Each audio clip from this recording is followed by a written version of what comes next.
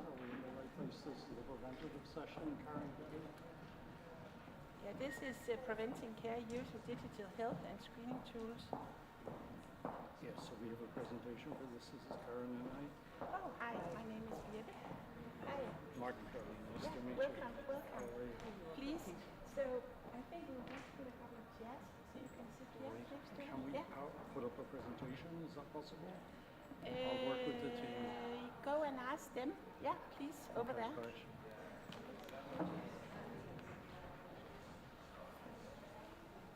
Hello there, guys.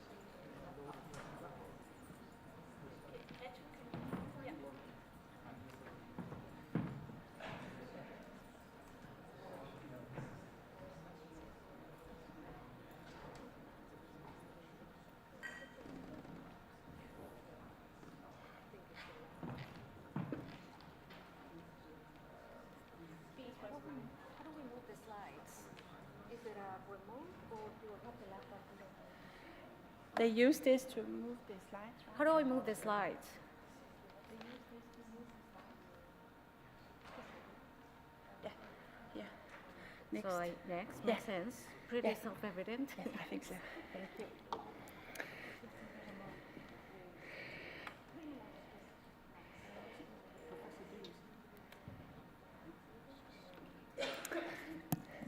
Good morning. We would like to welcome you to this session on preventive care using digital health technologies and screening tools to prevent and manage conditions. We have 6 speakers to this session, so we are looking very much forward to welcome you. This is an online session, so if you have questions there will be questions after the presentations. We will use a microphone. For the online session, the audience will not be able to ask questions to the panel. But I will also have to say that this session will be on the ICA's homepage right after this session. So please go and have a look. I think this is a very good service. So the first presenter today is, just a moment. All this technology. Hey, where did it go?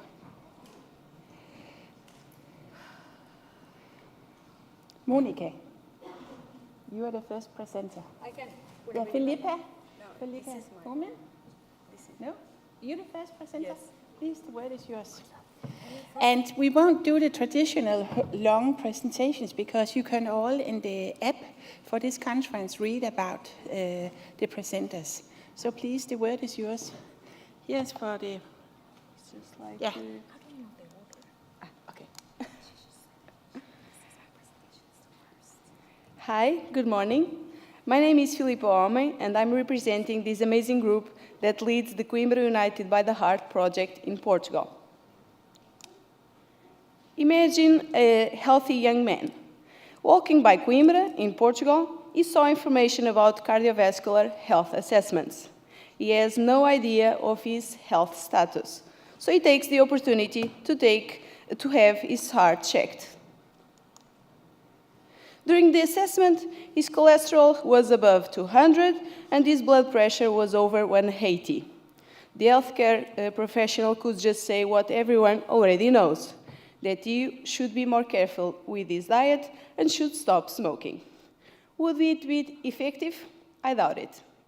But what if there was a different way to motivate people to a healthier lifestyle? What if, during the assessment, you were told that despite being 40, your heart is of a 60 years old man? The perspectives change. SCORE is a European recognized scale that allows calculate the heart age. And this is how our community intervention project is different. Since 2016, Coimbra United by the Heart has been a community intervention which intends to promote healthy lifestyles based on the assessments of cardiovascular risk and interactive and playful strategies to prevent cardiovascular disease. With a team of over 100 healthcare professionals, both from hospital and primary healthcare, this project aims to empower healthy lifestyles, encourage the use of public transportation, identify and raise awareness about cardiovascular health problems, and qualify demand for primary health care for health surveillance. I will try to put, because image is better than words.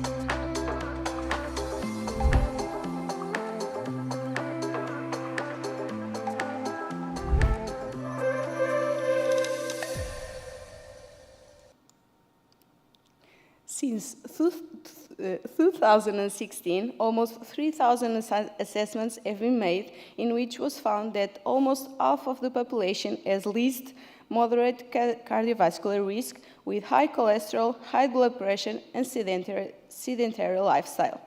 All data collected are introduced into individual electronic health records, and all citizens with no primary healthcare surveillance were summoned by their family healthcare teams. 6 months after assessments, online surveys were performed to evaluate projects' impact. 85% of citizens were very satisfied with the healthcare team's performance in terms of availability, knowledge, and communication skills. After taking part of this assessment, 30% changed their lifestyle, becoming more aware of their health status, taking more health surveillance, getting better physical exercise, eating, and stress management habits. When asked if the project motivated them to seek health surveillance, 23% said yes. 40% reported they didn't feel the need because they were properly monitored in primary healthcare or cardiology. Evaluating the usefulness of the project, between 1 and 10, project was rated 8.7, and that should continue. There is a report from a participant who said that thanks to the project, I finally met my family doctor. He was 55 years old. We are replicating this project in non-Portugal regions with higher cardiovascular risks, promoting awareness about cardiovascular health problems, and qualifying demand for primary health care for health surveillance. I would like to thank the opportunity to show Coimbra United by the Heart, a project in Portugal which uses interactive screening tools to prevent cardiovascular conditions in this great conference. Thank you.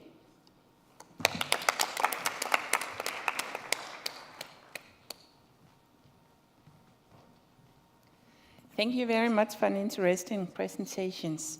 I would like to give the floor to the next speaker. That is Dr. Monica Perez-Yorgel. Is that, yeah? Yeah, I know it's hard. Okay, so I think I'm... So please, the word is yours. Can we change slides? Monica? So please. Are we good? Am I second? We're checking. Sorry, we're checking to make sure Yeah. I am the second presenter. Thank you.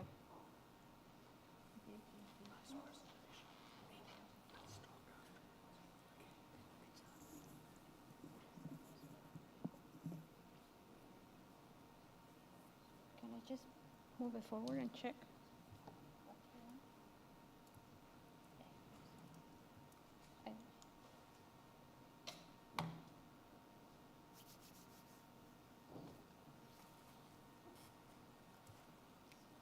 come next? Am I good to go? All right. Well, good morning. My name is Monica Perez Yales. I know a handful.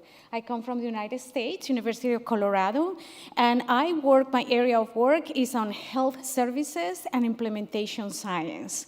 So with our lab, our core program at the university, we work on how do we best deliver the solutions that you work on. So we focus on that area.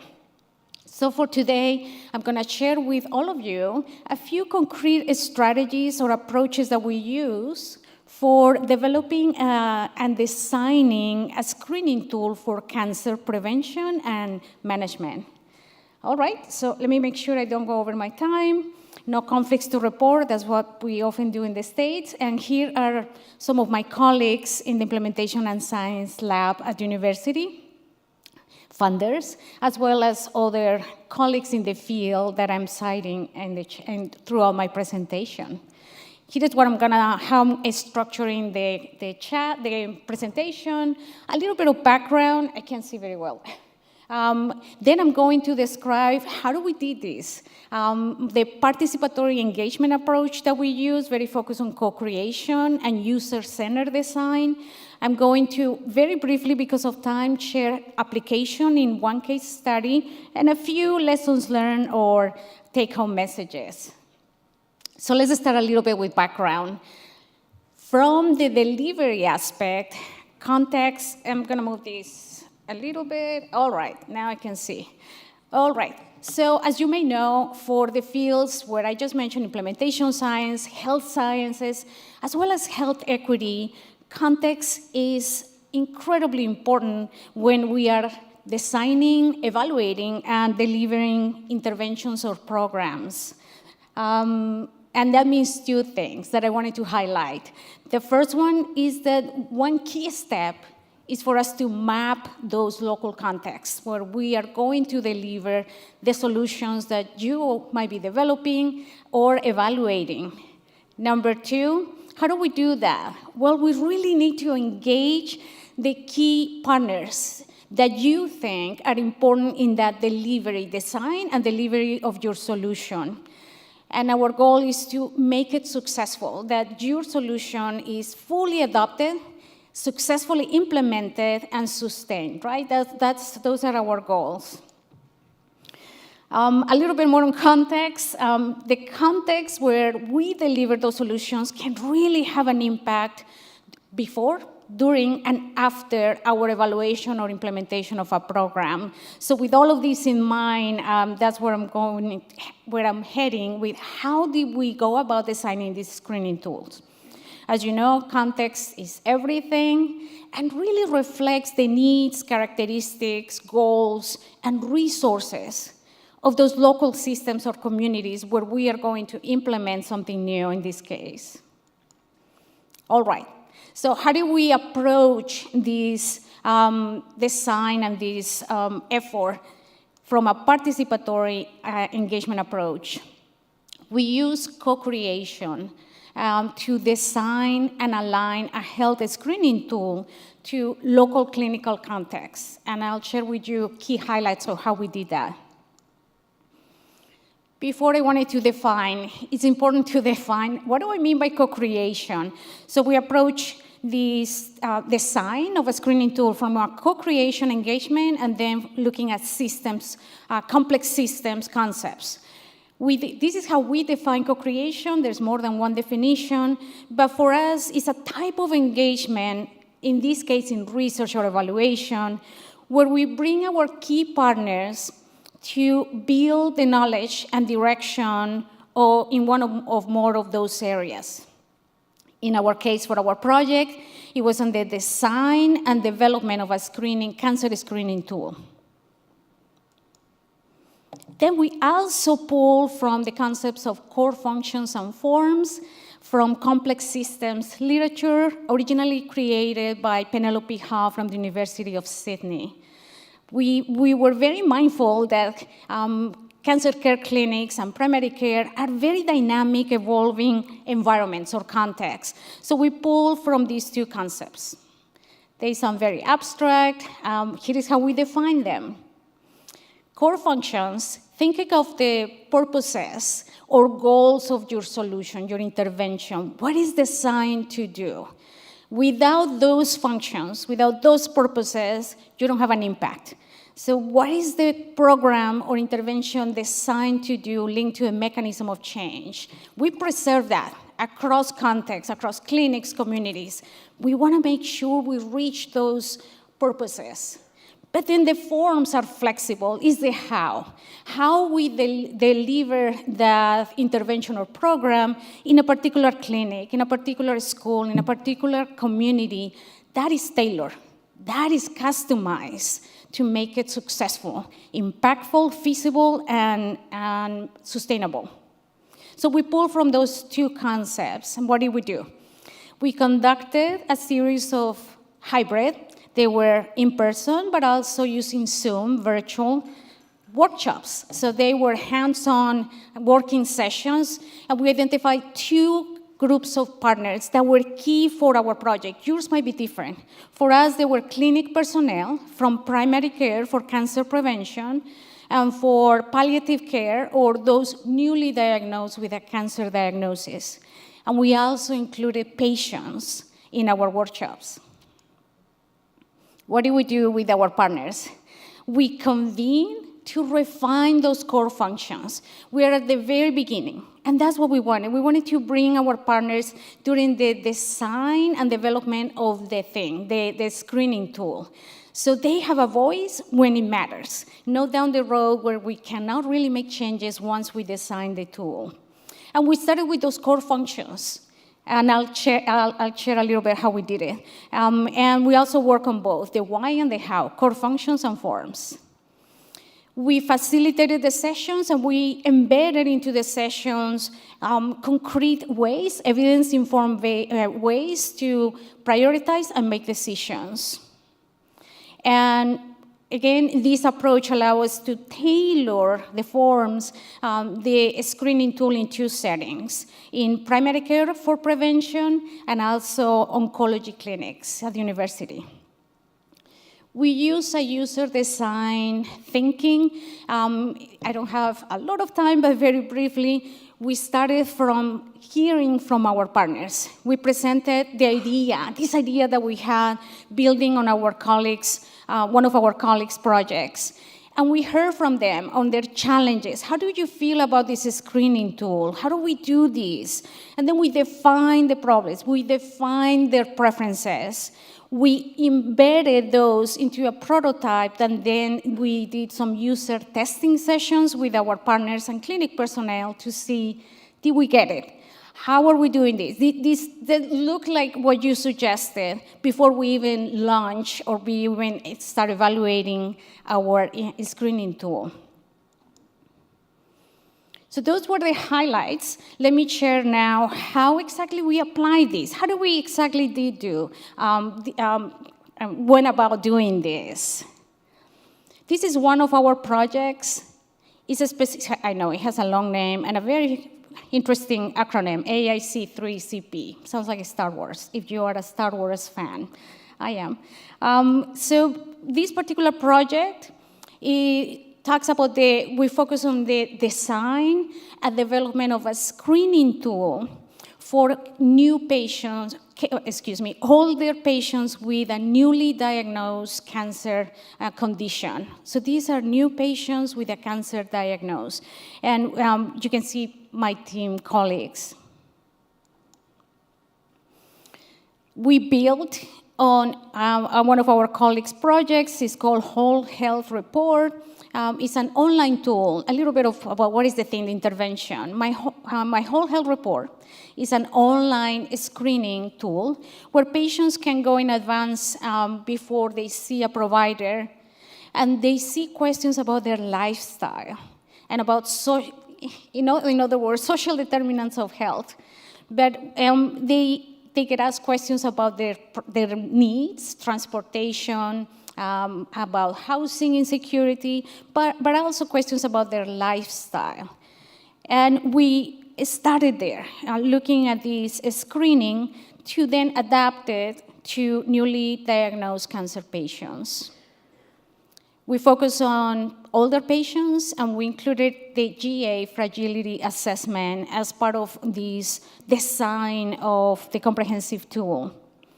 What was our goal? Our goal was for us to be able to integrate the GA fragility assessment and this lifestyle tool into the early treatment development plan and conversations of newly diagnosed cancer patients to start in a place where providers know about broader comprehensive needs of these patients, not just medical.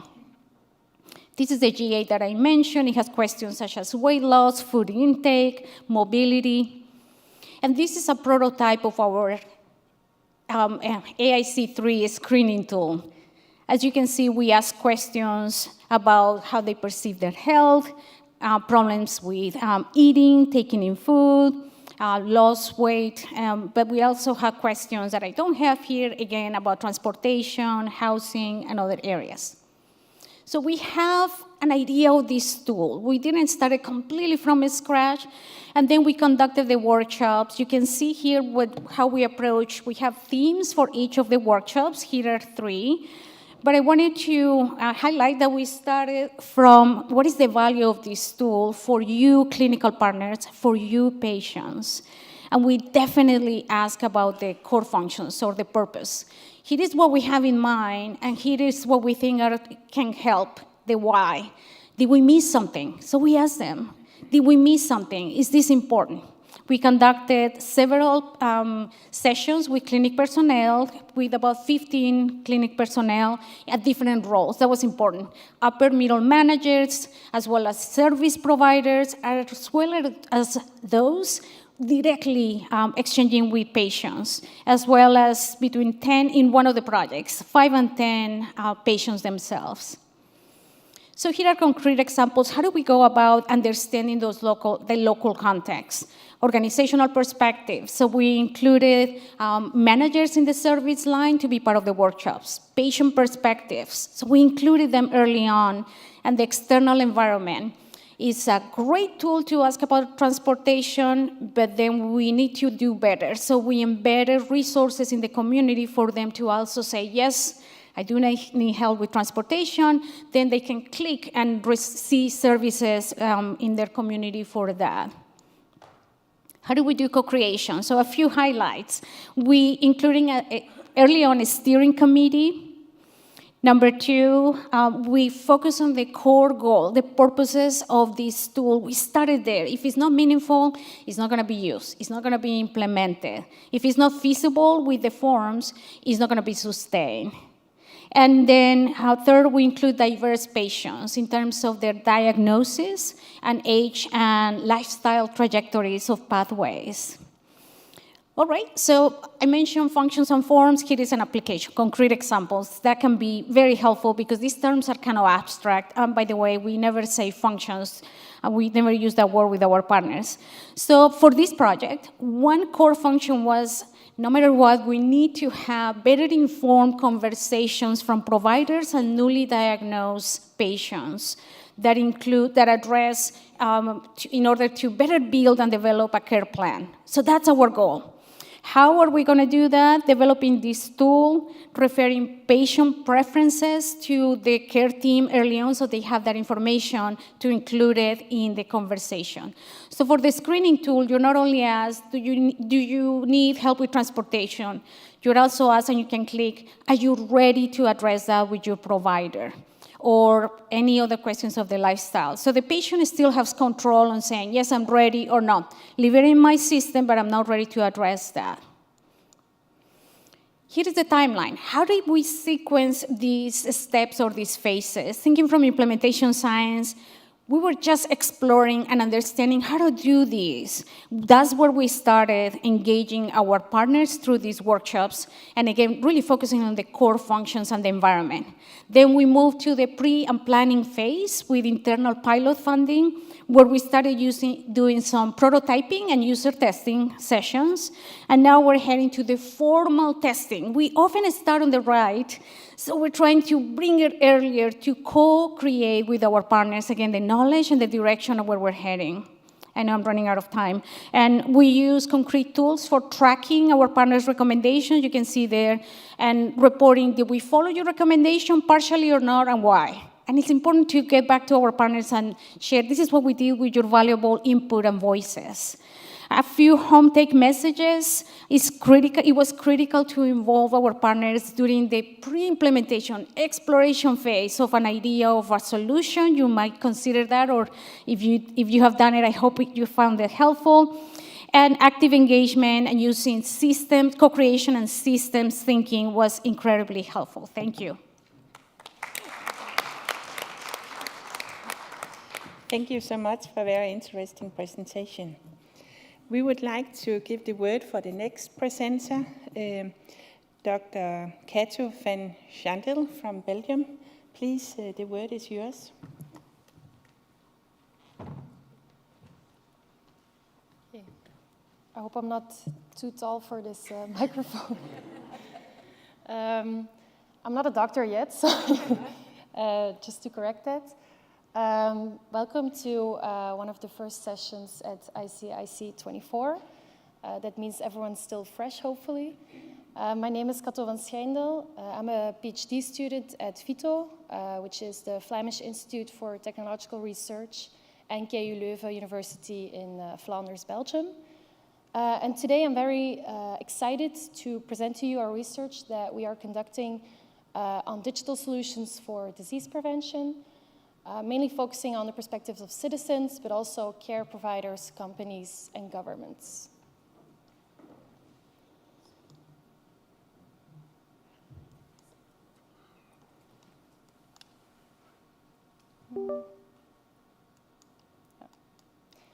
Maybe to contextualize our research a little bit, I don't think that I need to explain to you all how healthcare systems worldwide are under significant stress. However, digital technologies are offered as a solution to this urgent or pressing issue, or part of a solution. However, with these digital solutions, as they create a vast amount of personal data, there are some issues related to uptake of these technologies due to privacy concerns, trust, distrust in certain stakeholders. And therefore, in Europe, the European Health Data Space is being set up to regulate this. However, in the run-up to a political provisional agreement, there was and still is a lot of debate on the role of the citizen in this whole narrative. And therefore, with our research, we aim to investigate how the citizens want to participate in the governance of their health data. So how did we do this? First of all, we conducted a systematic literature review of 36 international reviews, focusing on the citizen perspective on citizen participation in health data governance.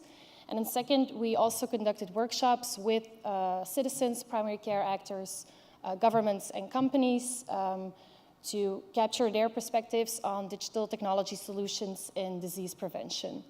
And ultimately, our objective is to build a model for citizen participation in health data governance. Maybe to look at the results first from the literature review. When we ask ourselves, or the literature, the question, do citizens want to participate? We see a clear yes. So citizens are currently not very aware of what is happening with their personal data, but would like to participate more. So there is a willingness to participate. And therefore, for our model, as the outcome, we put a participatory health data governance. However, there are some factors and actors that have an influence on whether we reach this outcome or not. And first of all, a very important condition is trust. When trust in stakeholders is present, citizens are very willing to participate. However, there are some factors and actors that influence trust, so it's a mini model in this bigger model. I could talk a whole 10 minutes about trust, but for the sake of time, I will keep it short.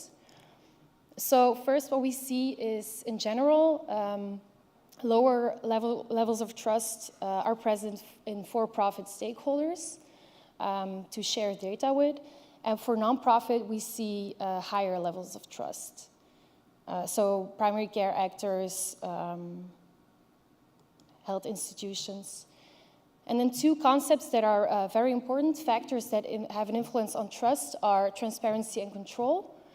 We see transparency on the one hand can have a positive impact on trust, but it's not, but transparency can also have a negative impact.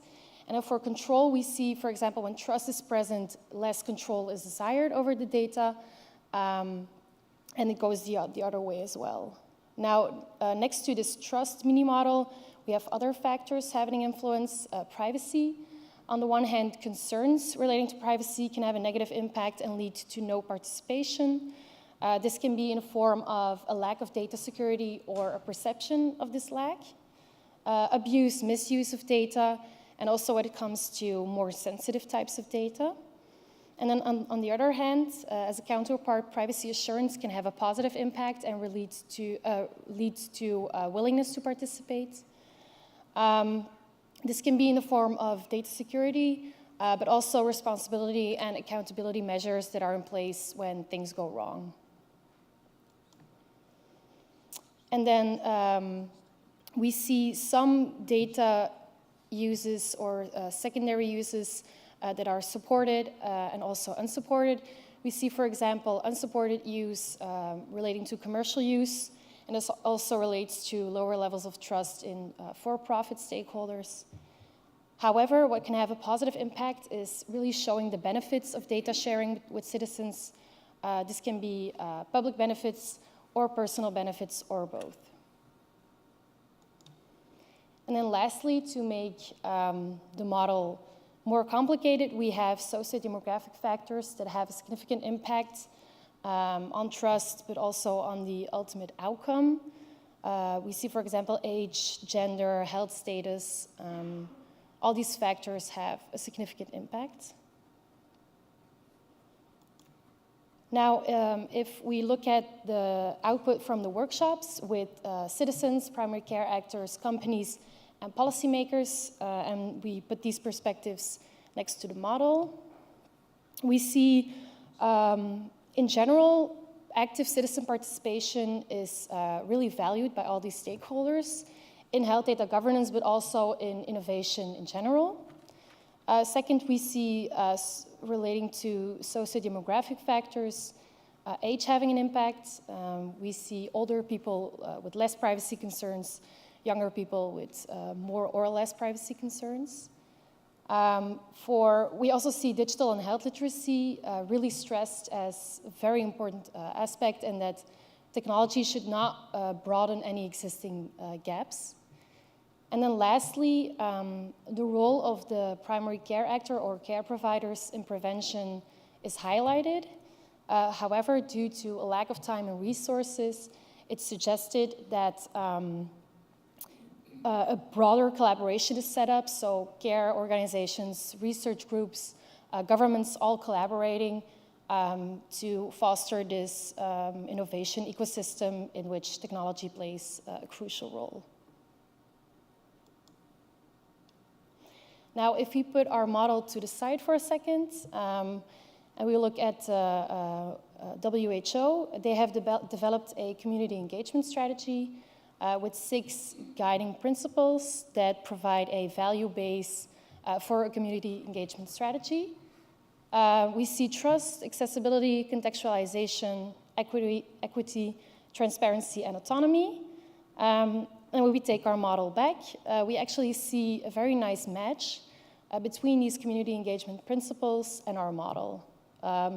So for example, trust, an exact match, accessibility and equity relating to socio-demographic factors, contextualization, which relates to citizens understanding or realizing the effectiveness and time-worthiness of community engagement.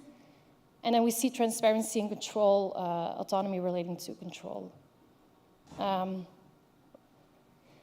due to this very nice match between these community engagement principles and our model, as a next step, we aim to increase the uptake of digital solutions through a community engagement strategy. More specifically, with a local intervention aimed at data sharing in a health promoting setting.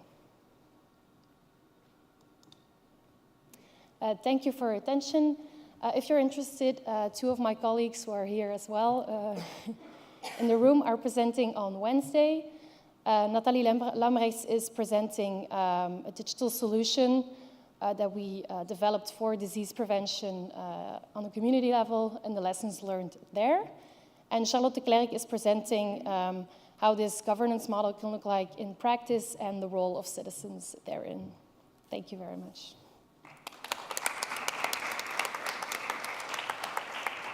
Thank you so much for a very interesting presentation. I would like to give the word to the next presenters. That is Karen Kelly and Martin Curley, who's going to talk about combining clinician skills, patients' empowerment, and AI tools to predict and prevent cardiovascular risk factors and events. It's a case study. So please, the word is yours. Good morning, everybody. I'm Professor Martin Curley. This is Karen Kelly. We're going to do a double act here, and we're going to talk about four things. We're going to talk about a big vision for fixing healthcare globally. We're going to talk about the 6P principles around prevention and proactiveness. We're going to talk about how we can use next generation screening and AI tools to identify cardiovascular risk and mitigate it. And then lastly, we're going to give a patient case study. So we want to move from a paradigm of too much too late to stay left, shift left. So we're trying to put forward a new logic and a new doctrine for transforming healthcare. We call that stay left, shift left, 10X. Stay left is about keeping well people well, or if you have a chronic condition, we can treat you best of all from home. Shift left's about getting patients as quickly as possible from a hospital setting to a home setting. And 10X is the idea that we can do things 10X better, 10X faster, 10X cheaper by using digital technology. So this is our vision. This is called the Manhattan Manifesto, and it's a vision of a new kind of health system, not an illness system, where people are at the center. And it's about moving from activity to outcome. So it's about changing the business model. It's about moving from treatment to prevention. It's about moving from fragmented and physical buildings to virtual and integrated care. And obviously integrated care is the theme of this conference. And importantly, it's about moving from passive recipients of healthcare to participatory participants. And it's a shift from hospital to home and from illness to wellness. We're based at the Innovation Value Institute in Maynooth, Ireland, and for the last 17 or 18 years, we have been working on bringing the benefits of the digital revolution to all. We know that 80% of cardiovascular disease is preventable, nutrition, exercise, and many other things, and that's what this particular presentation is about. So I'm going to hand you over to Karen, who we'll talk about the case history, and we will then talk about the 6P framework. Sorry, on order.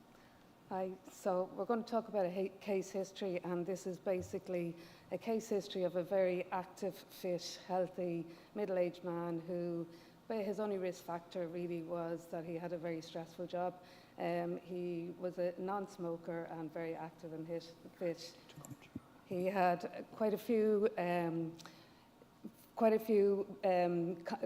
consults with his GP and a cardiology consult, but he had... Please move closer to the microphone. Yep, he had uncontrolled hypertension and his diagnosis was unresolved, so it was still uncontrolled despite being on numerous medications.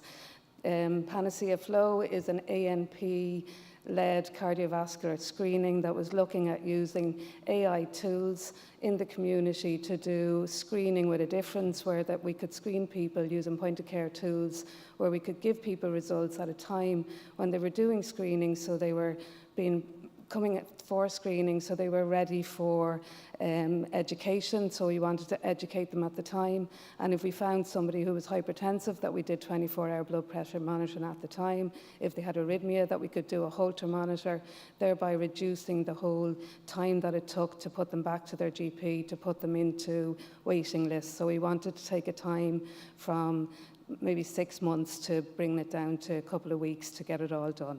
So this gentleman attended one of our screenings. It was a pilot program that we ran with the IVI in Maynooth. We did an ECG on an AI ECG that I'll show you in a minute, and his basic ECG showed that he had LVH as a result of his long-standing hypertension. We did an ambulatory blood pressure monitor, which showed that he had still uncontrolled hypertension. We had a smart cardia, a 7-day Holter monitor, which showed that he had paroxysmal AFib. He also had elevated LDL-C, and he had an elevated HbA1c, so he was in the diabetic range as well.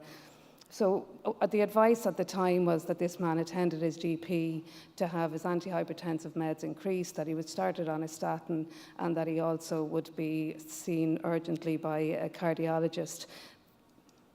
So this is the AI ECG. It's a fabulous ECG that's held by Heart Science, and it's a MyoVista ECG, which the actual AI tool is the color tool at the bottom, and it looks at the wave of your ECG. It looks at the relaxation of the left ventricle, and by doing it, it can actually diagnose diastolic dysfunction, which is the one part from a cardiology point of view and from heart failure. I'm a heart failure AMP.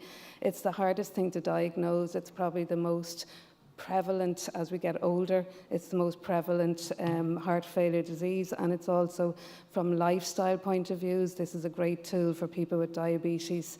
It'll also reduce waiting lists for echoes by about 40%. So we were very lucky to use this tool. We were the first people in Ireland to be using it. This tool highlighted that this gentleman, he had a very low energy in his heart, and he also had a very positive ECG, so it was kind of a red flag saying he needed a cardiology review immediately. And his Novacore blood pressure monitor showed that he was actually needed to have his hypertensive meds increased.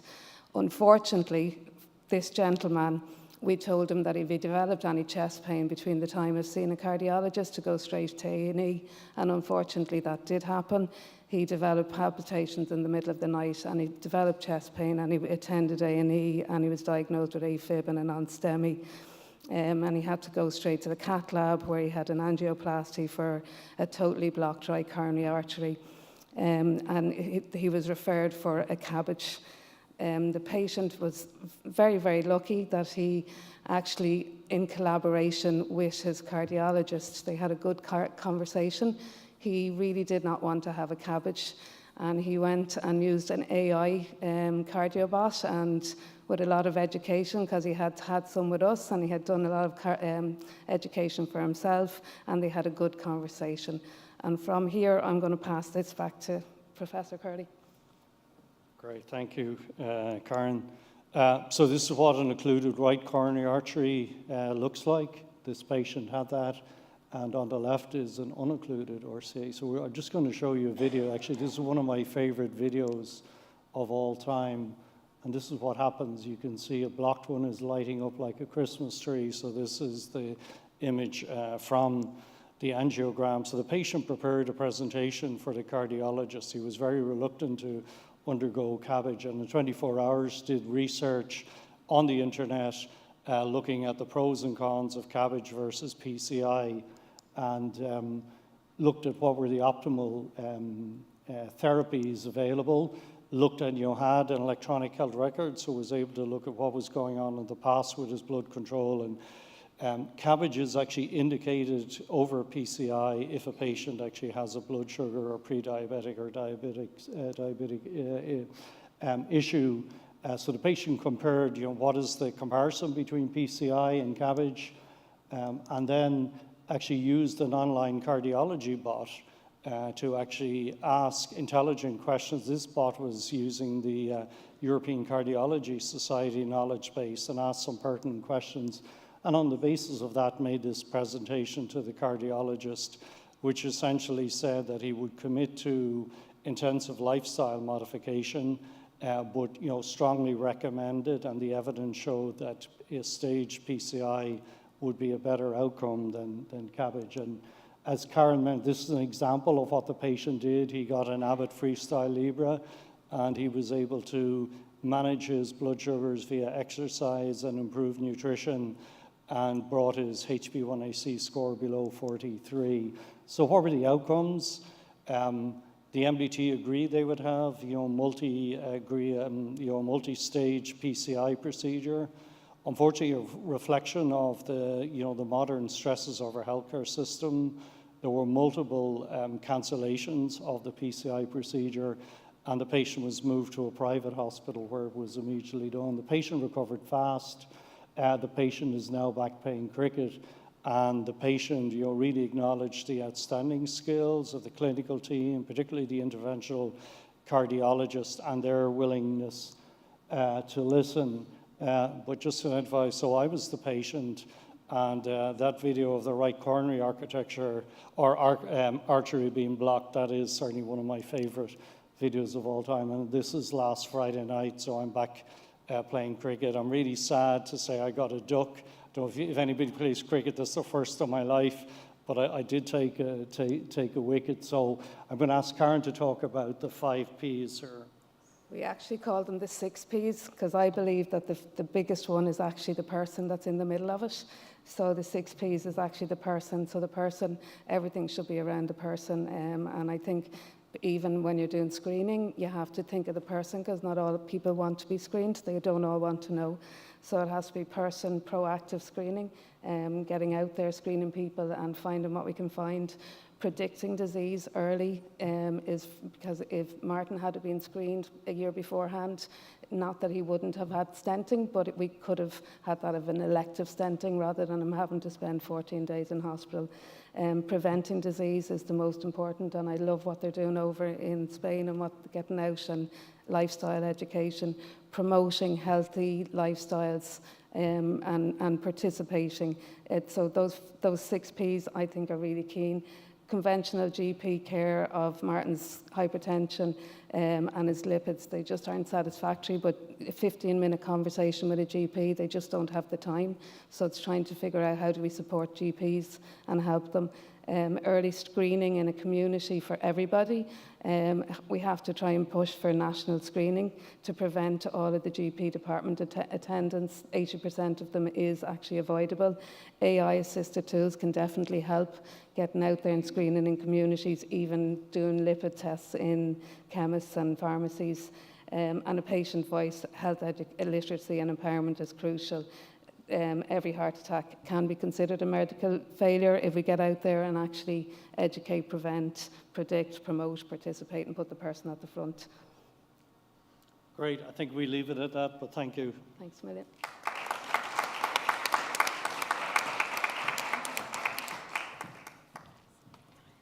Thank you very much for a very interesting presentation. Now we have a good time for questions. And before I leave the floor for the audience, I just have some questions for the presenters. I would like to hear Dr. Kelly and Curley, because I'm working on not prevention, but patient education and patients with atrial fibrillation. What are your next steps? This is a case study you just presented and very convincing. Have you made considerations for the next steps for your research? Sure. Well, maybe I'll start then, Karen. So the idea is and the beauty, the 10Xs, these kind of solutions can scale rapidly and easily. So we're attempting to codify this into a whole process that can be, a mass screening, and Karen's company is Panacea Flow. We use a process very similar to Colorado Living Lab process for introducing these innovations. So our next steps are not just research, because it's about innovation and impact, so is scaling this. And we hope to have an announcement at our summer school in June where this process actually has been operationalized and is used with, targeted with a particular industry sector, and we're also working to have it introduced with one of the major health insurers in Ireland. They offer it as a service to their clients. Karen? Using the tools and the Please talk into the microphone. Sorry. Thank you. I suppose the biggest part of this was going out and researching what can we, scaling it up, and how do we scale it, and what tools can we use to scale it. And I think we've done that, and we've gone out and researched it and found the tools, and it's about getting out to the people and how, and we found the tools that can do that. So, and thanks to the IVI, and putting it all together as an actual programme. So yeah, well, I think we have done it, and we're hoping that we can do it. So. Sounds very interesting.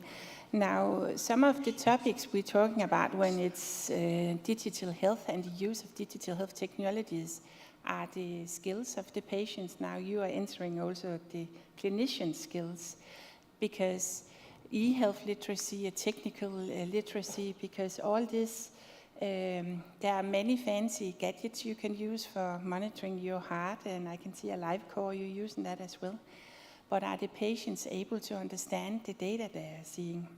So I would like to ask Monica, because Monica, you brought this into your study.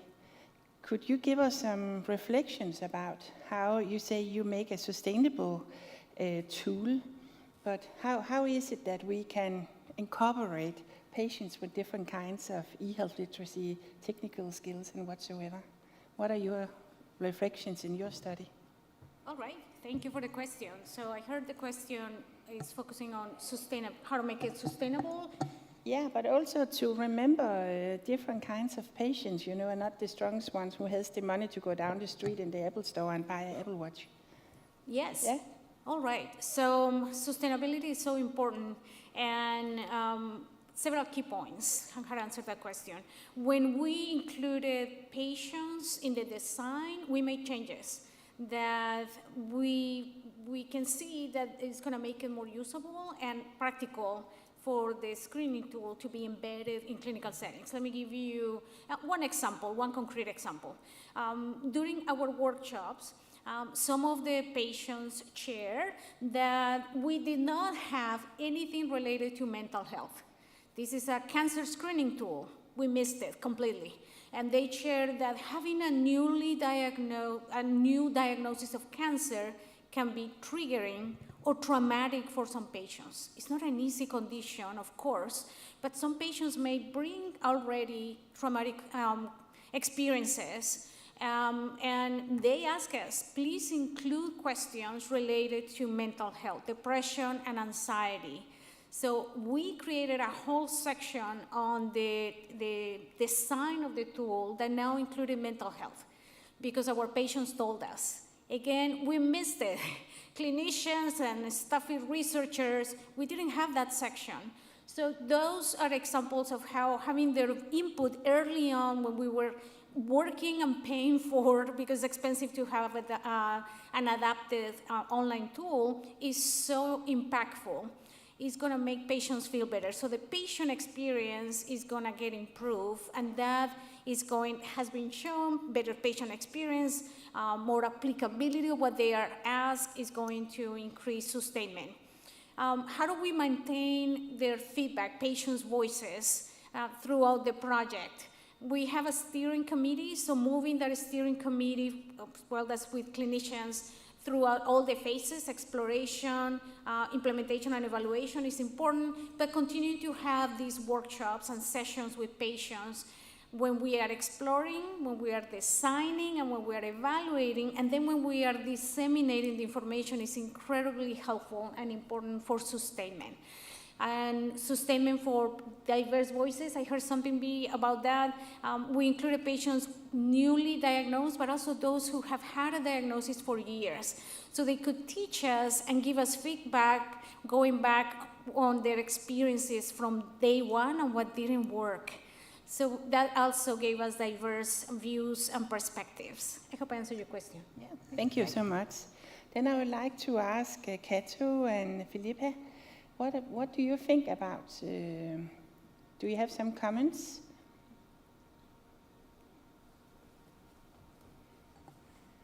Hi, I didn't use digital tools.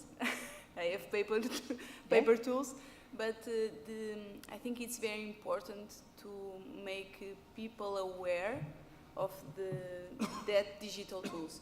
We have in Portugal, I was talking with Cato in the beginning, we have in Portugal a health national tool, digital tool, that everyone has in his smartphone because of the certificate of COVID, and nobody knows its potential.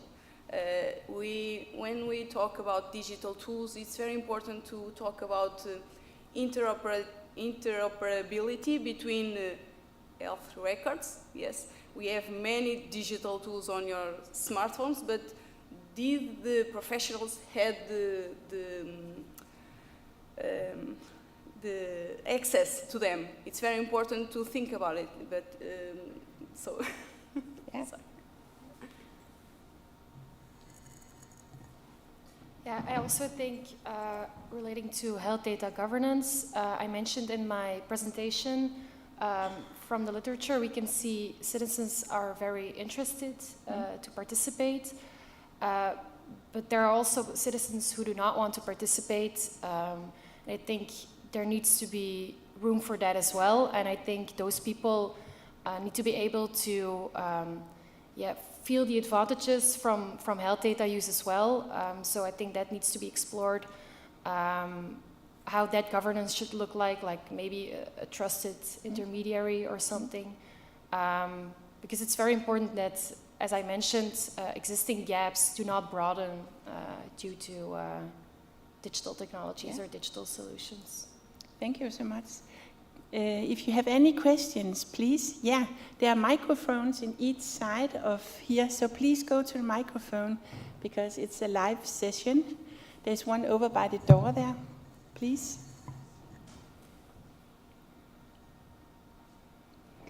Are there any others? Because then you can queue by the microphones. Please go and be prepared. Yes, please do. My name is Marlo. I'm from the Netherlands. I have a question to Martin. Please. In your last slide, you state, in small letters, but we got them, that every heart attack is a medical failure.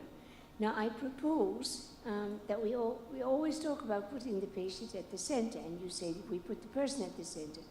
What if you change that sentence to every heart attack is a cooperation failure? I think it's absolutely perfect, and we should do that. And we were talking about patient education. The major issue at the moment is patients aren't educated and actually understanding. We already know for more than a decade that statins can not only halt but also reverse atherosclerosis. And when we talk about stay left, shift left, 10x. That's all about self-care and shared care, and I agree. But I think when this conference is held in 10 years, heart attacks should be almost eradicated. And the title of our slide, Kevin John Williams, he's a cardiologist in Temple University, and he's a fantastic paper talking about too much, too late. So somebody has a heart attack, and we've got to do the angioplasty. We've got to put high-dose statins, but if as Karen had said, look, if we can identify issues earlier on, low dose of statins can actually reverse that. So I agree. In stay left, shift left, 10x, there are 10 Copernican shifts that we talk about. This is a major transformation of our healthcare system. The first 3 are from illness to health. We're spending 97% of our health funding on illness. If we just put 3% of wellness, a little bit more. The second shift is what you're addressing is from doctors know best to patients know best, this cooperation. And then the third is from hospital to home. So I think we're very aligned, and I'm glad that you don't dispute that a heart attack is a medical failure, but I agree it's a cooperation. But we need more informed patients, and the promotion and education is really important. But that's een hele goede question. Thank you well. Thank you well. But I would just like to add, it ties in with 2 other presentations from Coimbra from Belgium, that apparently trust is the main thing in every medical or whatever professional relationship that we have. So I was wondering, apparently your patient in Coimbra has never, ever, ever felt the need to get to know his physician. And isn't that a wonderful thing? Should you not have left it at that? Of course, you can't trust somebody you have never met, but it's very questionable to me that why is it a good thing that he got to know him? Please talk in the microphone. Primary health care, it's very important. The general practitioner and the family nurse is very important to maintain health, not only to prevent. So to get to know each other and trust each other. It's, I am a nurse at a cardiac intensive care unit, and that same situation. When I say to a healthy young man, you stop smoking, but when I talk to a man who had a heart attack, you have to stop smoking, and he instantly makes in that mind that he has to stop if he wants to live more and better. So in Portugal, we need, how can I say? In Portugal, I used to say that who had a heart attack, your general practitioner and your family nurse will be your best friends in life. So you have to manage your risk factors, and you have to maintain. There are very many studies that said that 1 month after a heart attack, the life becomes normal. So I would start smoke again. I will miss the medication. So it better gets there the general practitioner and family nurse to get.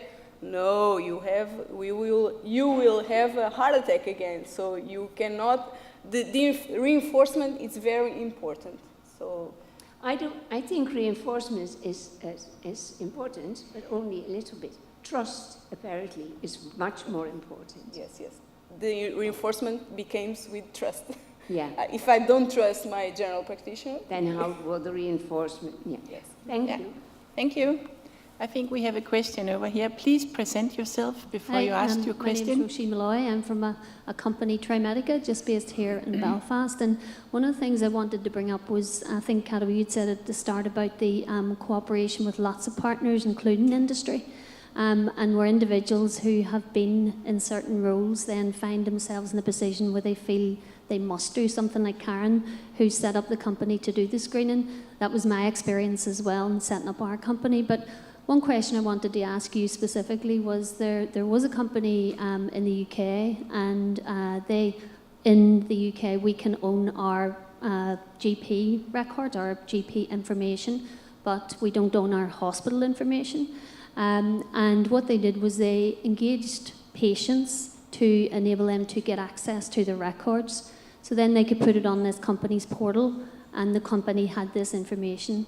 This meant then that, say, clinical researchers or other industry leaders wanted information or data that, for example, say it was a 50-year-old diabetic patient and they wanted these people for a study. The patients could decide whether they wanted to partake in that study. And generally what they found is if they had very bad experiences, they would generally want to have their information used so that they could help get solutions. But they paid them, so every time they took part, they got £100 in their pocket. A bit like what they do in the US for blood and other things, which I know that's questionable. But is this something that you have looked at or thought about, of a patient being able to use their data to move the knowledge forward, but also to benefit from maybe their financial or other compensation? And how would that affect the trust side of things as well? Who wants to take it? Cato? Is it a question directed at anyone? Anyone. I mean, Karen has obviously set up her company to do just what what we're saying, which is screening to find the solutions. And Cato, you'd said that the big thing is trust. So has that impacted? Thanks, Roisin. And can I just say thank you very much, because I absolutely love your product and I think it's amazing, so thank you very much.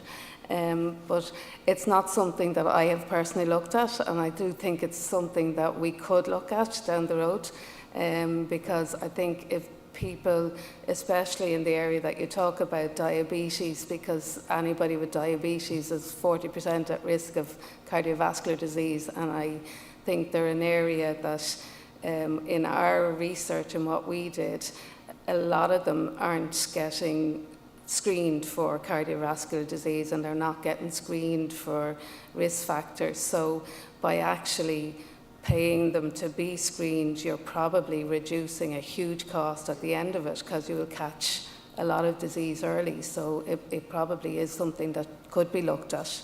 You know, because if you catch it earlier, then you could treat it earlier, so you might actually prevent heart failure or prevent a heart attack.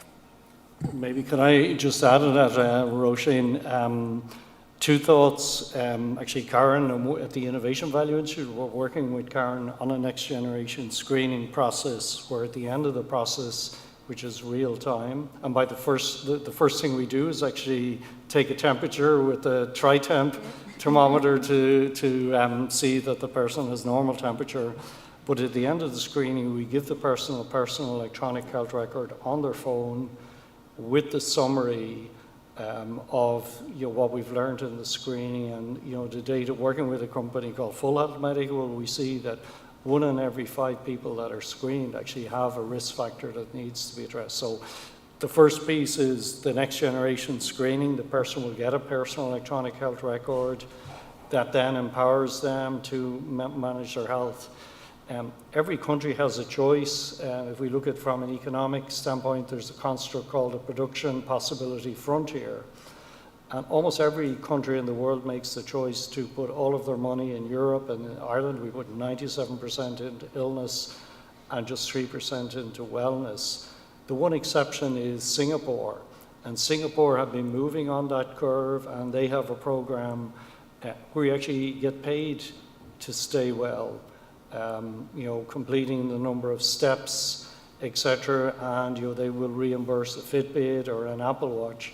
But there are also incentives. When you actually buy healthy food in an approved store, you get points. So this idea of incentivizing behavior actually is the future. I recently had a conversation with the outgoing Taoiseach of Ireland, Dr. Leo Varadkar. He said, would the Irish government consider paying people to pay well? And he said, yes, let's look and discuss this. So I think back to the original point there, educating patients, empowering them with their personal electronic health record on the phone, and then incentivizing behavior and vitality. And some other organizations, you'll get a reduced insurance premium. That's the first bit. But actually paying people to stay well is really smart. It's great for the patients. It's great for the economy. We looked at the economics in Ireland. If we introduce a national screening process, and if we could avoid one overnight stay for 1% of the population, the program would pay for itself 3 times over. So this is certainly the future. Thank you. Katja, did you? I think relating to health data, we do need to be careful with tokenism and financially incentivizing people, let's say people from more vulnerable environments. I think that's something to take into account, and to not put all the responsibility on the individual, but make sure that the system supports individuals in this. Yeah. Thank you. I think there's a question more. If there are more in the audience who have a question, please, there's a microphone over here. But please, will you introduce yourself and then your question? Thank you. I'm delighted to be here in this session, and thank you to all the speakers. My name is Stacey, and I'm an informed patient, and I engage in research with different clinicians and researchers across our island. And I sit here today as a patient that has a live core monitor. Please talk in the microphone. Apologies. I sit here as a patient that has a live core monitor in her bag. So I really understand the benefits of technology and this type of technology. I suppose delighted to hear that you're scaling this up. Really concerned about the fact that you're aligning with the health insurance side of this. Because if I, as an informed patient, look at this, it's the socioeconomic side of this. Most people with cardiovascular disease can't afford to pay for private health insurance. So I'm wondering how you're going to scale it up to be equal for all. Yeah, unfortunately, yeah, I think we need everybody. This should be the National Health Service, and that's actually driving this. Unfortunately, we experience extreme resistance in trying to drive this, in the Republic through the National Health Service. So I actually had to make the decision to leave the Health Service to do it from the outside. So, we're working with a particular sort of industry, a workers' trust where we're going to do the screening. We're working with an insurance company. We're working with 3 or 4 other partners to actually bring the solution forward. And we're using kind of non-linear systems change and the theory of emergence to actually bring this about. This, of course, should be driven by the National Health Organization. Of course it should be. And it's all about health equity and health equality, and it will come. But unfortunately, we've had to take a different route. But, I think both of our commitments and everybody that's part of the Stay Left, Shift Left 10X was about democratizing healthcare and having the best tools, the best information available to everybody. So it's a tactic, but I would have to say I applaud this particular health insurance company for being very proactive and saying they want to do the best for their patients, but they'll be just one of a number of different actors. And ultimately, all of these things will join up. There's a quote from Ilya Prigogine. He was a Belgian, Russian Nobel Prize winner. He says, when a system is far from equilibrium, and that's what our health service is, small islands of cohesion have the ability to transform the whole system. So we're seeding in 5 or 6 places a next generation solution, and hopefully it becomes obvious this should be the national solution. Is that fair? No, that's fair, but I suppose I would urge you on the side of caution, because when you are enrolling patients into this and they start their journey, the patients that will most value from this will be not those type of patients, and they won't have the literacy skills or the digital literacy. So you need to be very mindful in your design of what the tool and how you're moving forward. And I suppose in relation to Roisin's question, I would have great concerns ethically, especially on the EDI side of this, the equality, equity, diversity and inclusion side, and the comments from the other panelists in relation to tokenism of the pay side of getting people to move forward and with their digital technology and how they can improve lifestyle factors. I just to add to that, I suppose at part of the study that we did, a third of the study was actually carers. So they're very much at the core of what I'm about, and they're on the focus group. So there is actually 3 patients involved in the focus group in the design of this. So they're very much at the centre. So their voice will be there. So there is patients, and there is GP nurses involved in it as well. So they will be involved in so thank you for your input, but they are very much involved in design as well. Great to hear that, and I think probably you might need to scale up your PPI to ensure it's more inclusive, to have more than 3 for diversity. Yeah, thank you. Thank you. Thank you. There's time for another question. Please present yourself and then the question. Okay.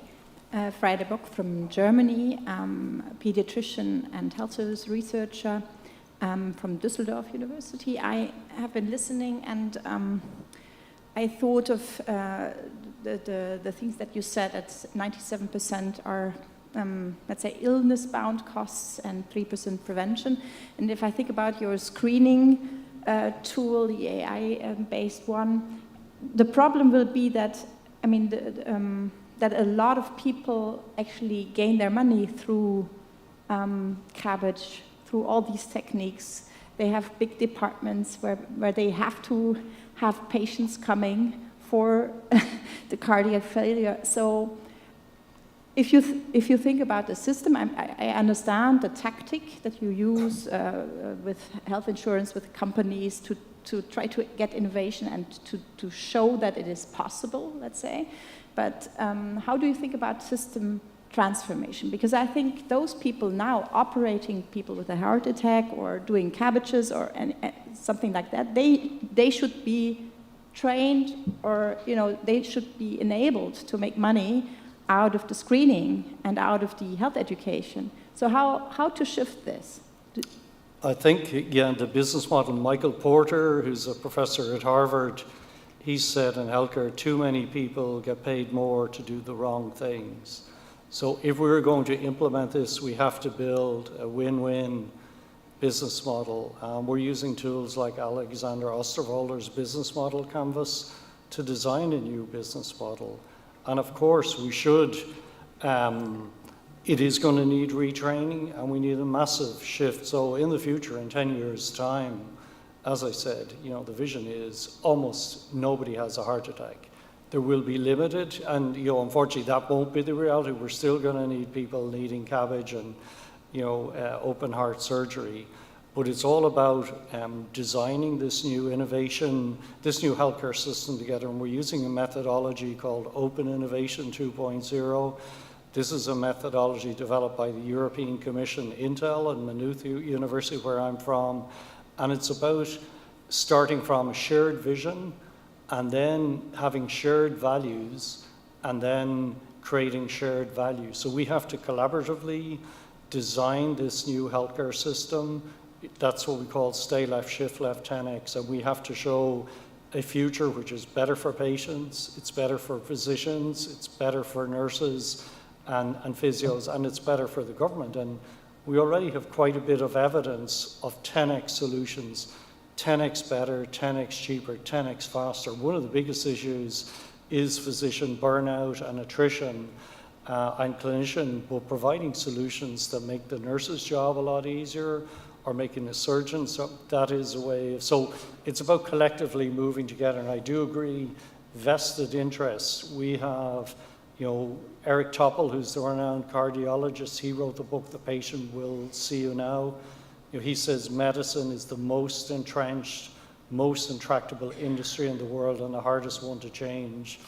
But the way we are going to change it is designing for adoption, providing solutions that are so compelling that they immediately get adopted. Better for the doctor, better for the patient, better for the system. Thanks. Okay, thank you. I think there's another question, so please present yourself. If there's others, please, the microphone is on each side of the room. Please. Hi everyone. My name is Roseanne. I'm an OHT fellow from the University of Toronto. My question is about digital health solutions, and I was inspired by the presentation from Belgium, where we were taking into considerations, of course, building trust, and then having consent from the patients for the sharing of their digital, for example, information. My question is about accessibility. How will we be promoting trust if this patient, for example, does not have the technology, or they're not well informed, so they can't access the technology, or they because of other reasons? Please, Kato. Thank you for your question.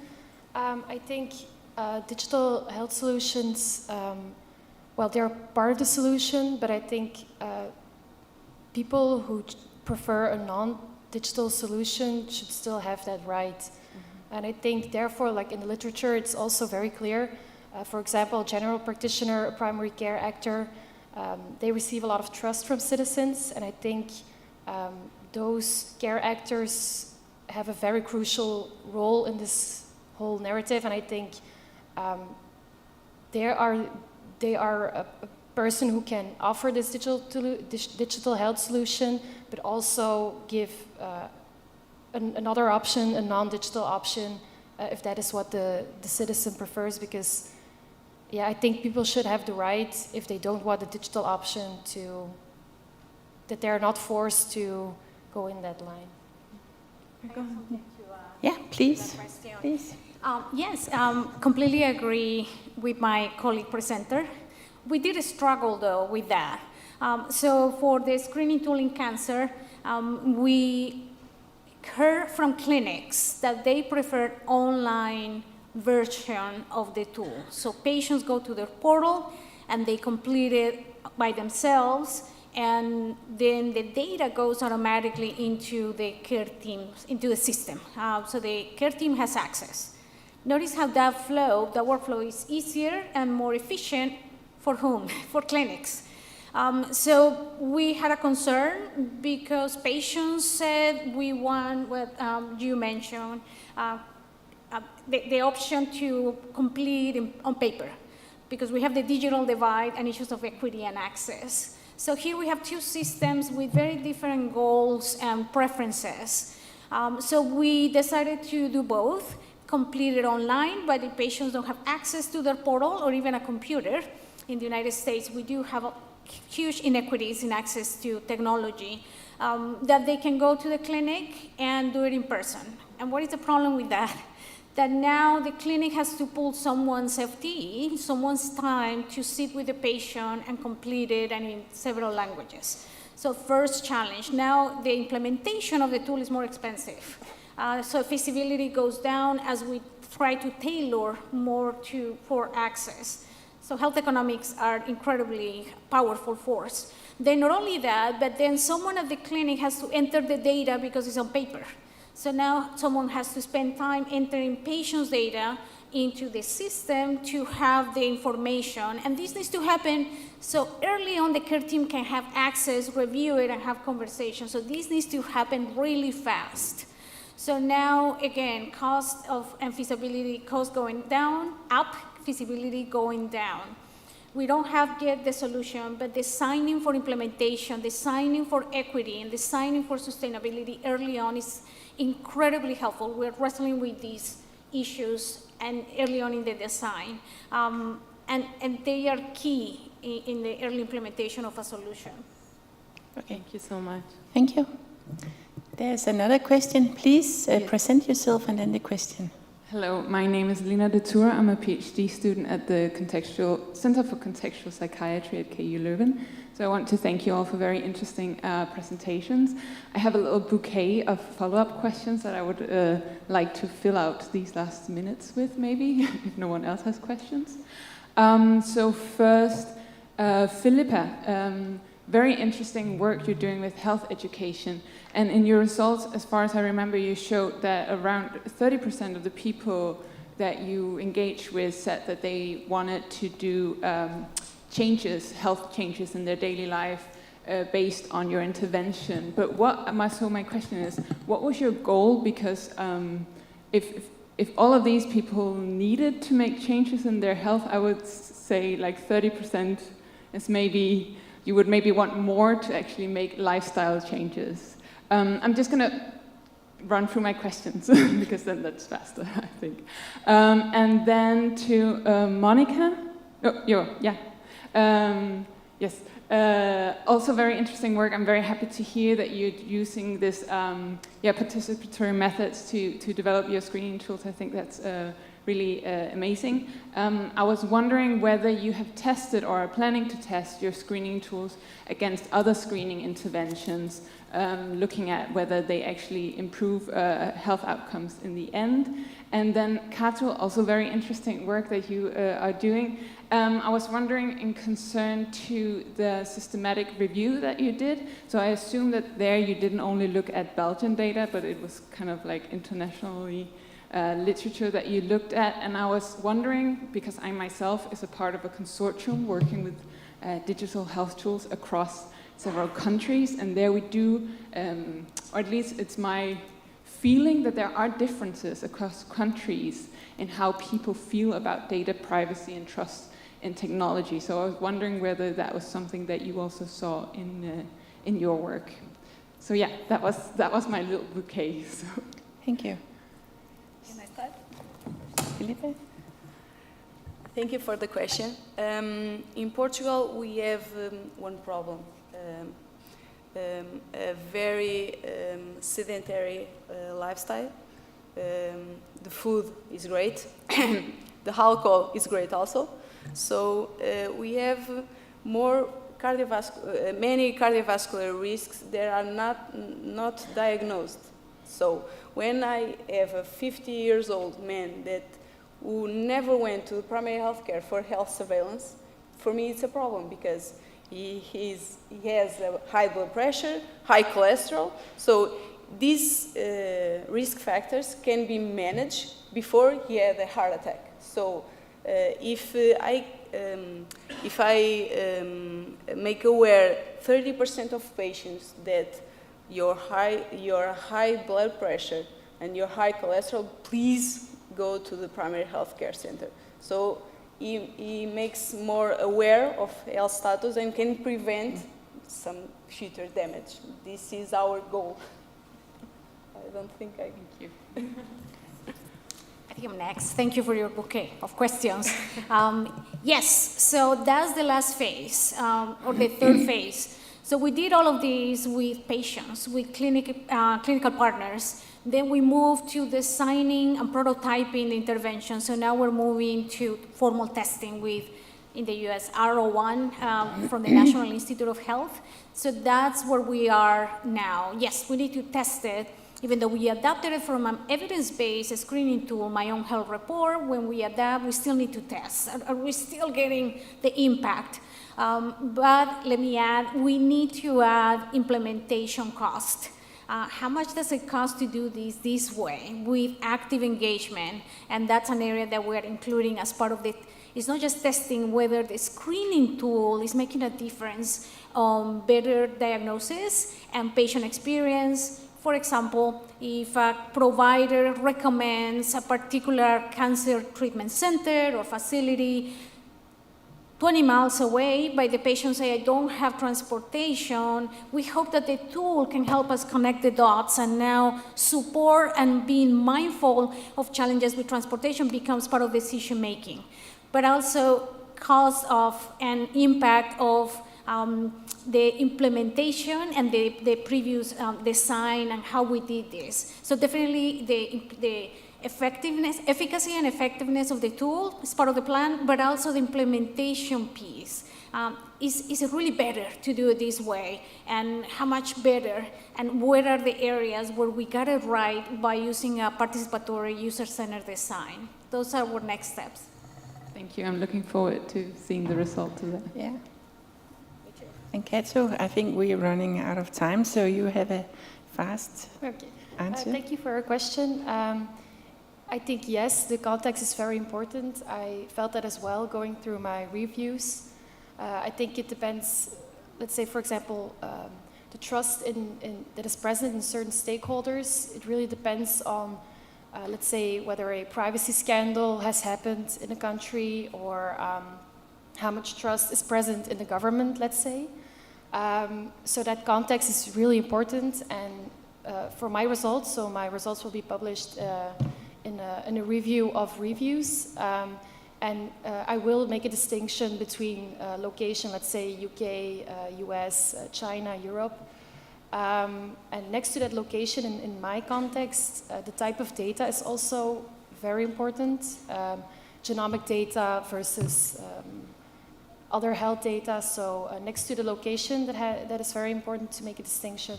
For me, it's also the type of data. Thank you for your question. Thank you. Thank you so much. I would like to thank the panel for your presentations, very interesting, and also for your engagement in this discussion. And thank you so much to the audience also for great questions. And please, right after this session, the online, recording of this session will be on the ICI homepage. So please, if there's anything you missed, you can go back or share this session with some of your colleagues. So thank you so much, and thank you to the presenters.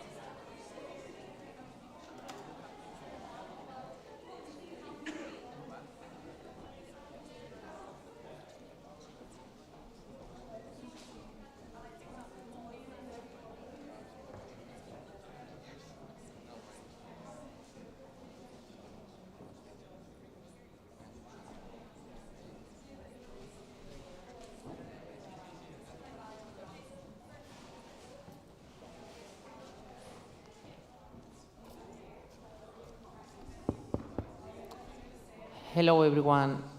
Please, I would like to ask to the speakers to come here in front of everyone. Thank you very much.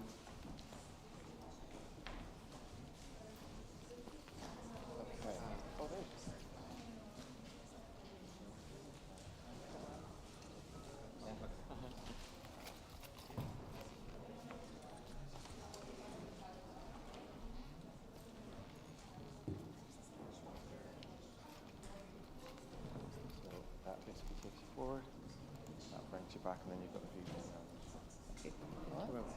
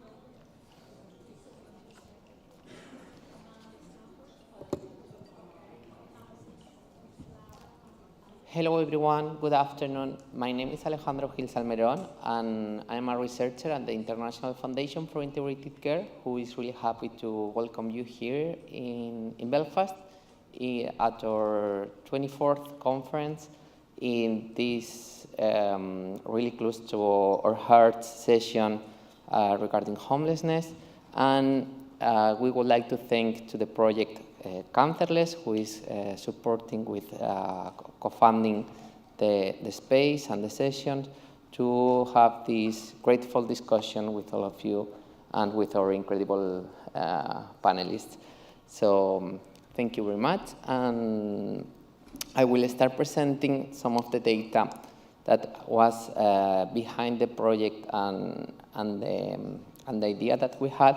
And is that the number of people in Europe experiencing homelessness understood as lack of housing, unstable housing is increasing. The numbers are shocking. And one of the most prevalent problems and leading cause of death is cancer. So one of the factors that is influencing this is the limited access to healthcare and how fragmented it is for them to navigate, and also prevalent cancer risk factors. But when they found all the barriers in accessing cancer prevention initiatives is where the problem gets worse. So we conducted some interviews, and we extracted that tailored cancer prevention initiatives were needed. And here is where the Cancerless project became a reality, thank you to the funding of the European Commission.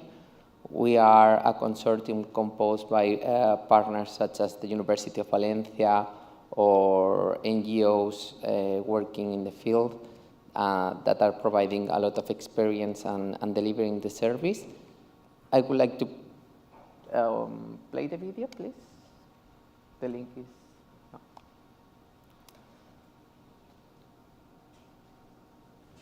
So now I would like to show you a little animation that we created in the framework of the project, just to provide you more detail, a framework of what the project scope is and what we are developing. Okay, no worries. So the idea was that cancer prevention and screening services started sending a letter home, and most of the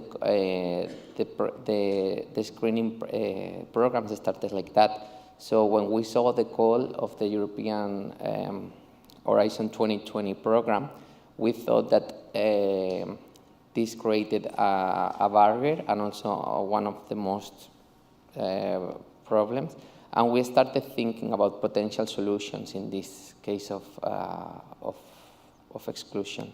So we saw that in North America, they were proving the patient navigation model that was a support for people experiencing homelessness, but it was not actually something that was structured or put in function, just in studies.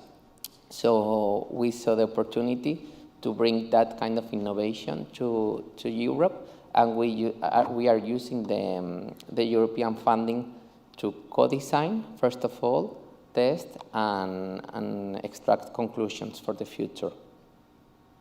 And now the video. Cancer is one of the leading causes of death in Europe. Reports note that cancer-related mortality is twice as high for people experiencing homelessness.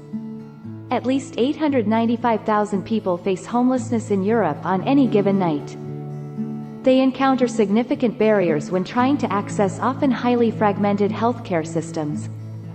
These may be related to discrimination and stigmatization, a lack of access to information, or the need to prioritize finding accommodation. The reasons for high levels of cancer-related mortality with people experiencing homelessness are often linked to unsafe health behaviors and harsh living conditions, as a result of marginalization and social exclusion. Cancerless's vision is to prevent cancer and allow for early diagnoses among people experiencing homelessness. By delivering person-centered interventions to overcome health inequalities and facilitating timely access to quality cancer prevention and screening services. Truly contributing to leaving no one behind in the fight against cancer in Europe. The Cancerless Project aims to deliver an innovative solution as an aggregate intervention, based on the combination of the tested patient navigator model and patient empowerment model, to create the Health Navigator model for Europe. This evidence-based patient-centered intervention develops patient empowerment. It does this through health promotion, social support, and education, all aimed at increasing timely access to primary and secondary prevention service. Cancerless is conducting pilots in Madrid, Attica, Vienna and Cambridge in the United Kingdom in order to test the Health Navigator model. Each pilot focuses on supporting the needs of the people experiencing homelessness. Whether that involves cancer screening, promoting a healthier lifestyle, or providing support with cancer treatment. This support is provided with the help of the patient navigator that operates in each pilot. With the use of the Health Navigator model, Cancerless aims to prevent cancer, allowing for early diagnoses among people facing homelessness by delivering person-centered interventions to overcome health inequalities in Europe. Follow us on social media and visit cancerless.eu to learn more.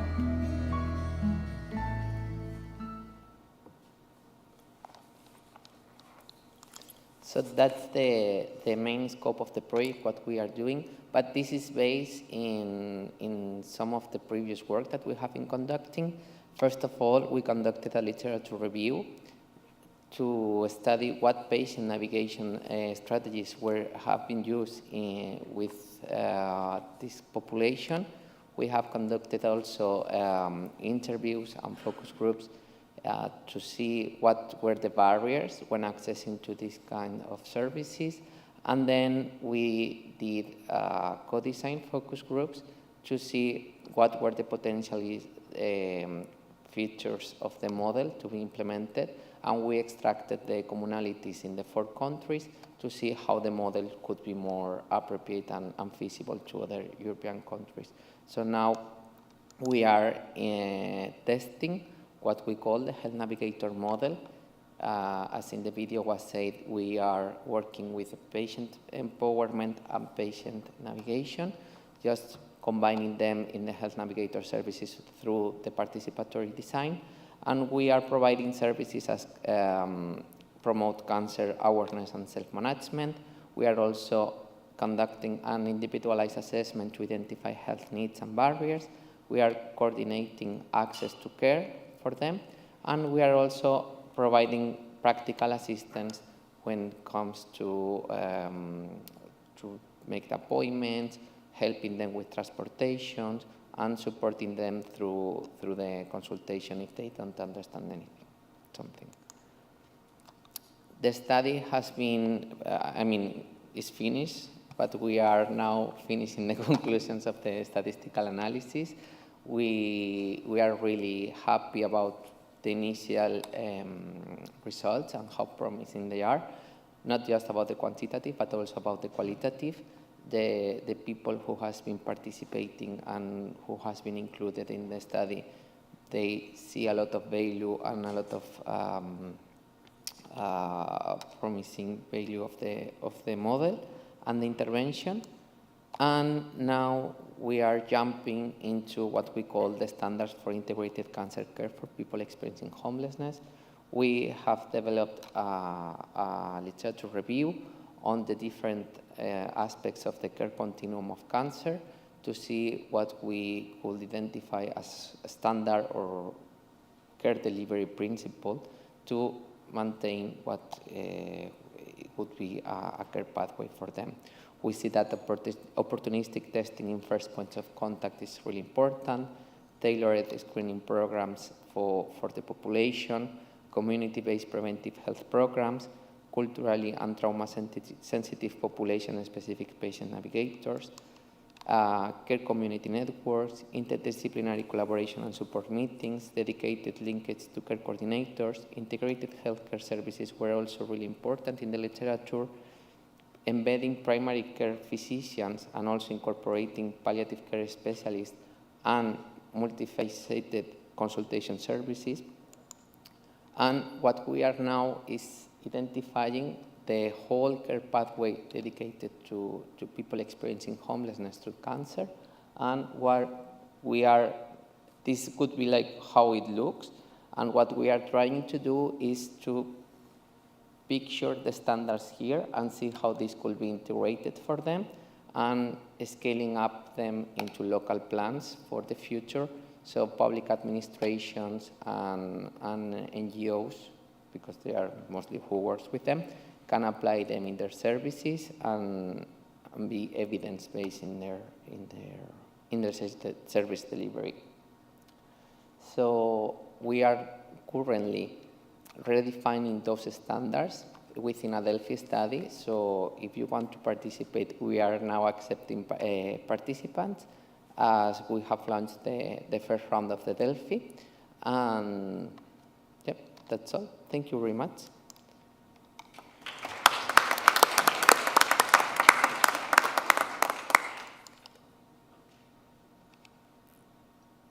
And that's all from my side. As chair, I follow.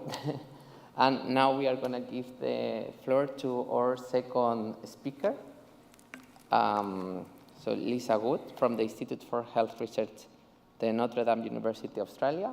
And here you go. Thank you. Good afternoon. I acknowledge my co-presenters back in sunny Perth, Amanda Stafford from Royal Perth Hospital Homeless Team and Andrew Davies from Homeless Healthcare, and I'll explain what they do and why I'm speaking about my work with them in a minute.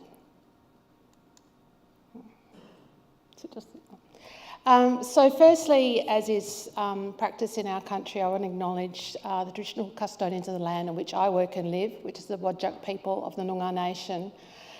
And this acknowledgement of country and the Indigenous people of Australia is particularly salient when we talk about homelessness. So in Australia, about 3% of our population identifies as Aboriginal or Torres Strait Islander. About 1/3 of our homeless population identifies as Aboriginal or Torres Strait Islander. It's part of Australia's shame. So as one of the early speakers in this session, just to reiterate that homelessness is a health issue. I don't think anyone at this conference has to be convinced of that, but when I first started working in this space 7 or 8 years ago, I had a couple of grant applications knocked back and literally was told homelessness is not a health issue, it's a social problem.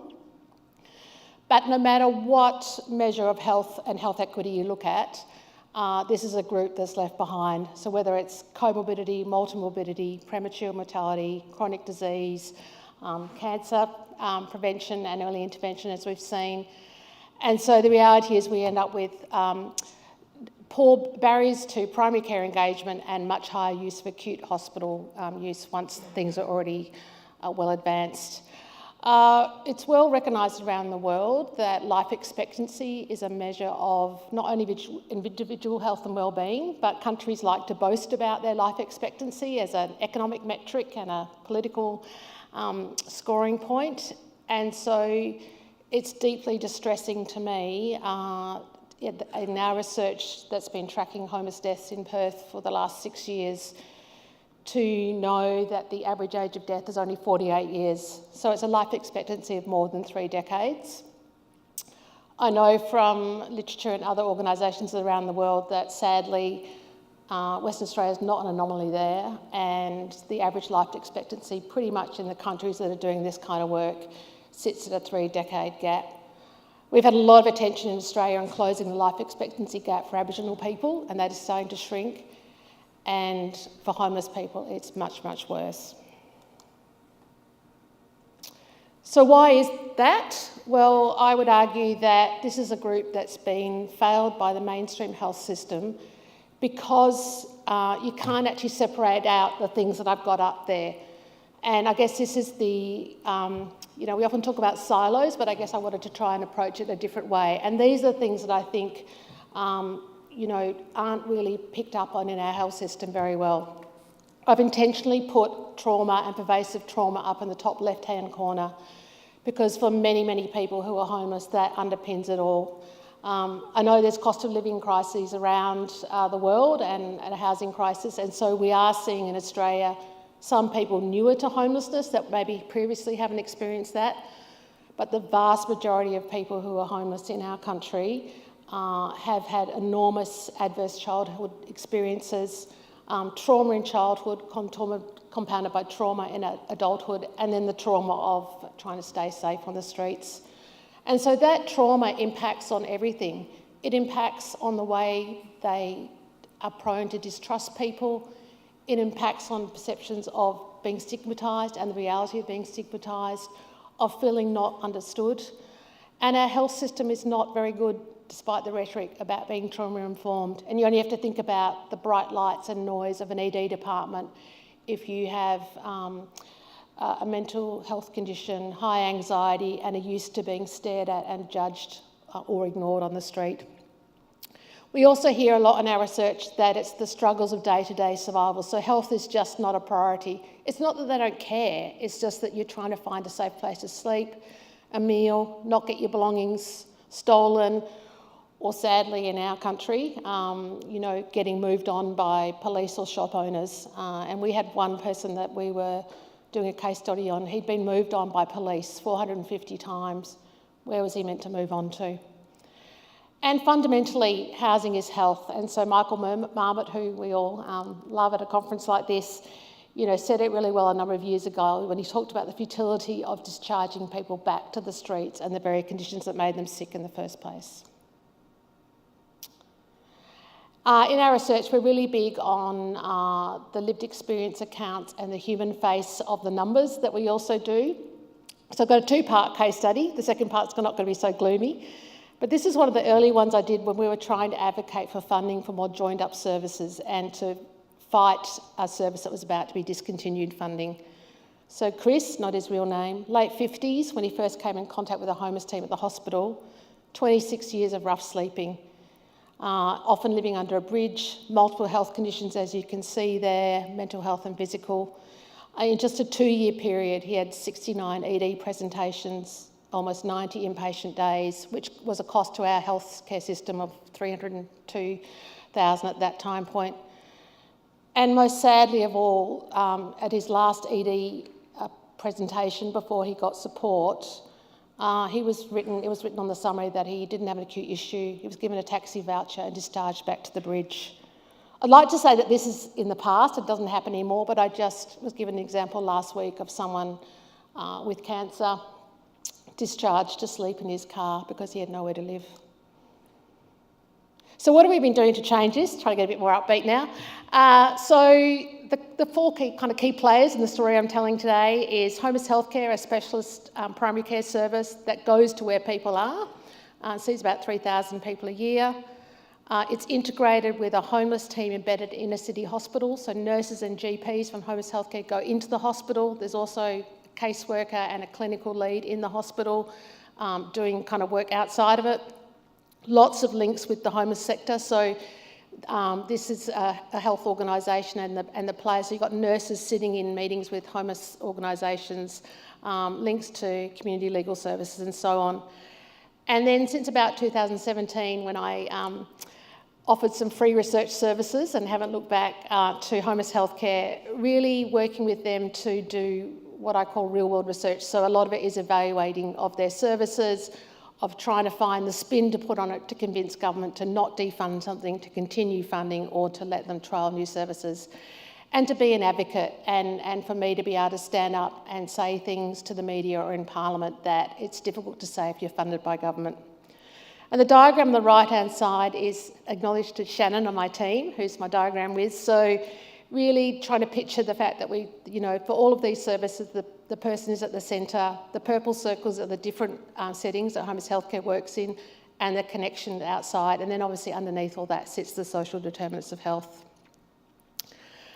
I've already heard at this conference talk about continuity of care and the importance of that and the importance in trust building, and it was in a session that I was at just a little while ago, and I think it's challenging for any organisation to have that continuity of the same people, but homeless healthcare works really hard at that. So it's intentional that you see a couple of the staff in these slides are the same people. So it's the nurse doing street outreach that will also see people in the clinic. It's the peer worker at the Medical Respite Centre that will also go out onto street outreach. It's the GP that will go into the hospital and then can see someone in the community. It's hard to achieve that, and particularly with staffing changes, but it's really important because this is a group that needs to feel safe in who they're seeing. So coming back to Chris, the good news part is that he was engaged and there was trust built with the homeless team at the hospital. They advocated to prevent further discharges to street. I feel that they possibly shamed some people that had given him the taxi voucher on his previous ED admission. They worked with Chris to identify what his housing and social needs were. So he was in his 50s, and in Australia you don't qualify for aged care accommodation until you're 60, although we've argued that that should be younger for people who are homeless. But so there was a lot of advocacy to get him to an aged care hostel because of his premature ageing exacerbated by 26 years homeless. Once in the hostel, his health stabilised, continued to see GP, and we looked up his hospital use data just recently, confirmed that he was alive, which is no mean feat when you remember how young I said people die, and he's only had one ED presentation in 6 years. I wanted to reiterate again, housing is health, and I guess at the most fundamental level, I've got a quote up there on the right-hand side, I won't read it, but a gentleman I was talking to who just nailed it himself and said that, because of not having his house, his foot went gangrene, he had diabetes, they chopped off one toe, he was still homeless, and so the next toe went. And he offered to show me, and it was pretty manky. But the numbers I've put on there is just from some recent research we've done for the homeless team, and a little brag moment for our team. The report that we produced led to the department giving the team another 5 years funding. So I think that it's really hard for not-for-profit organisations and services to have the money for evaluation. So I would encourage you to try and find a friendly academic partner who might be able to work with you to achieve that, because it can get results. And what we did here, Matt, my statsy nerd colleague, said, Lisa, why don't we look at what difference does it make whether people were discharged? They might have all got support from the homeless team, but what difference does it make if you discharge them back to the street, which sometimes is unavoidable, or to accommodation? And you can see there in those arrows that it's the people that went to some type of accommodation where you see the most significant results. And so now we're lobbying with our hospital system to give them some brokerage money to be even able to get people into short-term accommodation. It's not perfect, it's not permanent housing, it's certainly not housing first, but it's better than a discharge to the street. Because what we see in all of our research is that the longer people are homeless, the more their health deteriorates and their hope deteriorates, and we see this escalation of their hospital use. And it's no wonder to me that some of the international literature talks about deaths of despair. Just before I conclude, I wanted to give you an example of our latest Joined Up Health and Social Care in Action, which is literally co-located in a single setting. So North America has led the way on having respite care for people who are in hospital and homeless. They're well enough to be discharged in theory, but they've got nowhere to go. So this is Australia's first fully medical respite centre. There's some non-medical ones, but this one has 24/7 medical care, nurses on site, GPs coming in. It's got caseworkers, it's got peer workers, the first peer workers dedicated to homelessness in our state. It was opened by the government 2.5 years ago, and based on the evaluation we did after 1 year, they increased it. So, there's a bit of pressure on us to pull out some great results for the second year. But you can see there in that model of care diagram that it very much is multidisciplinary, continuity of care, and I wanted to emphasise the low threshold nature of it. So many of our homeless services, the accommodation ones, you can't be intoxicated, you can't be using substances, you can't have a weapon in your backpack and so on. And I understand all of that, but this tries to be really low threshold. And so there are rules. You can't use on site. If you bring in a knife to keep yourself safe in the street, it goes into a locker. But they really recognise the pragmatics of being homeless. And there's a quote there just from one of the residents. So to conclude, what all of our research and work in this space has shown is that when you do integrate health and social care, it is greater than the sum of its separate parts. I think what we've been trying to demonstrate throughout is that there's tangible individual benefits, and we never want to lose sight of that impact on the person, service impacts and health system benefits. And I've had to get really savvy at knowing what is the current jargon for health systems, so that will vary, but at the moment bed flow is the big thing in Australia, bed blocking, being able to discharge more quickly, so we whack that into our reports. And I think something that we don't talk about enough, but I observe so much when I talk to people themselves, is the power of hope. And I don't know how we even frame that to a commissioning service to say that you want to provide a service that gives people hope. But you can see in this quote here from someone who'd been homeless for 18 years, ping-ponging around social welfare, homeless, justice system, not getting the help he needed. Because you give up in life sometimes. You give up and you think people don't notice you or don't care. I want to thank you from the bottom of my heart that I'm able to have all these things offered to me, because I thought my time was done years ago. I didn't have any hope, but this MRC, this is the one that gave me hope. Thank you.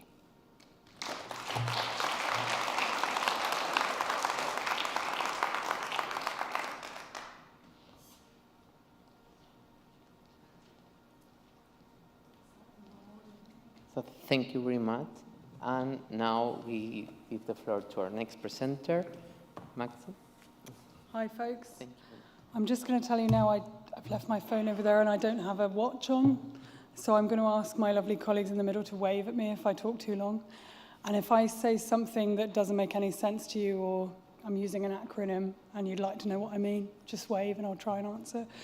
So my name's Maxine Radcliffe. I've got various letters after my name, but I am a nurse and a manager currently working in Ireland's health service, where I'm also undertaking a PhD.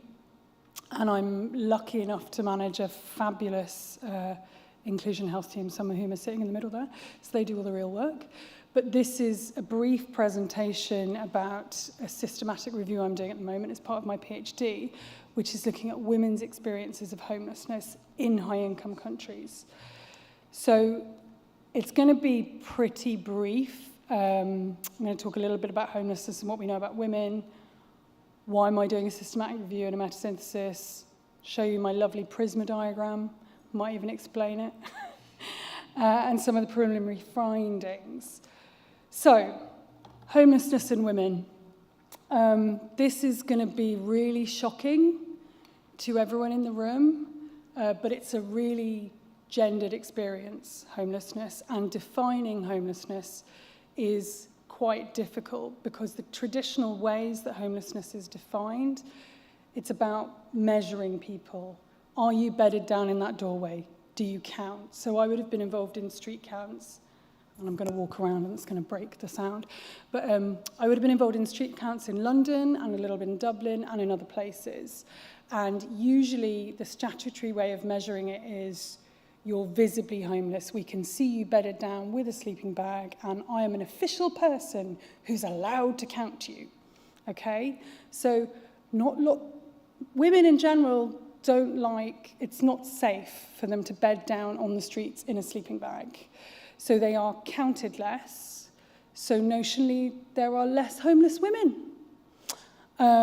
So it's a bit of a circular challenge. The other thing is the way that homelessness is defined. So it's a bit of a funny concept because it is about something you don't have. You don't have a home. But then what does home mean? Is a home a place? Is it a roof and four walls and a door? Or is it a feeling of safety and of community? And it means a lot of different things to a lot of, in different cultures. Certainly, I know the more I get into this research, I feel the less I can give you a neat little answer on what it means. But in statutory terms, it's just about the roof. So in terms of statistics, less women. I think in the last rough sleeper count in Dublin, it said there were 83 rough sleepers, if we're just talking about homelessness in terms of rough sleepers. And I think about 20 of those were women, if that. Don't remember the exact stats, terribly sorry. Common effects of homelessness on women are, and this is, from the review, but all of this would be anecdotally known anyway to people working in this service. Exposure to further violence and assault, separation and isolation. So again, it's that feeling of safety and of comfort and your family and your community around you that you become distanced from. Othering, judgment, stigma, and shame. So I imagine people are familiar with the concept of othering, but it is where when you other someone, you are distancing them, you're able to talk about them as a non-person or as they're just a migrant, they're just a homeless person, they're just a woman. It's probably not the greatest explanation you've ever had, but I'm sure you get the idea. So, why do this? Why look at this? Because it's all obvious, isn't it? Isn't this obvious? Well, actually, so as someone who's been involved in commissioning homeless services, trying to decide what money to spend, there isn't a great amount of clear-cut evidence.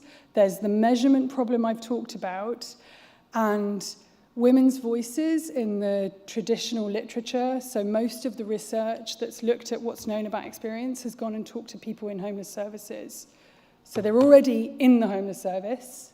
They had to get in there, and the vast majority, to do that, they had to prove they were homeless, and lots of them are men. So your archetype of a homeless person is a young single man in the literature. So not a lot is known. So I wanted to look at this because, and I probably should have said this at the beginning, my background, I ran a women's homeless clinic in London that was just an open access for 5 years. And we're in the process of trying to set up a very similar thing in Dublin at the moment. So really would like a nice, neat evidence base to be able to justify what we're doing, as if we didn't have one already. So metasynthesis, wanted to look at what's out there. I thought as a practitioner coming to it that I knew what was out there. It's been quite interesting to do the metasynthesis. And for people who might not know what a metasynthesis is, it's kind of a way of meshing it all together. So we look at all the literature and then we aggregate it and try and make sense of it. And I chose to do something called a meta-ethnography, which is a way of systematic reviewing that allows you to develop lines of argument or new theory based on what the papers that are in it. So I love these diagrams, not? So this is my Prisma flowchart, which I can read it down there just about. So we did a big search, did 6 different databases, ended up with about 2,846 abstracts, cleaned them all up, and at the end, we've ended up with 33 papers talking about 32 studies. Now, I will say this is slightly old because when you embark on these things, I don't know if anybody in this room has ever done a systematic review or a meta-ethnography, but you have this great idea about how long it's going to take and how quickly you're going to be able to do it, and then it takes longer. So we had to redo the search in December of this year, and basically it's added about 3 papers. So there is an updated Prisma, but it's not in here. So anyway, we end up with our 33 papers. So what do they tell us? And the evidence is broadly situated in, I would imagine, the places you kind of see represented up here, actually. So we've got the US, the UK, Canada, Australia. Sorry, you've got a typo in there in Australia. There's one study from Ireland, which is where I'm currently working, and Israel and Poland. And that's it. There's not a huge amount of other literature out there. The overarching interrelated themes that we've arrived at, and we're in the process of finalising a socio-ecological model of women's experiences of homelessness, are around precarity, risk, and identity. So I'm going to try and explain what precarity is. It's a concept from social geography, and it's about the destruction of the conditions of livability. Okay, so when I'm talking about 0 hours contracts, the idea that you don't know where your next meal, your next paycheck is coming from, or how much it's going to be. It's living at the gift of somebody else, and it's actually a Roman concept. So this was one of the key themes that we found. We looked at, in these 33 studies, we looked at both what the women themselves said in the quotes and what the authors found, and precarity would be one of the big overarching themes. As part of that, there's this idea of the deficit lens. So women are very often looked at in terms of what they don't have. So you don't have a house, you don't have your children, you have a problem with this. There's a very negative framing of the way homeless people in general are described in the literature, and this is magnified again for women. Another theme that women talked about a huge amount was their loss of agency, and I'm going to read this quote here. This is a 78-year-old woman I think she's in Canada or Chicago. I'm getting more used to the idea that my life is a complete waste. I do not have a family. I do not have a career. I'm not a productive human being. It's day after day of wasting my time. I am a walking, dying woman. I walk until I can't walk anymore, and then I sit. The buses pass me by. We are untouchables, and I do not think anybody's going to do anything about it. So that was a woman who'd been homeless for a number of years, and that, the sentiments that are in there are echoed through all of the literature of the 868 women that are in the final sample in the meta-ethnography. There's this idea of surveillance as well, where, even when you are in a hostel or you have access to somewhere, you have to abide by certain rules. You have to fit into the structure, and you have to meet those things. And so you might go here for a shower, but then you've got to walk all the way over the city to get a meal, and then you've got to come back again, and you've got a 15-minute window. So there's a whole lot of the business of homelessness, and it being almost like a full-time employment, just, meeting your daily needs for food, let alone any other aspect. There's another quote in here, and just someone talking about being a mother. My son is 6 years old, and this is the 6th apartment we will have to leave at the end of the month. I can't breathe when I think of the future. We are always living out of cartons. That example of we're always living out of boxes, we have to move all the time, that's very real.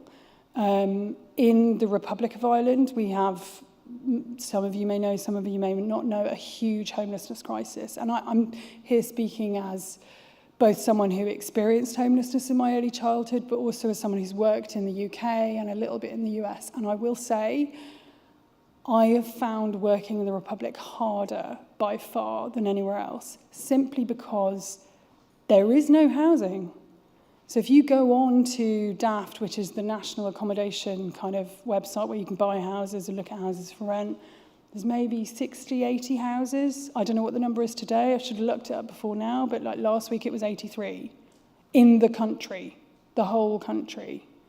Do you know, so it's, even if you are a middle-income professional with 2 incomes and 1 child, you're going to find it hard to find anywhere to live. We have a staff team working in migrant and homeless help. It's pretty big now, there's over 40 people in it. And I have a significant proportion of those staff are living in homeless accommodation because they cannot be housed in the Dublin region. So that's the scale of this in the locality where I'm working. So precarity is a huge overarching theme. Moving happily on. The other theme is risk. So as a woman, you are far more likely to have experienced violence that made you homeless, experience violence while you're homeless. I'm using violence here as a proxy for sexual assault, for all manner of things. I have never met a woman in my homeless clinic in London who didn't, and I did that for 5 years. I saw thousands of women who hadn't at some point been sexually assaulted. Do you know, it's a routine experience. Women talk about it happening repeatedly to them. Again, this idea of exclusion and being othered and not good enough, looked down upon because you're a failed parent, you're a failed mother, how have you become homeless? That's all part of also the next theme, parenting whilst homeless. So I'll just read a couple of these quotes because I think it's important to give the women the voice in the room. I just came to shelter and my abuser found me, and childcare was walking back to the shelter with them, my children. And he jumped out of the van at the childcare people and started ordering my kids in the van, and they were crying and running in different directions. So anybody who's worked in a women's homeless service has probably experienced this phenomena of usually men outside being quite abusive, and that's a very common theme that they would have to deal with. So you're running a gauntlet the whole time. I went into the hostel. It wasn't actually too bad, and it was all right. And I met somebody, and I fell into a relationship with him. I fell pregnant with him, and I lost the child because he literally beat us up so badly that I lost the baby. So it's just been so many bad things. And that woman then went on to a cycle of losing her accommodation because she was no longer pregnant and all sorts of things. So I've been given a 2-minute warning. So my third theme is identity, with sub-themes of shame and stigma. And as I was saying, women are, to generalize about them, but you're othered, you're looked at as if, you know, you're something on someone's shoe. This is an example from an ED. Drugs are the only thing that's ever been there for me, you know, and nurses and doctors treat me like garbage. They think I'm in here because I want to get free drugs. Where is my selfhood? Where's my motherhood? Where's my privacy? Where's my tranquility? Where's my marital relationship? Where's mine? Where? There's no mine here. It isn't mine. So women become completely dislocated and they end up in a cycle of homelessness. Obviously, I'm generalizing here, and this is not true for all women, but... So finally, we're pulling all of those themes together in a nice little model that I'll be able to show you next time in a lovely diagram, and we're implementing those findings in clinical practice in Dublin. And that's me.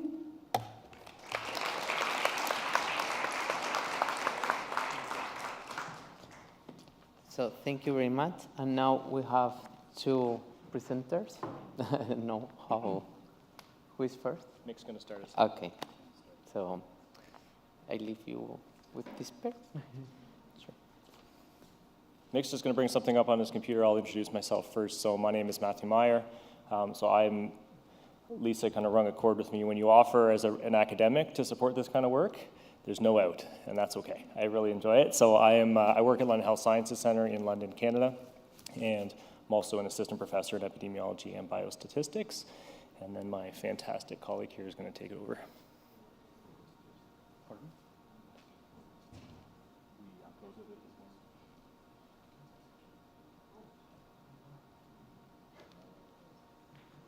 Hi friends, how are you? I'm Mick. I'm with St. Leonard's Community Services, London and Region. Don't confuse it with London, England. It's London, Ontario, and Canada. Much smaller, but we're not very ingenious with naming things, apparently. So it's a running joke that I'm with the Ministry of Magic. That should probably be one of my associations. And Matthew is for today a muggle. Just like our colleague from Australia, it's really, really important to acknowledge the land that we in London, Ontario do our work on. And so out of deep respect for Indigenous peoples of Canada, we recognize that our work takes place on traditional Indigenous territories across our region and geography. The sacred land on which we live, learn, grow, and work together has been a site of human activity for thousands of years. And Indigenous peoples have been stewards of these lands, sharing the natural resources and harvesting only that which was needed for their sustenance. We acknowledge that the lands we call home are the traditional lands and waters of the Anishinaabe, Atawandurung, Haudenosaunee, and the Lenape peoples. Today, London, Ontario is still home to many Indigenous peoples from across Turtle Island, and we are grateful to have the opportunity to work in the community on this territory. There are long-standing relationships with the 3 local First Nation groups of this land. These communities include Chippewa of the Thames First Nation, Oneida Nation of the Thames, and Munsee Delaware Nation. We are committed to working toward reconciliation and to supporting the recommendations of Canada's Truth and Reconciliation Commission. This will involve listening to, learning from, and working in partnership with First Nations, Inuit, and Métis people. We are fully committed to taking action to ensure that Indigenous peoples feel welcomed, respected, and enabled to thrive within and through our work. Thank you.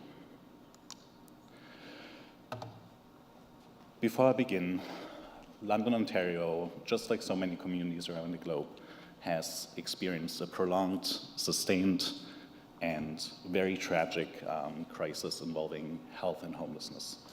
In July of 2022, our community experienced just another preventable death of a beloved community member.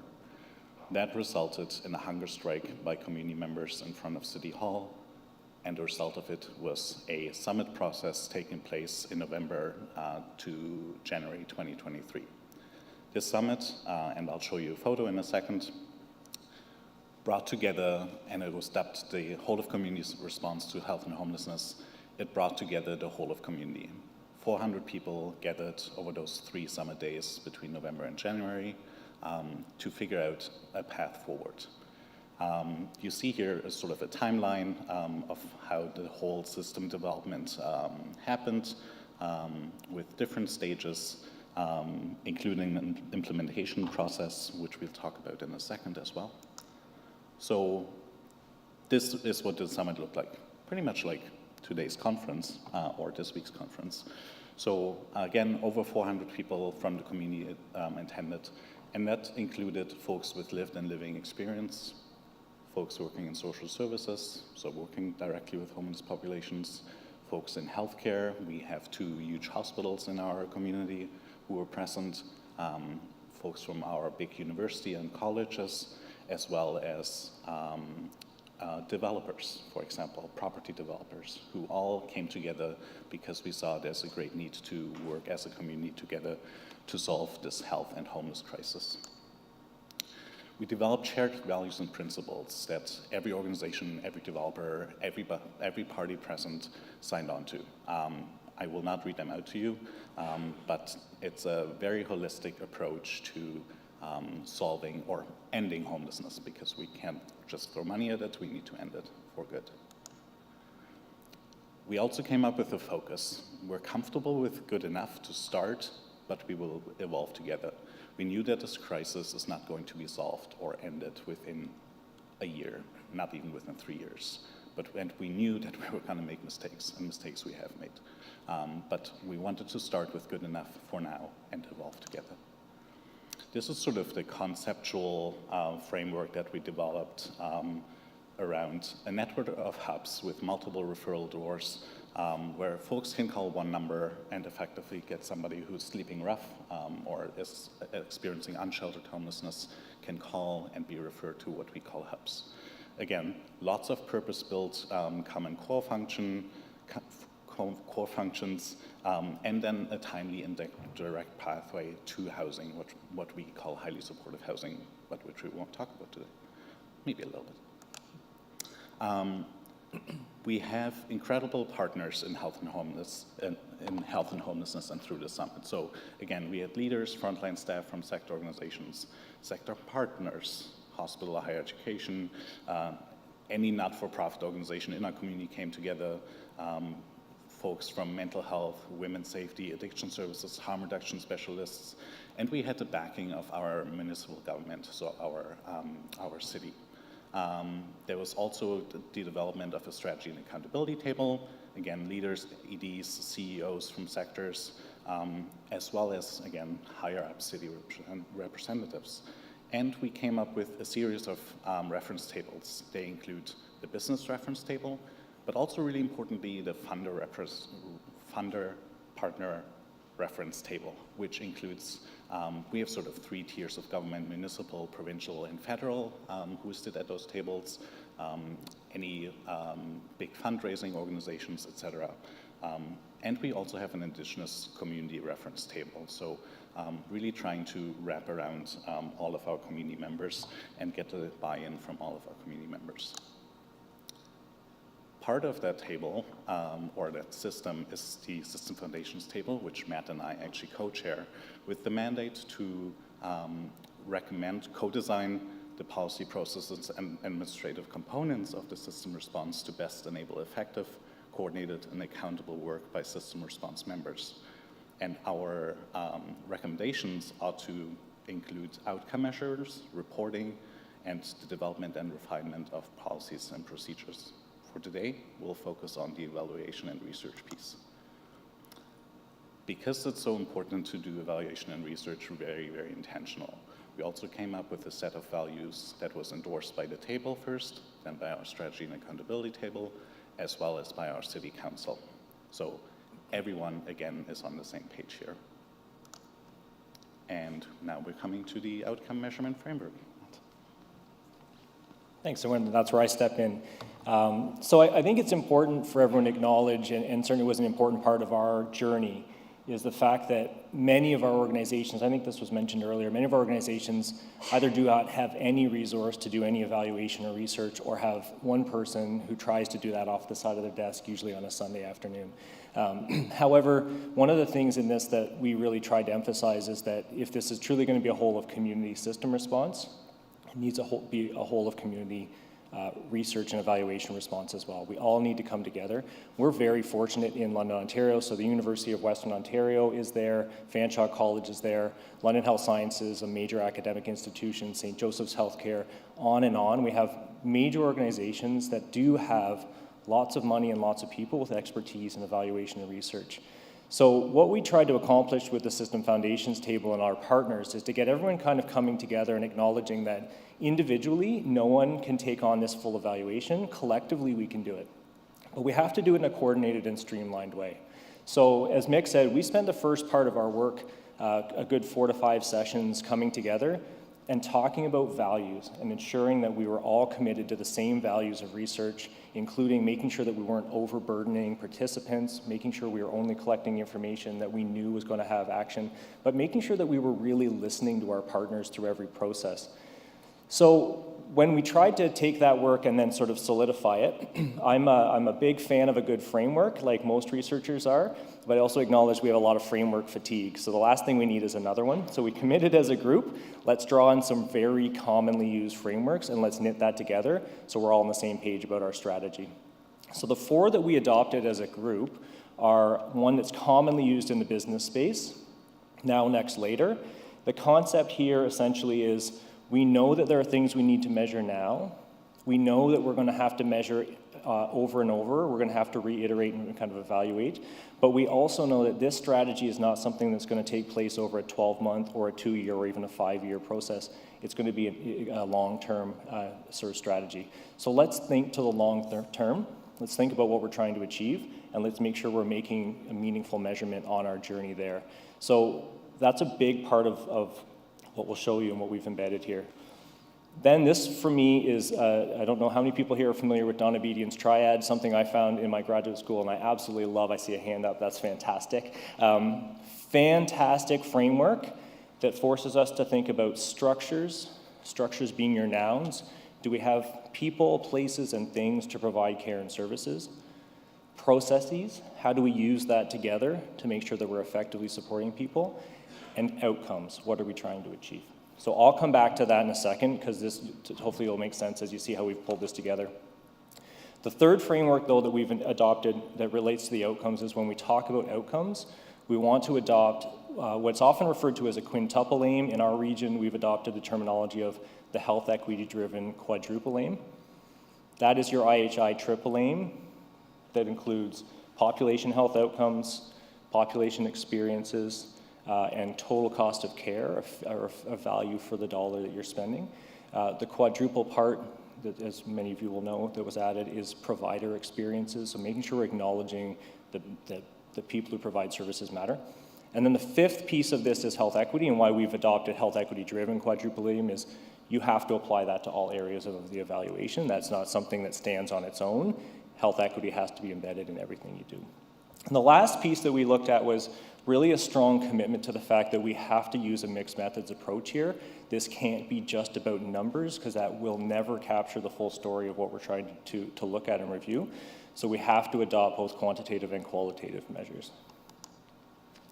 So what we've done is essentially put all of that together, and we're asking our teams with areas of expertise, certain areas of expertise, to start thinking about how will we think about the structures, processes, and outcomes we need to achieve now using a mixed methods approach. And then we're going to ask them, how would we repeat that next, so in the near future and then in the far future.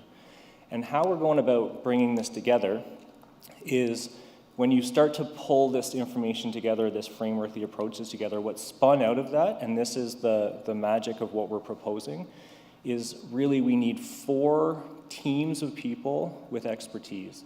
So these are researchers, these are evaluators, these are people with lived experience and frontline providers coming together to think about how are we going to answer the key questions that we have to have answered as it relates to the experiences and outcomes of the populations we're supporting, the experiences and outcomes of our direct service workers, the people who are providing the care. For those of you who know Donna Bedian's triad and appreciate it, this team 3 here, let's not forget, how do we measure whether or not we have enough things? Do we have enough houses? Do we have enough support and outreach workers? Do we have enough equipment and gear? We've adopted the terminology in some of the encampment work through our process, not to talk about handing out water or food, but to start to turn the terminology to basic human rights, basic human needs. So do we have enough of that to offer to people to support them? So we want to be making sure that we're thinking about that, but the cost of care piece is critically important here as well. So we want to make sure that we are thinking about, are we effectively using the dollars as a system to most effectively get the outcomes for the people we're trying to support.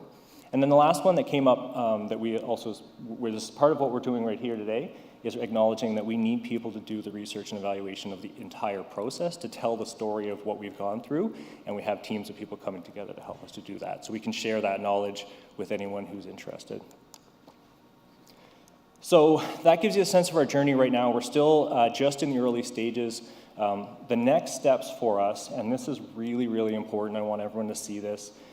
This is not an academic exercise. Make sure that he reminds me of this anytime I forget. It's not about papers and publications. This is about generating meaningful information that's going to help us to make a difference and move this forward. So one of the ways that we're doing this is throughout our entire process, we've been capturing key questions from stakeholders, partners across the system. So this includes the people with lived experience of homelessness, the frontline workers for sure, city councillors, business owners, community members, everyone. We're trying to capture some of those key questions. What we're doing with those questions then is categorizing them into one of the 4 teams so we can bring the question to the team. And then on the teams, we're bringing together, as I said, researchers, evaluation experts, people with lived experience, frontline providers, to talk about what are the right data to use, what are the right methods to use, how are we going to together answer these key questions, and then we're going to bring that back to our key partners and do that over time. So we're starting to think about how we would use those methods year over year to check in to see how are we doing, how can we course correct, that kind of continuous learning cycle type of approach. We have our kickoff event next week, and we have over, I think it was 47 people already registered, researchers and evaluators registered to join into the cause, and we know there are more that we're going to tap on the shoulder to bring in. So that's the approach that we're taking, and as I said, what's going to be really important is that we make sure that this is continuous over time. picture. That's it. Thanks. Thank you.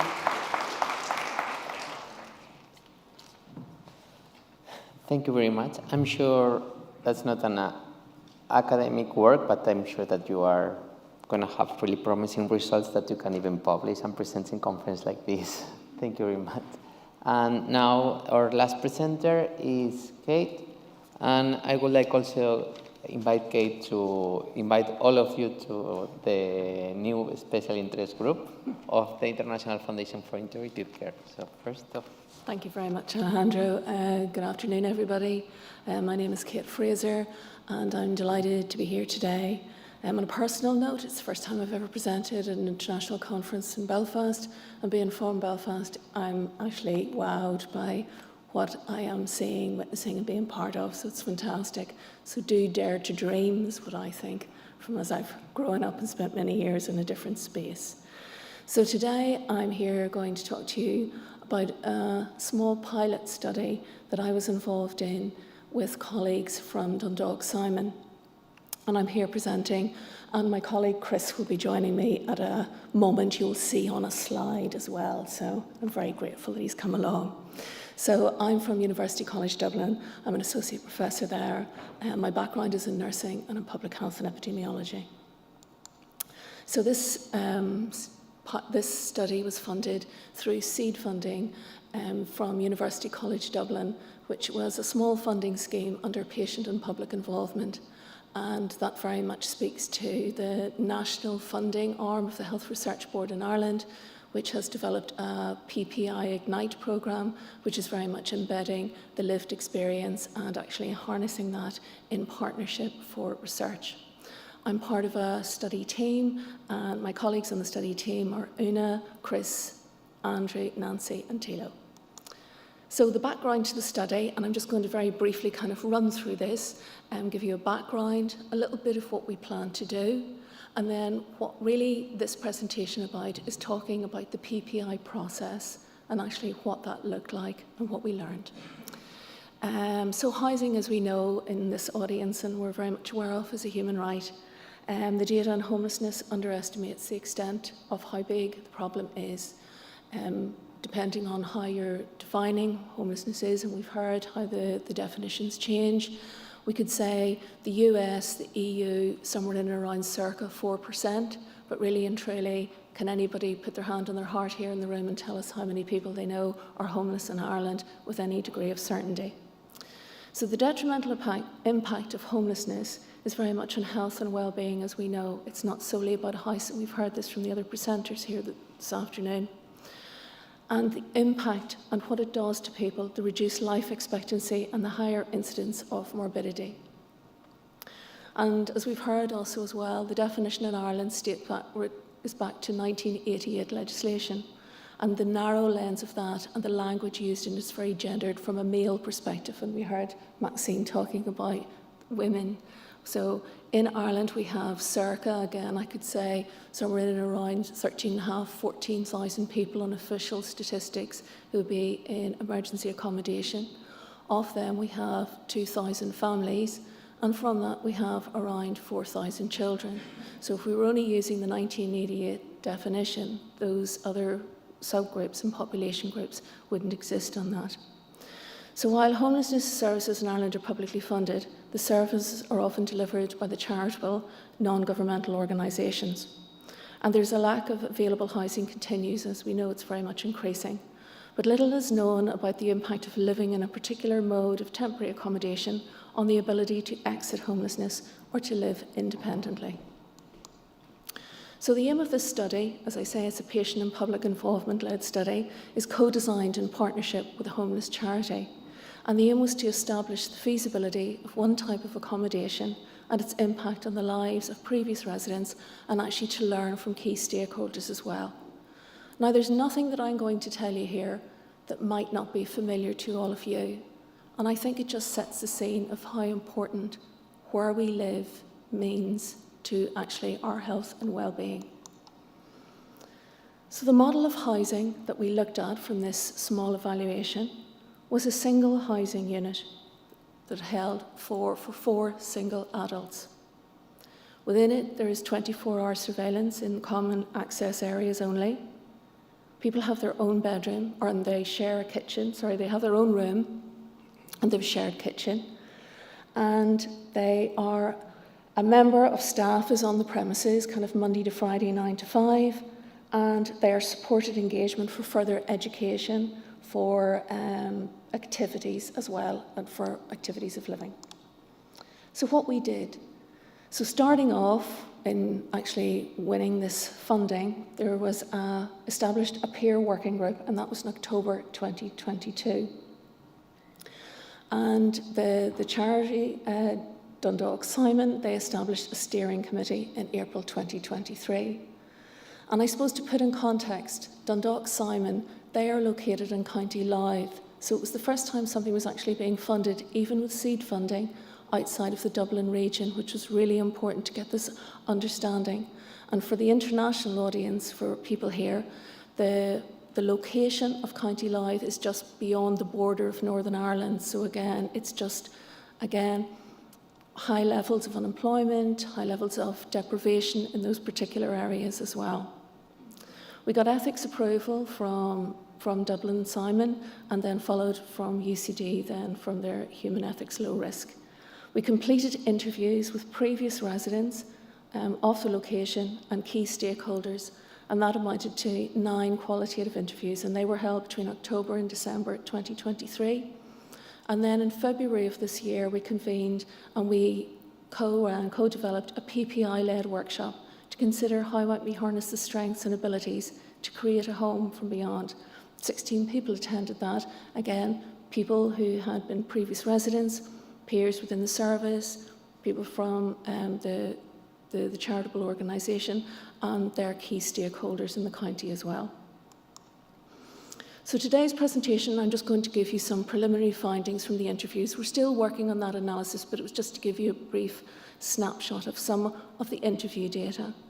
To discuss then the PPI-led research from the perspectives of Dundalk Simon community and the shared learning from this experience, and again, a takeaway message from the study. So what we learned, and I go, just look at this preliminary analysis, some of the key kind of like codes and themes that have come up around a happy medium. Personal strengths and building agency, a sense of independence, visible trust and organisational endorsement, and normalising life. It's a happy medium. Have support if I need it. The ethos of the place is that you're back to work and back into education.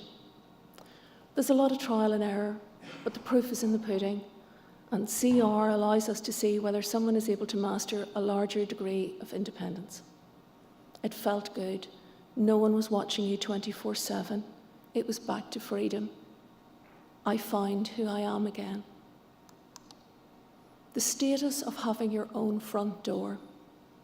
What a door key represents. Connector and engagement, opportunity, and unlike previous experiences of the services,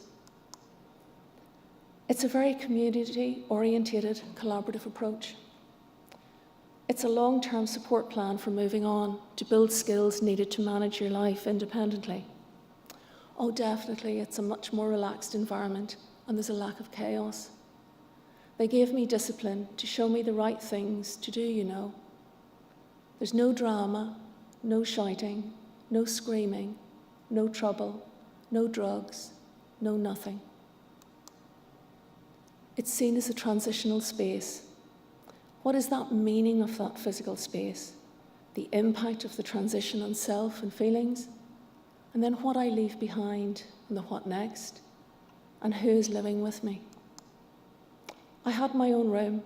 It's just like sharing a house. You know, it's just, I was a little bit more free. It was calmer, more free to come and go as you please. It's a lot quieter. It's just like a normal house, you know. You had your own room. Yeah, safer. I trusted the people. It was the best decision I've ever done, to be honest. It changed my mindset completely. Positivity, motivation pushed me forward, and I even started to believe in myself. We just made a bond, and you have to get a bond, really. So now I'm going to ask Chris to join me, And Chris is going to give his perspective as actually one of the people who helped design the study and from the provider's perspective. So you're very welcome, Chris. I'll let you introduce yourself. And what I say is, Chris is no professional speaker, and I'm delighted that he's come along. So, Chris, if you'd like to tell everybody who you are and where you come from. Chris Duffy. I'm from Dundalk originally, and I've worked for Dundalk Simon Uni for just short of 9 years now. And I spent the past 3 years in the service, here to speak about today. Thank you. And why do you think, like, the idea for this study came from Dundalk Simon, it didn't come from UCD? Why were you interested to know more?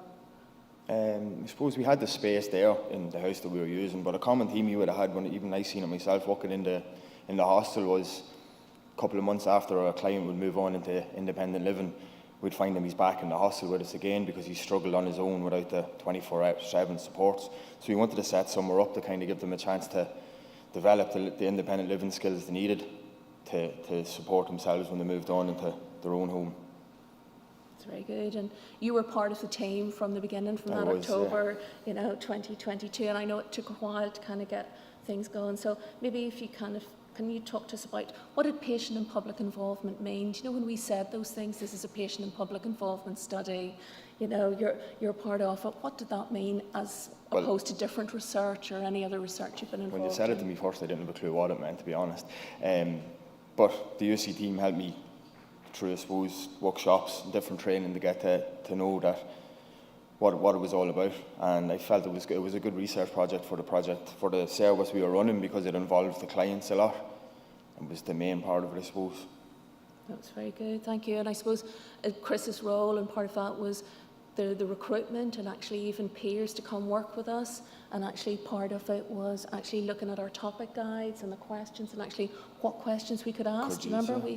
We did that as well. And I suppose, what I'd say is, why was it useful for Dundalk Simon? Even at this point, we haven't got final reports and things like this here, but even at this point, was there any benefit to Dundalk Simon in actually working in partnership for this?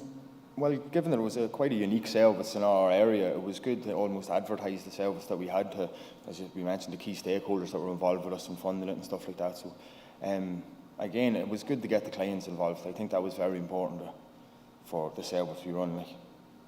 That was very good. And, Chris played a huge part in actually that recruitment, and it really came through because the accommodation that we had, I think you said that about 19 people had come through when we started the study. And all of you who work within homelessness services know how hard it is to connect with people when they have left a particular service. So out of those 19, you were able to engage with 9 people who had been there before. And from that, 5 then actually wanted to actually show up and be part of the interviews. So that's quite a testament to actually, you and actually that piece of kind of coming together. So that was really it.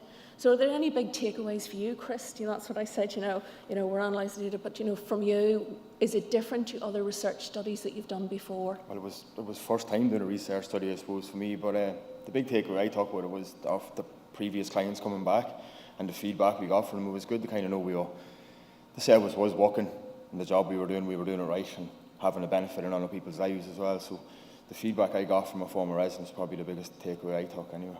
That's fantastic. And what about the workshop? I enjoyed that too. That was it. And I suppose, as I say, I leave the final word with you, Chris. Is there anything that you would recommend as being part of a PPI or a co-design study for anybody in the room that's being asked to take part? Or, we hear about this, the lived experience, kind of like, what would you say? I suppose to just get involved. It was an experience for me. Trust me, PPI were the 3 hated letters for a long time, but all the work we put into it was, I think, was very beneficial for myself and the service. And if anything, we've built a relationship now between Dundalk Simon and UCD for moving forward that we're better prepared if anything else ever comes up again for another one. Yeah, thank you. And I think one of the things that came out actually in the workshop today for the special interest group, where we talked about that everybody wants a study done and the PPI is a piece that you do, but there isn't time to actually think what that looks like. And part of what this looked like was the funding stream for UCD was it had to be a new partner. It wasn't someone that you'd worked with before. So in fact, it was that idea for me that I said, if nothing ever happens on this study, the most important thing is we have built trust and we have a partnership, because actually you can do so much more. You go beyond, in fact, what your study is about. And from my perspective, and I hope that kind of that was something that we kind of really feel, and I suppose that was it, that trust of actually coming along today. Yeah, no So it's really all.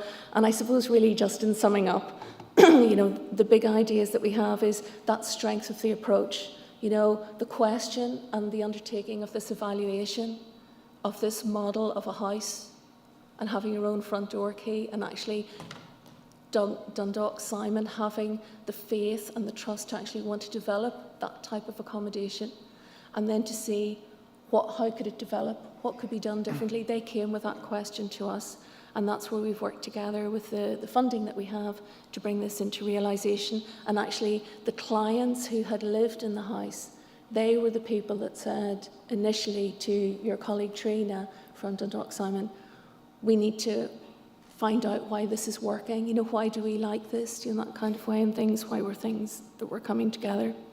So it's really what we define success is. It's not big numbers, we're not here with hundreds of people, but it's how you can impact on people's lives and even learn from the people who are managing the service and providing that service, but really listening, actively listening to the people who are living there. And I think, as you said, what we hear is how it's made a difference to somebody's life.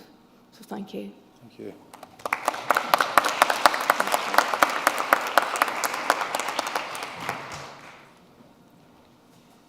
So thank you very much for the presenters for being on time. We have now some room for questions and answers. So is there, yeah.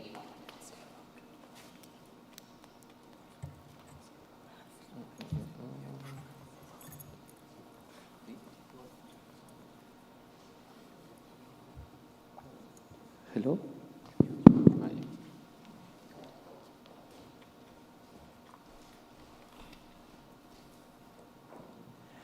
We all know housing first is very important for homeless people.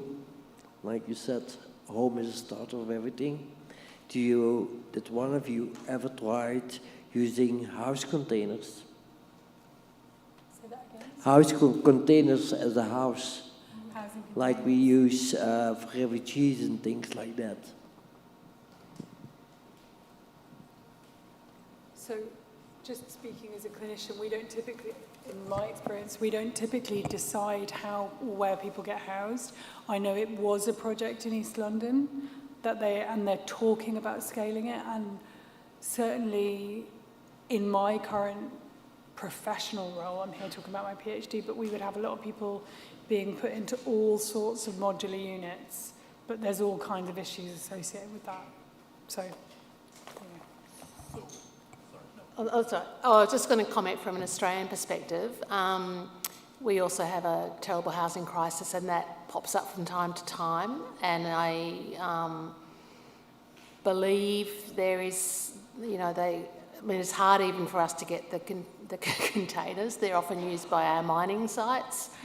I think the really important thing is for anything like that is about how you still retain the dignity and the way it's set up. But I work with another organisation that's doing some, trying to really keep the price down, and prefabricated quick builds, which are small homes, but not as small as a container, and you can build in the windows. But yeah, I think we just have to have governments think more creatively, and it drives lots of people in my state to despair that they're not thinking outside the square in terms of what housing looks like, or, you know, housing first has to be rapid housing, and our whole state has a commitment to housing first, but no one's getting housed rapidly. And so I think, there are lots of people that I've spoken to on the street and in other unsafe situations that would say they would welcome a garage or a container or something. But then I think the challenge is, if we're providing it as services, not to ever be conveying, well, you know, something is better than nothing, because I also feel, so I think it has to be done well.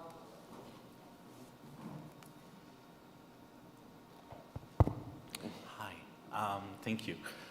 We last winter, as part of our winter response to health and homelessness, and in order to get our 680 plus unsheltered folks out of 10 cities effectively, we had a small modular settlement where we, I think, housed 40 individuals with supports for the duration of December through April.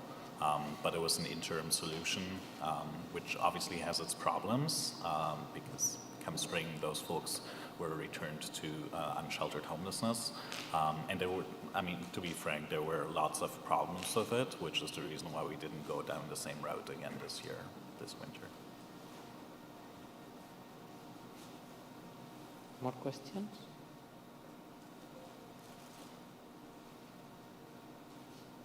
No? I can add to, if there's no questions, I can add to that response there, as I think it really is important. Part of the whole of community system response that we put together was a commitment, and I talked about Team 3, to acknowledging we have 600 plus people that we know are living rough in difficult circumstances. We need to build 600 appropriate, highly supportive housing units. So that's part of the set the target, work together to do it. The interim that Mick presented is the concept of a hub that's been co-designed with people with lived experience to say, how can we meet your immediate needs? And part of that is similar to what we've heard from others, and I think many in here in this room would understand. I need a place that where I can lock the door, I can keep my stuff safe, I can actually go to sleep, not worrying about somebody stealing my stuff or worse. So there's kind of that hub concept as we work on the innovative housing solutions. But I think what's been really inspiring, as I mentioned, we've got city councillors, we've got people working both provincially and federally to start to think about, so how are we going to do this? And recently, we're having developers step up, willing to contribute to getting some of those units built. We have health partners coming together to talk about how we would support them. And we're starting to see innovative solutions like office buildings that are now completely empty because everyone's working remotely anyway, being converted. So opportunities like that where I don't know that would have happened if we hadn't all come together. So we're really seeing some inspiring things coming out of this. There are more questions. No, thank you for that. I just wondered, do you think that we need to do more with the public? When I work in a homeless practice, GP practice, and I think what I find is other people's lack of insight into how people end up homeless. And I'm sure that contributes to other people's trauma and how they feel about themselves. So I wondered what do you think about that, and how could we address that to improve and try and get rid of that stigma?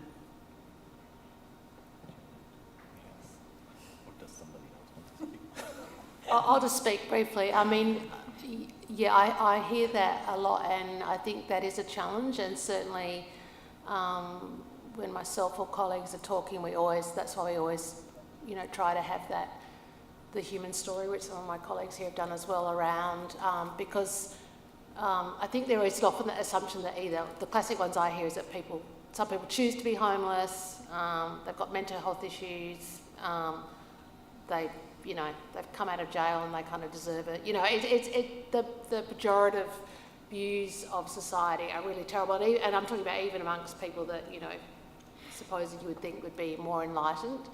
And I find that people are really shocked, particularly, for example, around, say, the homeless women, when they, like in our country, the biggest driver of homelessness amongst women is family and domestic violence. And they either flee and end up homeless or don't flee and are at high risk, or murdered in our country, one a week. So I think that it is about how do we raise that. But then the challenge also with that is that then it seems like even the more people don't go, but now it's even more complicated, Lisa, because you were talking about homelessness and now you're talking about family violence and the justice system spewing people back out into homelessness. And but I do think that it's about touching a chord with people that they might relate to. So I'm doing a lot of work at the moment around pregnant women who are homeless, which has been a hidden thing in our country, and we've mapped it to the number of kids being removed at birth into state care, and homelessness is a factor of that.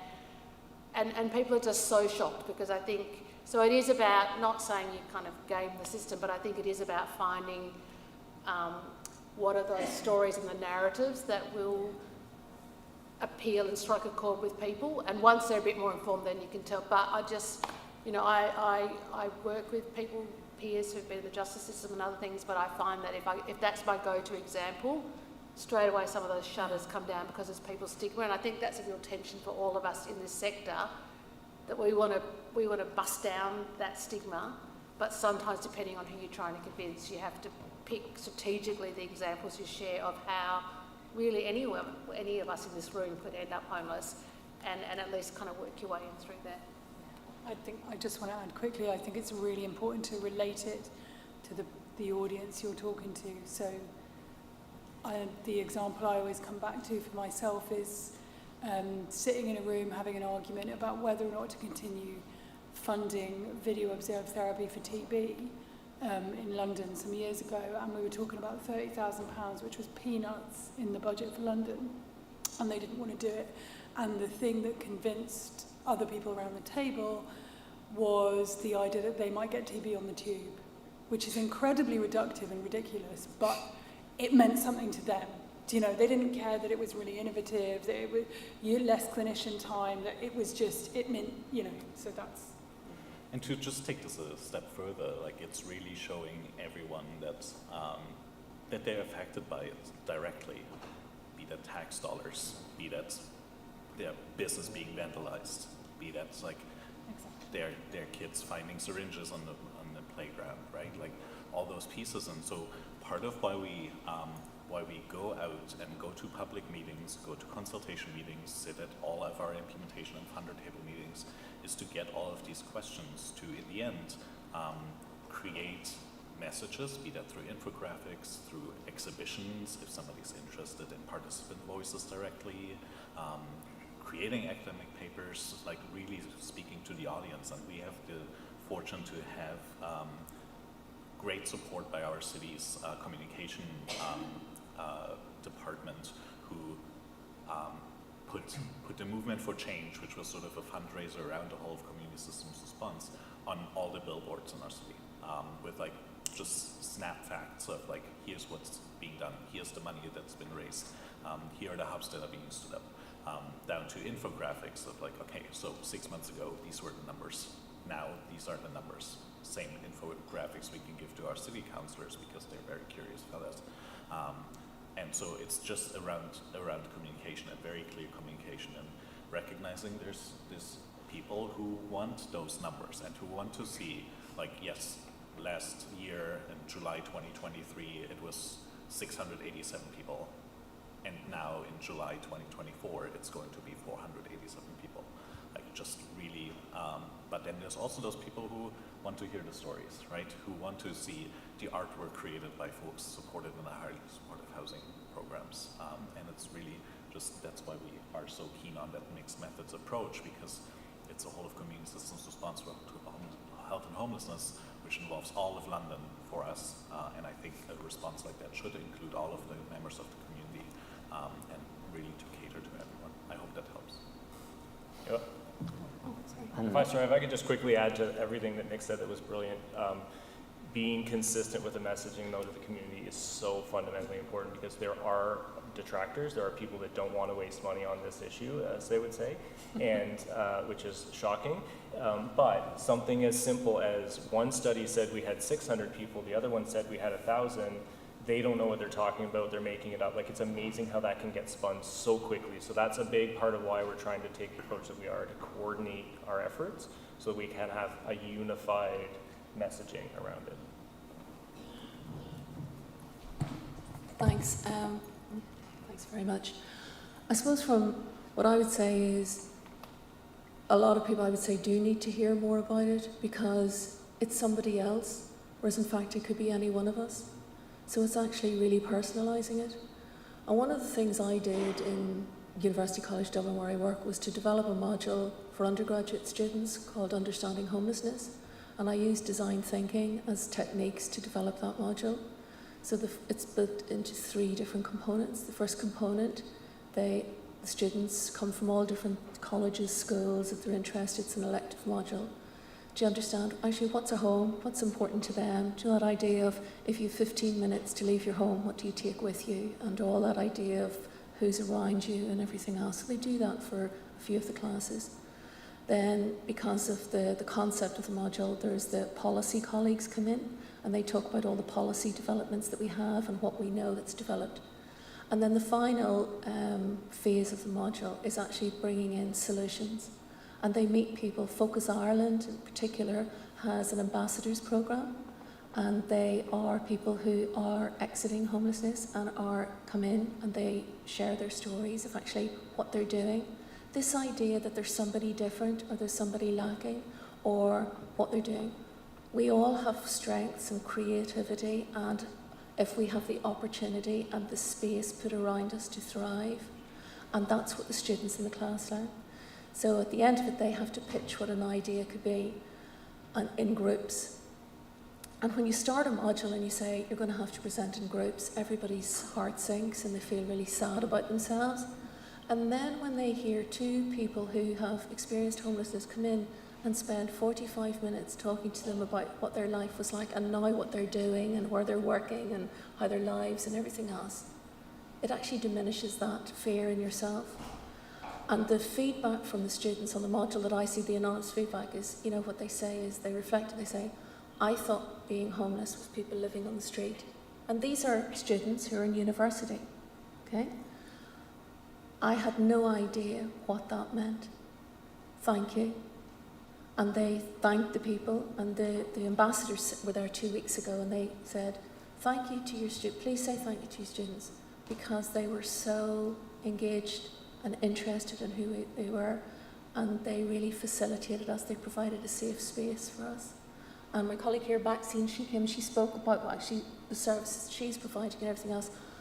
They have no idea where they hear that. So I agree, it's actually making it seem that it's not an other group of people or it's something different. I think more people do need to understand that it could be absolutely anybody else. And other studies that I've done, I've used photo voice, and again, the photographs that people who have experienced homelessness, young people, have taken, and we've exhibited their photographs. They haven't said who they are, they're afraid themselves, but we know they come and they see their photographs. And people say, oh my goodness, how can they do this? And I went, because they're just like you and me. In fact, they're better than me, because I can't take a good photograph. So I think there is that sense of understanding it could be absolutely anyone. There's so many students in college and many people, as you said, you work with, they actually are experiencing homelessness. There's food precarity all around us. There is housing precarity. There are people living in their cars and then going to lectures, and they stay in their cars for 2 or 3 days, and then they travel back because they can't afford accommodation. So that's reality. Okay, thank you very much. I'm afraid that we are running out of time now. If there are more questions, I invite you to approach our incredible panelists today. And last thing, thank you very much for coming. And we have a little box gift for everyone. So if you don't have yours yet, please approach our colleague Neve. And thank you very much for coming.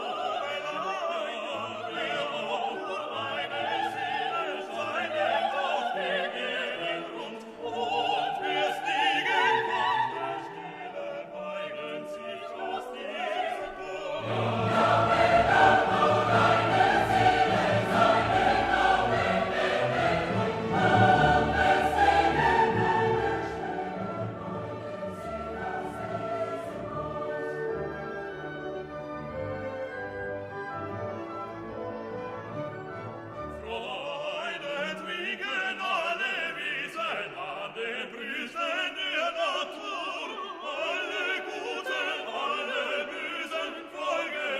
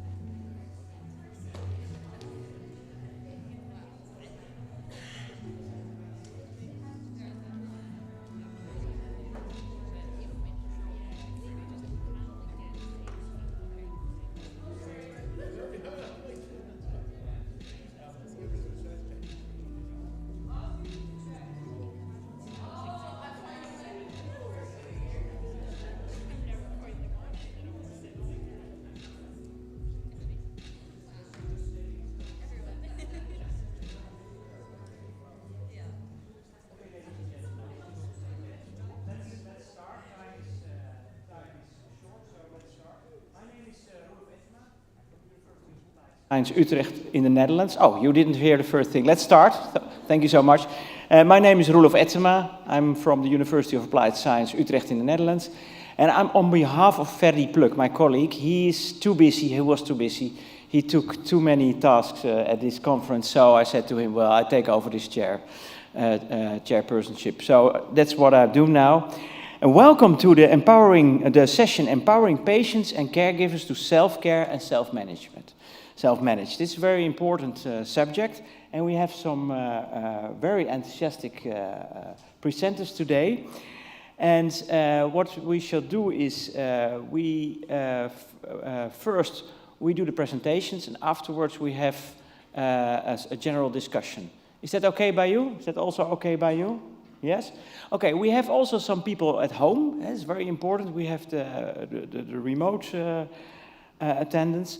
So also welcome online. And what is very important is if we talk through a microphone. So if you give a reaction from the audience, please search for a microphone so the people, here there is a microphone on the side and there is a microphone on the side. You can use that, but it's at the end. Use that because people at home or people not here online can hear you. Okay, let's give space to Lena de Turner. And you are talking about digital self-monitoring tools in mental health care, isn't it? Okay, floor is yours. Thank you very much. Nice to see all of you here today. So yes, I'm Lena de Turner. I'm a PhD student at the Center for Contextual Psychiatry at the University of Leuven in Belgium. And today I would like to talk to you about how we can understand the appropriation of digital self-monitoring tools in mental health care. So as you all know, digital technology is becoming more and more common in our healthcare systems today, as they are used to manage and collect and share health data. And at the Center for Contextual Psychiatry, we're particularly interested in how we can use digital self-monitoring tools such as smartphone apps and wearables, smartwatches, Fitbits, to allow people to collect data about themselves that can be used to support more person-centered care. Unfortunately, we see that a lot of these tools are struggling to reach integration into our healthcare systems, and that they are often abandoned by users. So therefore, we are interested in getting a better understanding of what makes people adopt, adapt, and integrate these tools into their daily practice. For this, we conducted what we call the Improve pilot study.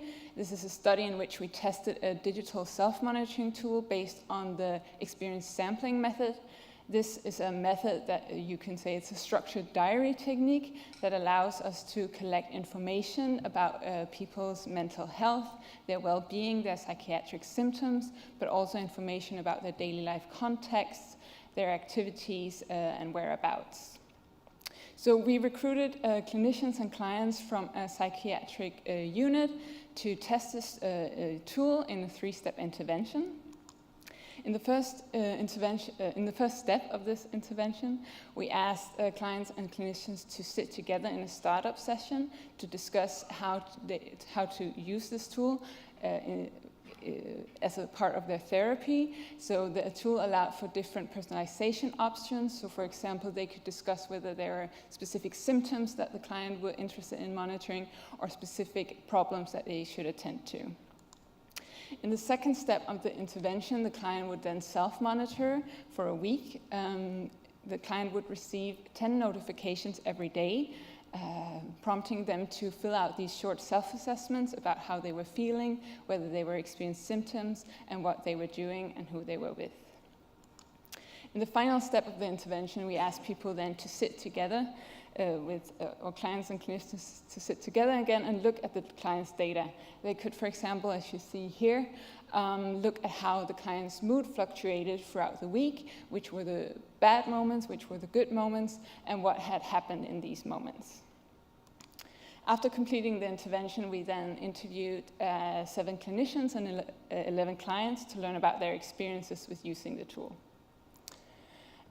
Inspired by the model of technology appropriation, we wanted to examine First, what were people's prior experiences and expectations to using this tool, because those are very important in when people make the initial decision to adopt a tool.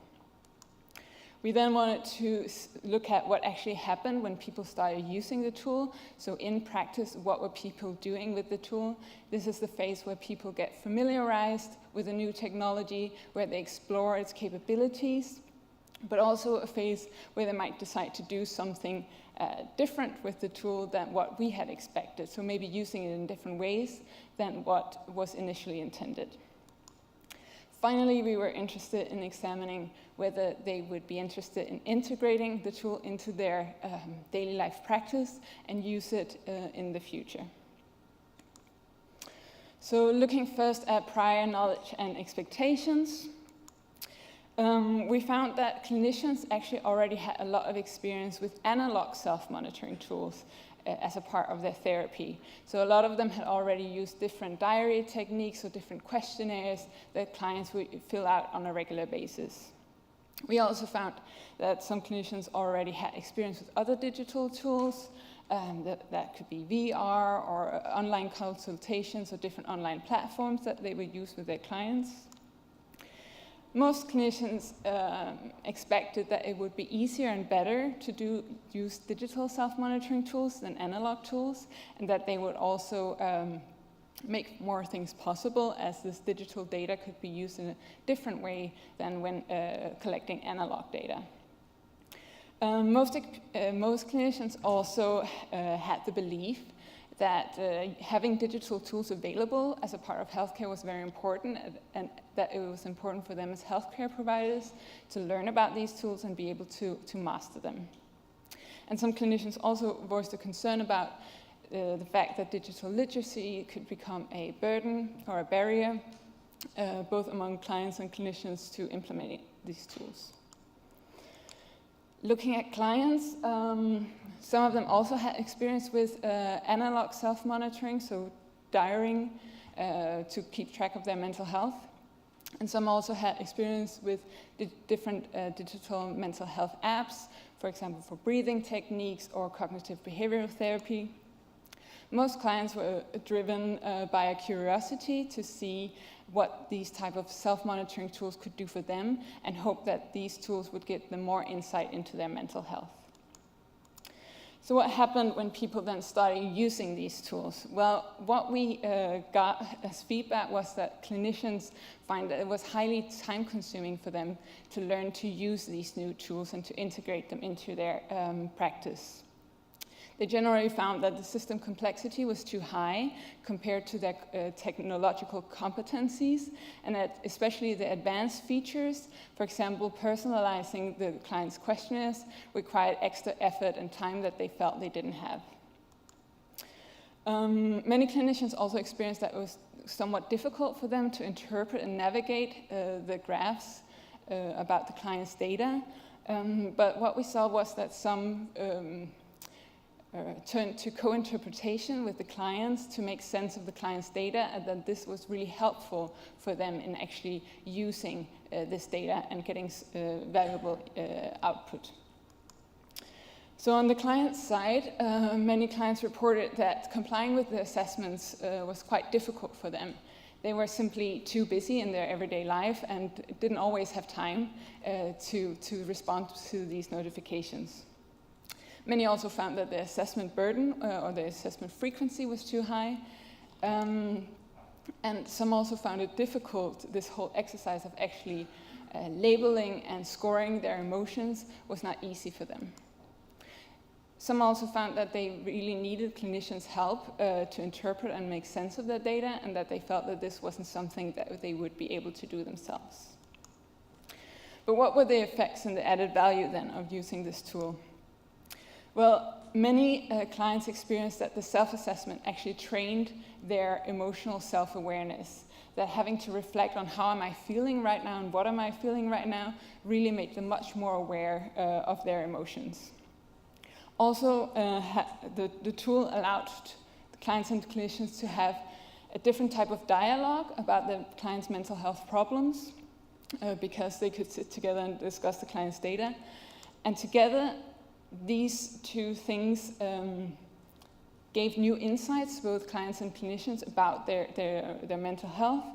And this insight and awareness also helped identify action points, so what could be done differently in the client's therapy and in the client's daily life. Clinicians also experienced that the tool actually helped correct clients' negative beliefs about themselves. The clients saw that they were not always feeling bad, but actually also sometimes feeling really good. Again, these things then led clients to report that they actually felt that they were better at dealing with things in their daily life, especially stressful situations, but also managing their emotions, because they were now aware of which situations could be stressful for them and how their emotions could be influenced. It also motivated some to make changes in their daily life, for example, focusing on getting better sleep patterns, getting a better rhythm, exercising more in their everyday life. And that this overall made them feel better and more confident. So are people then interested in using this tool in the future? Well, what we saw was that the clinicians who reported that they would be likely to use this again were also the ones who experienced the most benefits, whereas the ones who were more hesitant and wasn't sure were the ones who were struggling the most to use the tool and requested more in-person support on how to use this tool and integrate it into their practice. On the client side, again, experiencing an added value of the tool were linked to wanting to use the tool again, but most clients, again, were a little hesitant and said maybe they would be interested, but the assessment scheme definitely needed to be changed and the assessment burden needed to be lowered. The ones who were not interested in using the tool again were also the ones that experienced negative reactivity to the self-assessment, so they would feel stressed about having to fill in the assessment, but they would also experience that the assessment would actually sometimes enforce negative emotions that they were experiencing.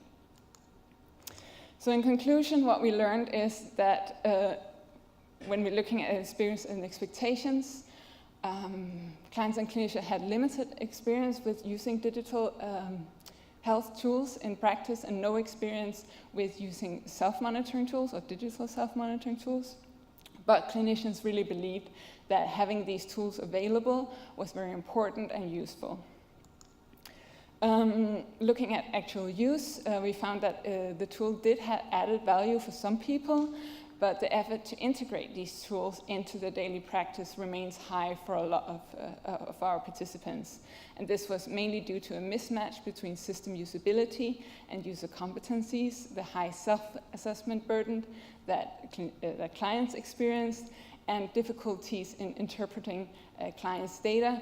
However, we did see that co-interpretation was very helpful in solving this problem and making sense of clients' data. And regarding future use, not surprisingly, we see that whether people are interested in using these tools is highly dependent on the balance between experienced benefits and the effort required to achieve this. So in closing, I would just like to say thank you for your time and acknowledge my co-authors, my collaborators, the funding body that made this research possible. If you have questions or are interested in learning more, you can always contact me. And this work is also available as a preprint on the Open Science Framework.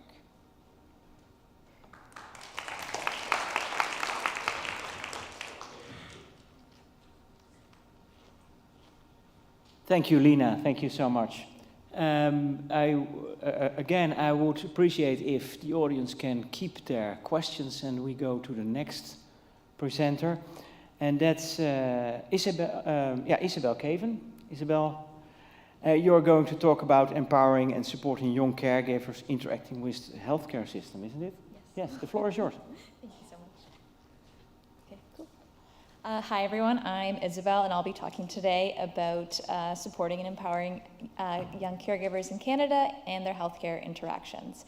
I'll be sharing findings from an ongoing project that I'll emphasize throughout that it's ongoing and there'll still be lots of learning as we move forward. So to start our project team, you can see our project team on the left there, and the asterisk is to remind me that Karen, her previous research was funded by an Ontario Ministry of Health Early Researcher Award.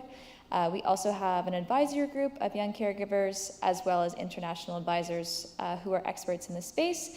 And the big logos on the right there are our caregiving and organizational partners who are incredibly important to this project. So to start, as for who young caregivers are, our working definition of this project is people under the age of 25 who provide significant ongoing care support to a family member or loved one. The photo on the right is myself and my eldest sibling, who gave his permission for me to share this photo. And he has an intellectual disability, and I have grown up supporting him. I will be holding on to other definitions of young caregivers, which are people under the age of 30 as I move forward. But I'm part of over 1 million Canadians who provide significant care support. And I feel very grateful to be able to bring my lived experience into this space, but I always want to recognize that I come from a place of a lot of privilege and have had the resources, networks, and supports to provide caregiving support without a lot of the negative consequences that a lot of other young caregivers can experience in their caregiving journeys, such as impacts on their overall health, well-being, and development at a really pivotal time in their life. And so as for healthcare, we know that young caregivers have really significant healthcare responsibilities, whether that be from sitting at bedside, talking to a physician, or being in the home administering and tracking medication. So as for challenges, Marianne Saragosa led a really great project to understand the kind of key touch points that young caregivers have as they interact with the healthcare system. And a lot of these challenges can be summarized into the fact that young caregivers are under-recognized, under-acknowledged, and aren't communicated with enough. So to address that, our project has 2 main objectives. So first, using a survey, we are learning from healthcare providers across the country about really, do they know what a young caregiver is? Can they kind of recognize the tasks that they take on, and are they able to support them? And then using what we've learned from the survey, as well as our team's previous research, is actually translating these findings into some sort of actionable co-designed resource for healthcare providers to actually support young caregivers within their clinical practice. So how we're doing this, I mentioned an online survey. This was adapted from a group of researchers in Switzerland and specifically looks at awareness, recognition, understanding of challenges and tasks, and ability to support and refer to kind of organizations. Recruitment is happening in a lot of different ways. The survey is still recruiting using listservs, professional organizations, community organizations, and social media. And if you do any research recruitment over social media and have experience kind of fraudulent or bot responses, please talk to me afterwards, but we're using a really great paper that kind of helps screen some of those responses so we know that they're all real people. And as for co-design, we're working with kind of a modified experience-based co-design process, which is a participatory healthcare quality improvement tool in a series of 3 co-design workshops. So as for our findings, as I'll emphasize again, these are our findings as of March, and the survey is still open, so this will change. But right now we've heard from a really high amount of nurses, as well as physicians and OTs, occupational therapists. And our study is cross-country in Canada, but you can see here we've heard from a lot of healthcare providers in Ontario and are actively sort of working to reach healthcare providers across the other provinces and territories. And as for type of clinical practice, you can see on the slide on the left here of kind of where we're seeing healthcare providers coming from, as well as kind of what type of setting they practice in, inpatient, outpatient, or kind of mixed practice. And so one of the questions on the survey was just to ask healthcare providers if they are encountering or aware that they're encountering young caregivers. So over 60% of our samples said yes, that they see them in their practice. This is a little higher than some of the international literature, but there's also quite a few people who aren't aware that they're encountering them or haven't kind of thought about this topic. And here's a quote on the slide from an OT about kind of who they see in their practice in terms of young caregivers. And then when we look at the same question about encounters by clinical role, we can see the kind of breakdown between allied health, nursing professionals, and physicians, and seeing that nursing staff are potentially aware of those encounters a little bit higher than other types of clinicians. And similarly, looking at practice setting, you can see there's kind of an even spread across different types of practice. And so one of our first question was about encounters, and our second question is about support. So are people actually able to support young caregivers? And this goes down a little bit from awareness, and we see that just over half of our samples said yes, they could support young caregivers. And this quote on the slide there by another occupational therapist, I think importantly points out that the main support from acute care is giving the patient appropriate referrals to public respite and home care supports. So to move into the co-design phase, as I've talked about, this is a process of 3 workshops. The first 2 workshops we have done and I'll touch on, but really the goal is to kind of come together with young caregivers, healthcare providers, and community organizations to try and figure out resources and interventions to support healthcare providers in their encounters with young caregivers. And our last co-design 3, which will be coming up in June, is kind of refining this idea and what this resource looks like. So at our first co-design session, you can see the types of attendees we had there.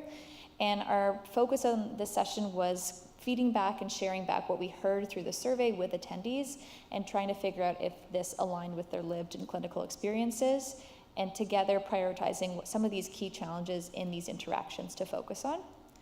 In our second workshop, we thankfully had a few more clinicians in the room, but we kind of continued to build off these prioritization activities and started to really brainstorm how we were going to address these challenges. And as I'll touch on throughout this work, I think important in co-design 2 was the fact that we were informed by current resources that exist and are offered by caregiving organizations across the country, and really tried to kind of build on what's out there or talk about how certain things could be modified to meet needs or identify some of the gaps in some of the resources. And so when we come back to the survey a little bit, another question that was asked was about what types of resources healthcare providers wanted in order to support them. And very unsurprisingly, not many people wanted +1 day training sessions, but there was a lot of appetite for brochures, websites, and modules. And when we kind of juxtapose this with the resources that are offered by our caregiving organizations, which some of these may not be tailored to young caregivers, this kind of shows that there are resources out there. It's just a matter of kind of making sure they're tailored to young caregivers, and also we get them in the hands of those who need them, whether that be young caregivers or healthcare providers. And so some of our key learnings to date, which I'll talk through from our first 2 co-design sessions. The first thing is this young caregiver label.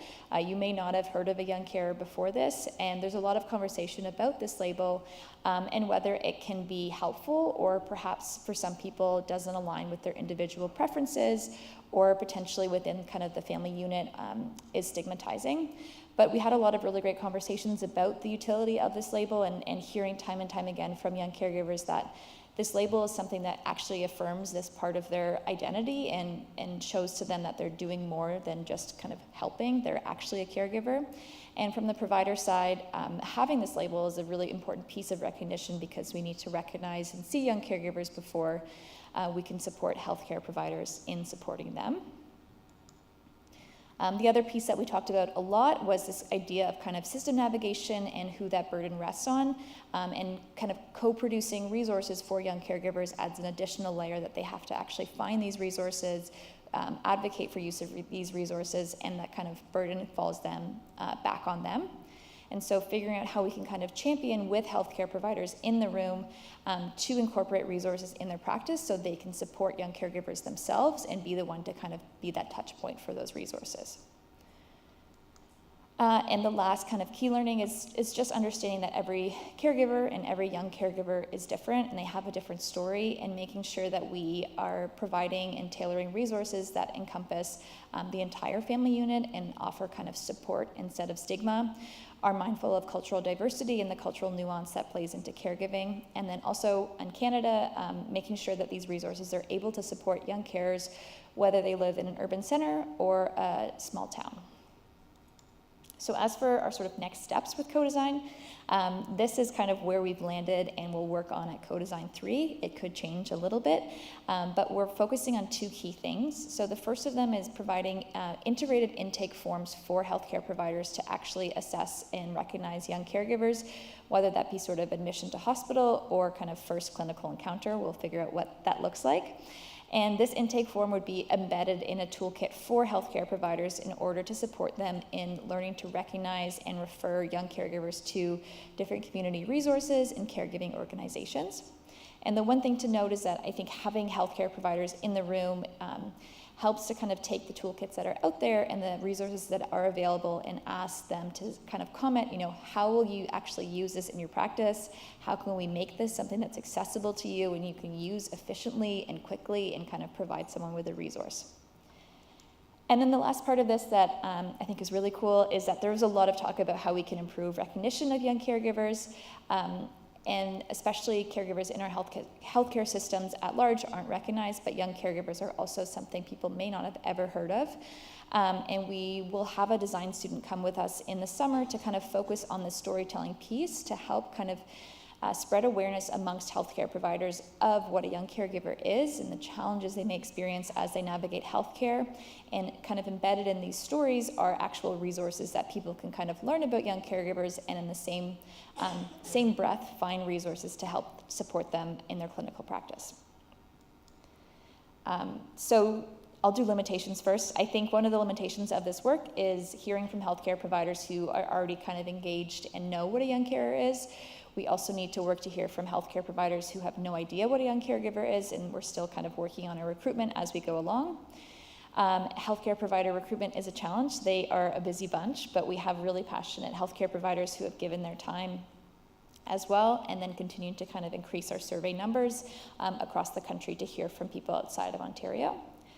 But to end on a positive, some of the strengths of this work is that we aren't kind of starting from zero. The challenges that we're hearing about in terms of young caregivers' clinical interactions are informed by our team's previous research as well as this survey.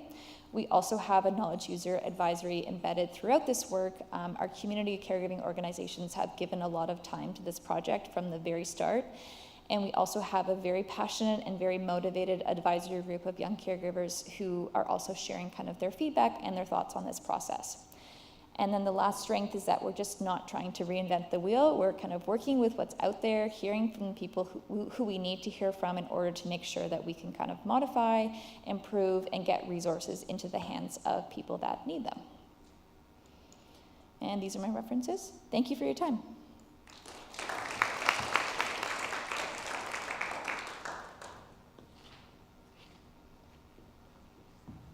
Thank you,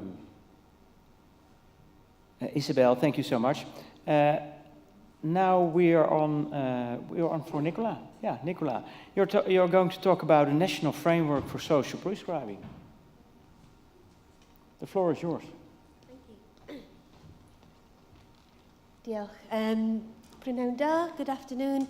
My name is Nicola Evans. I am Head of Health Inequalities and Healthy Communities within Welsh Government, and first of all I'd just like to thank you all for sticking with us. I know it's been a really long day for everybody and there's so much information that's come through on such a fabulous day, so thank you very much for sticking with us and coming along to the session. So in my session today I'm just going to set out how social prescribing has developed in Wales and how the framework came about. Explain what we mean by social prescribing, because we've got a slightly different definition to social prescribing than the WHO definition. To map out the core objectives of the national framework and some of its themes, and then just to sort of highlight some of the tools and guidance we have and what we plan to do in the future, and then just some personal reflections. And if I've got time, I've got a little video.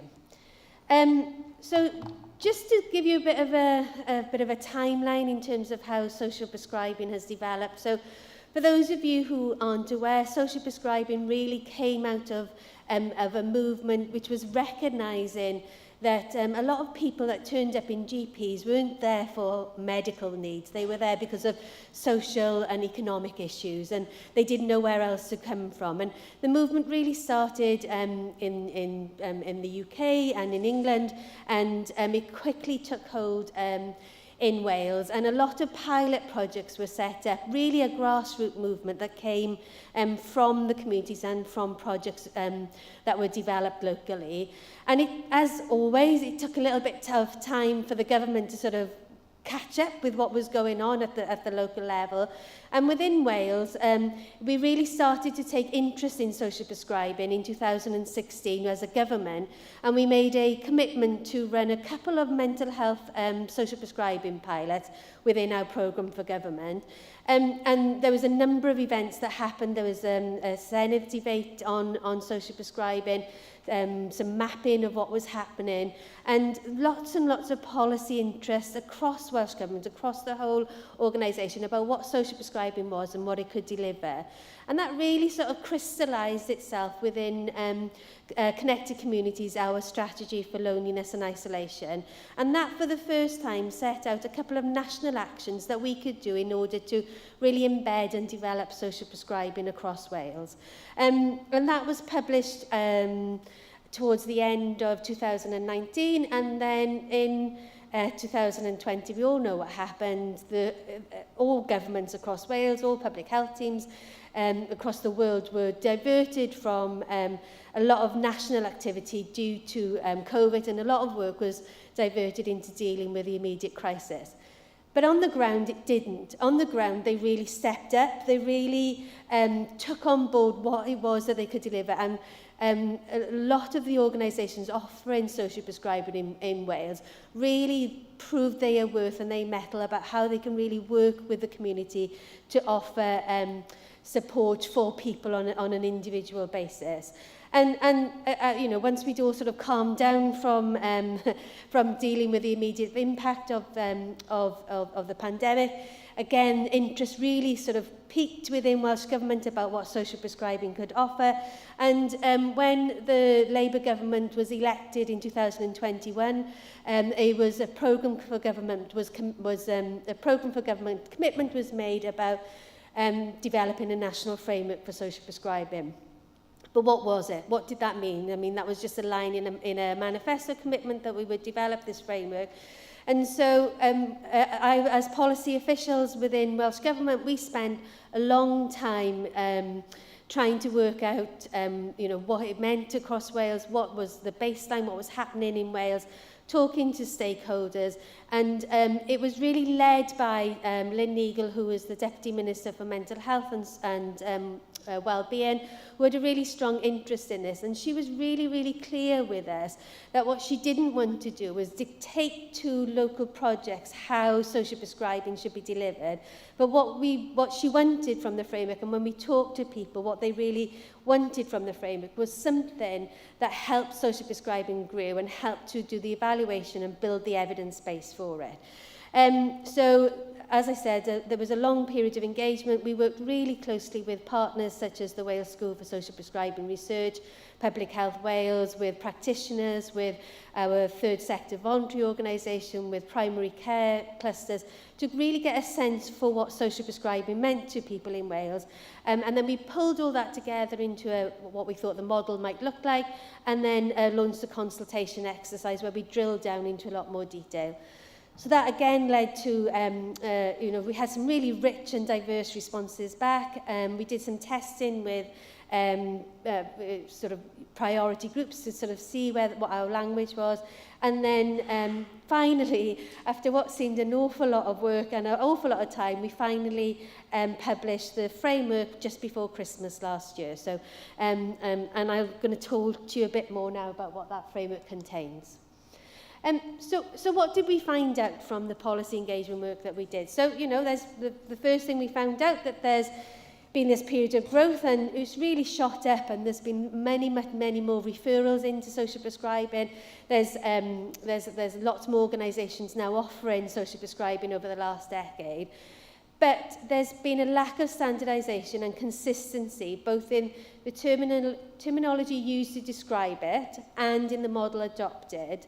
And many people, when they talked about social prescribing, they were talking across purposes. So some people were talking about the referral into it. Some people were talking about the what matters conversation. Some people were talking about the activities themselves. So there was lots of confusion. So that meant that people both within the public and in the workforce didn't really know what we were talking about. And, you know, when you're trying to explain complex terms and new models of care for people, then people knowing what you're talking about is really important. There was also a lack of leadership and ownership to drive improvements. So there was no sort of central body that sort of could see it and was holding people to account. And what came across was really important was that while we, as I said, it was important to have these national standards and guidance, people didn't want us to say it must be delivered in this way and it must be delivered in specific ways, because obviously models of care need to be adapted to meet the needs of local services. So, what is social prescribing? So, in the WHO, the definition of social prescribing is very much rooted within a healthcare model where somebody is referred from a healthcare professional into a community asset or into a community. But in Wales, we have taken that and boiled it down to what we believe the function of social prescribing is, and think of it as an umbrella term that describes a person-centred approach to connecting people to the local communities. So that doesn't matter what setting it's in. So it doesn't matter if it's in a healthcare setting, it doesn't matter if it's in a third sector setting, it doesn't matter if it's in a university setting. So social prescribing in Wales is that function of connecting somebody to a local community asset. And by community asset, we mean community groups, interventions and services which could be delivered online or in person, as well as physical activities and physical assets. And then the social prescribing pathway, we've sort of set that out as containing these sort of three key elements. So the referral into an organisation offering social prescribing could come from a number of different routes. So it could be a self-referral, it could be a healthcare referral, it could be through the third sector, community and voluntary sector organisations, or it could come through statutory services. So the referral route into social prescribing isn't limited to one organisation. It could come from a number of different things. We've also included targeted referrals, because we do have examples in Wales where we've offered, through using population health management, we've offered individuals targeted interventions. So we've included that as a referral route into social prescribing. So then social prescribing is where the what matters conversation happens. It's where action planning is done, and it's where signposting and onward referral is undertaken, and you work with people to develop that action plan, and where people monitor and record the outcomes of that activity. And then finally into community assets. And by community assets, what we mean by that is people are referred into what matters to them. So it's not a particular service or activity. It depends on that person. It depends on what matters to that person. But we've sort of classified them into the following. They tend to be either sort of creative referrals, so music, dance, anything creative to help people's general well-being, exercise referrals, green-blue referrals. We talk about into nature, into water-based activities, into education on referral, and increasingly welfare support referral. So this is for people who have, need to they might have issues with debt or financial support or housing concerns. So it's that referral into those organisations that can offer in that support. And because our definition is so broad and the models that we're offering is quite wide, what we set out then to do through the national framework is to deliver on a number of core objectives across Wales. And those were about developing a shared understanding of what we meant by social prescribing, to set out some guidance and tools for people to support the workforce and drive up skills, to ensure a quality of provision, to monitor and evaluate, and ultimately to improve outcomes. So everything that we will be delivering under the remit of the framework will have those 5 objectives that we're looking to deliver. And across each of those, we will also have a number of cross-cutting themes.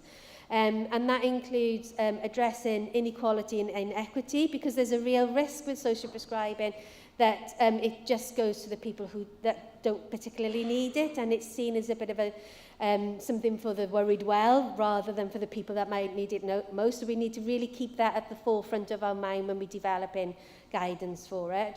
That it's across the life course. So primarily in Wales, social prescribing is targeted at adults, but there is a growing incidence of social prescribing for children, and that's something we need to bear in mind. But when we are developing guidance for social prescribing, we need to take that into account when we're developing them. Within Wales, we have a requirement to do everything bilingually, and not just translate documents into Welsh, but think about how our policies can promote Welsh, and we can actively engage with Welsh language communities and promote the use of Welsh language, so that we have that active offer.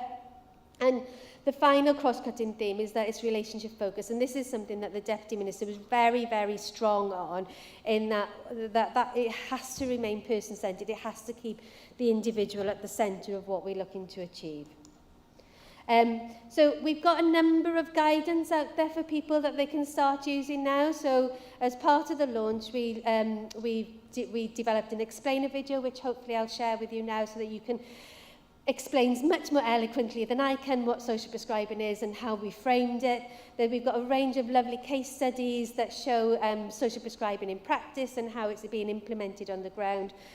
The Wales School for Social Prescribing Research has developed a glossary of terms which really does help demystify what social prescribing is, and takes you and recognises that there are differences used in different sectors, but then ultimately it's this, what they talk about is the same thing. So as an example, we talk about a social prescribing practitioner, but in the third sector they call it a community connector. In primary care they call it a link worker.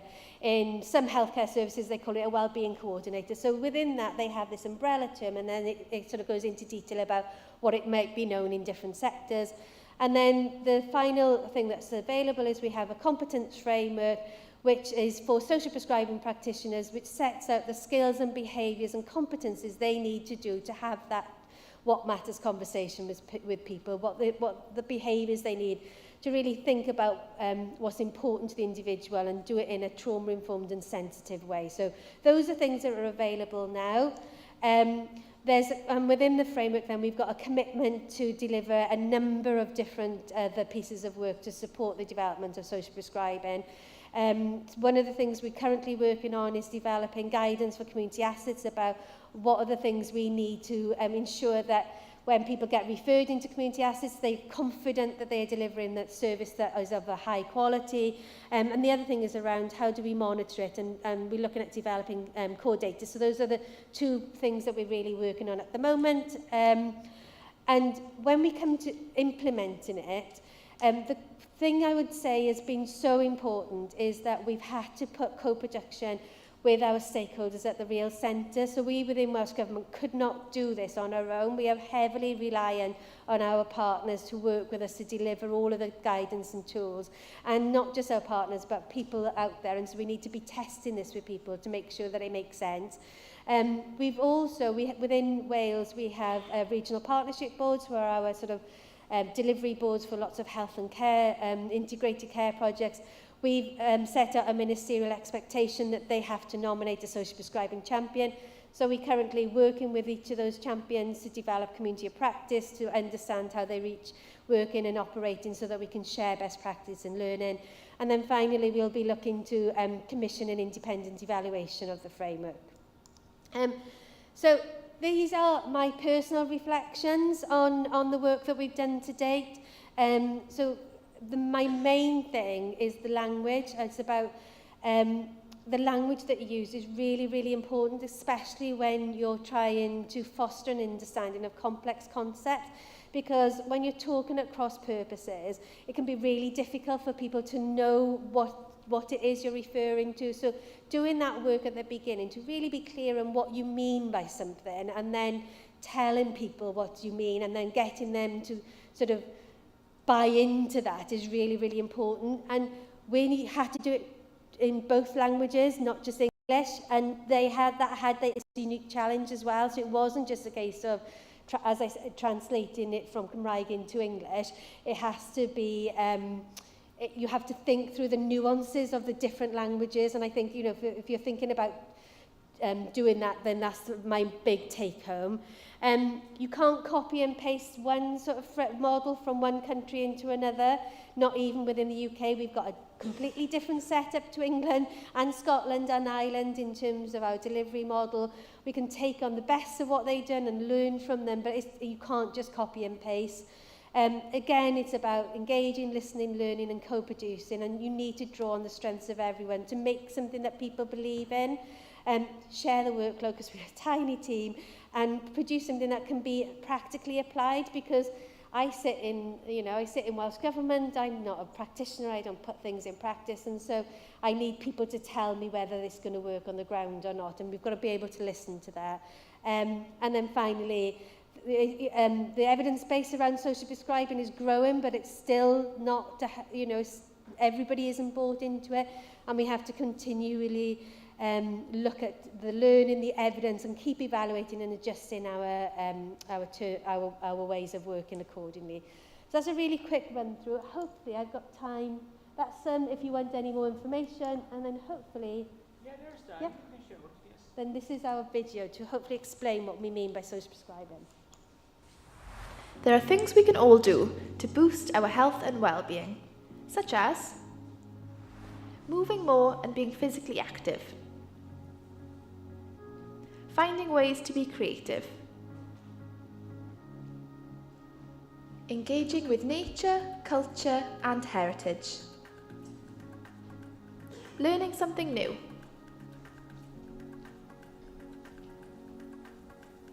connecting with people with similar interests or experiences,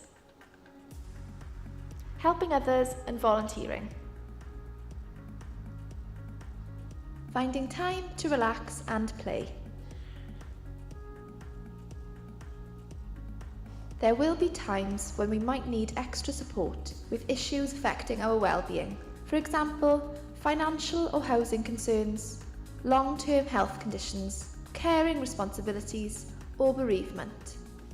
When looking for ways to improve well-being, many people will look for help, either online or within the local community, and turn to their families and friends for advice. But this can prove difficult for some people, and this is where social prescribing can help. Social prescribing is a term used to describe connecting people, whatever their age or background, to the community to help them manage their health and well-being. People working in social prescribing will help you develop an action plan for connecting with relevant local well-being activities and groups.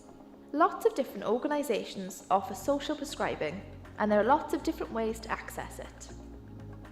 People may contact an organisation offering social prescribing when they realise they need help, or when an employer, friend or family member encourages them to seek support, or be referred to an organisation offering social prescribing by professionals like a GP, nurse, support or charity worker, social worker, teacher, or in some instances, the police or fire service. Sometimes, a social prescribing organisation will contact people directly to offer support.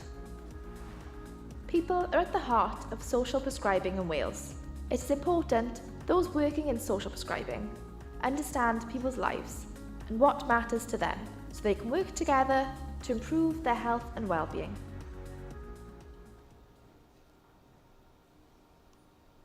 Thank you. Thank you.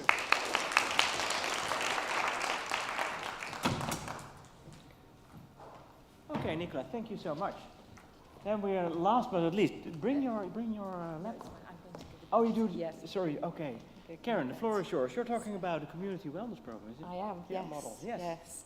So it's great to be here. I'm conscious it's the end of a really long day, and your brains are probably frazzled. So I'll try and keep it quite light and just whiz through these slides. So many of you here may know that about health inequalities. In the UK, if you live in one of the most deprived areas in the UK, it's quite possible that you will die 10 years earlier than the people living in the most affluent areas, a whole decade earlier, which is just completely unfathomable, really. And actually, during your life, you probably will have up to 20 years more ill health during that shortened life if you live in an area of deprivation. So I witnessed this firsthand, the impact of social injustice, of health inequalities as my role as a GP. I've been working as a GP for 31 years, and I went into medicine probably quite naively because I had this idea that I was going to help people, that I was going to make a difference. And actually what I found for the first 20 years of my career, I was very much bound by a medical model where I didn't feel that I was really making that difference. I didn't feel like I was really helping people. And I was witnessing the inverse care law most days, the people with most need not being able to access what they needed. And actually, even if they could get in to see me, I didn't actually always have the time to work with people.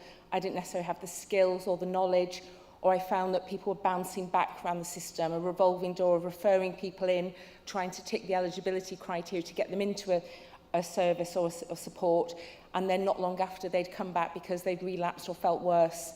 And so in 2016, I had a bit of a career dip where I really questioned medicine, didn't quite know what to do next. And that started this really fascinating journey of working in health inequalities and doing inclusion health. So I've spent the last 8 to 9 years doing various roles, but predominantly it's been working with the most marginalised, the most vulnerable members of our society. And actually what I wanted to do is understand what I needed to do as a medic. How could I work with people? And actually who would know better but the actual people themselves?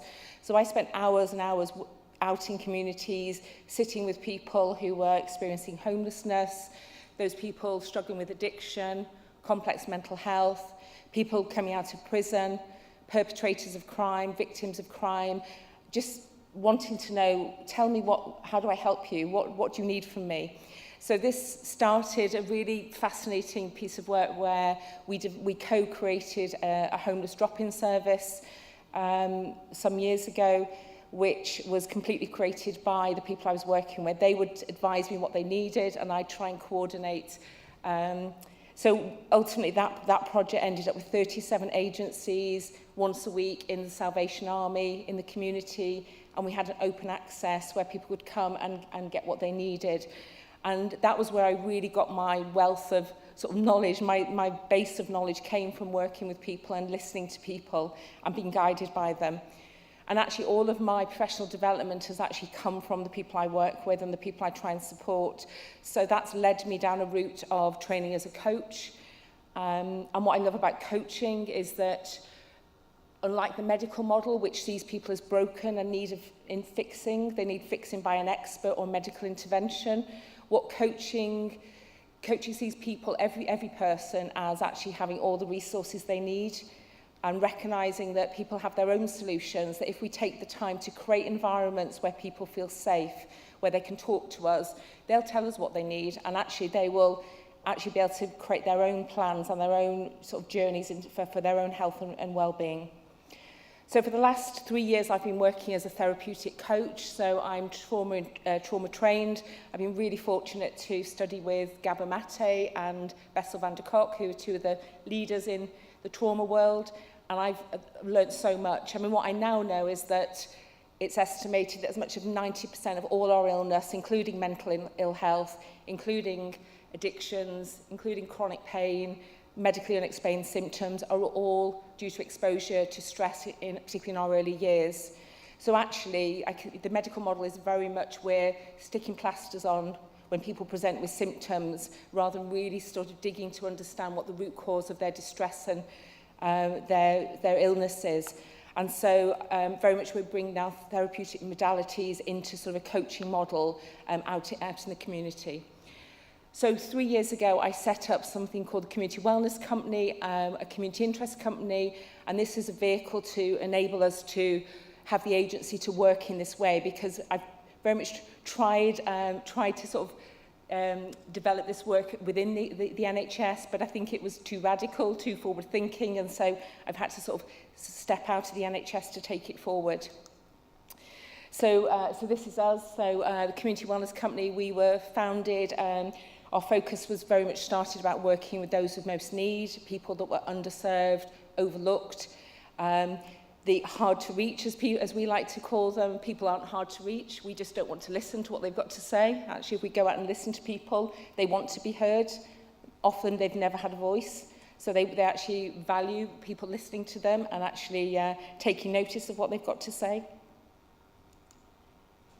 So this is just an overview really of what we do. And I suppose some of the benefits of being able to work in this way is that very much our work is founded in evidence and science. We a lot of neuroscience, science around trauma, science around safety. We use the strengths-based approach. So what is quite fantastic is when you work with somebody. So I'm thinking of somebody at the moment I spoke to the other day who has been a drug dealer for most of his life, and we talked about his strengths. And he said, "Karen, I have no strengths." I said, "You do have strengths. You've been drug dealing. You're obviously a negotiator. You're a businessman. You've got people skills, you know." And nobody had ever in his life told him that he was good at anything. And actually, when we talked about what he might do in the future with those skills, if he could put them to good, he wants to mentor children. He wants to stop other children going down the road he went down. But he also now recognises that his childhood trauma and the abuse he suffered as a child is what led him down this route. So, you know, there's no judgment from us. There's very much acceptance, and we understand, not condone his behaviour, but we recognise why he lives as he does. And the most important part of our work is very much co-designed and delivered with the communities we work with, and it responds directly to the needs. We don't have any assumptions. While there are some common themes that we think about, poverty and adversity and mental health and trauma, the programmes become very much place-based, that we can deliver the same programme in different locations with different groups, and the details of the programme always looks different.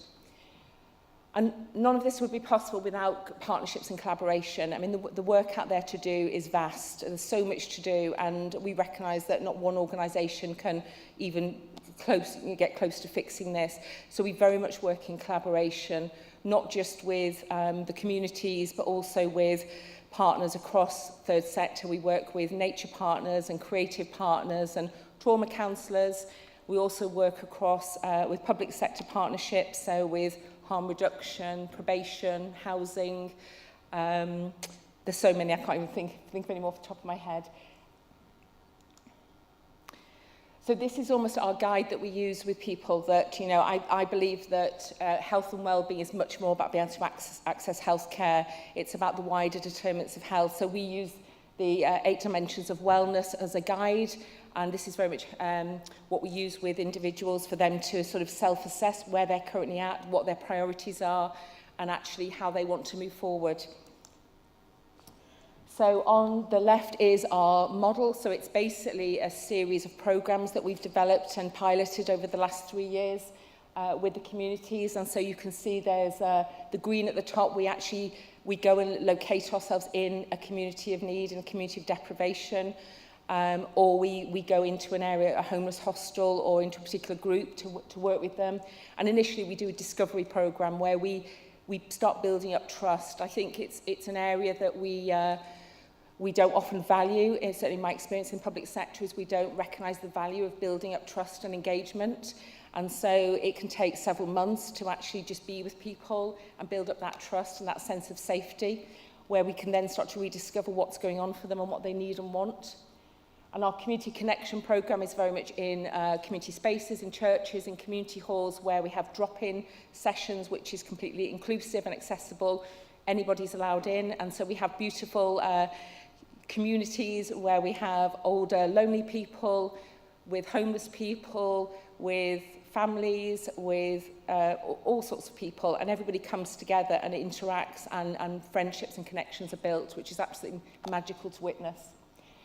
On the right side, this is our core team, and I have to say, in all of my career, I've never worked in such an incredible team. What's really fascinating with this team is that half the team have actually come through our programmes. 5 people here have experienced homelessness. 3 people here have considered ending their life. 4 people have had substance misuse. But actually, what brings us closer together is not our differences, but actually all that we share. So actually, we have all experienced loneliness. We've all experienced complete overwhelm and anxiety. We probably all have neurodiverse traits, we recognise. But actually, we're all very heart-led people, and we're all very passionate about doing the work we do with communities. So how do we know that what we do works? Well, the people we work with tell us, and for me that is enough. You know, just seeing the transformations that we witness every week, the magical transformations, is just incredible. Rivertown is one of the projects we run, and we ask people to give a word for what it means to them. And you can see there some of the words. Sense of belonging is huge. Connection, comfort, help, stability, safety. All these sorts of words. This is so important for people. I put this here. We do quite a lot of art therapies, and one of the patients I'm working with created this piece of art, and it just reminded me that he talked about how society sees him as damaged and broken and a bad person.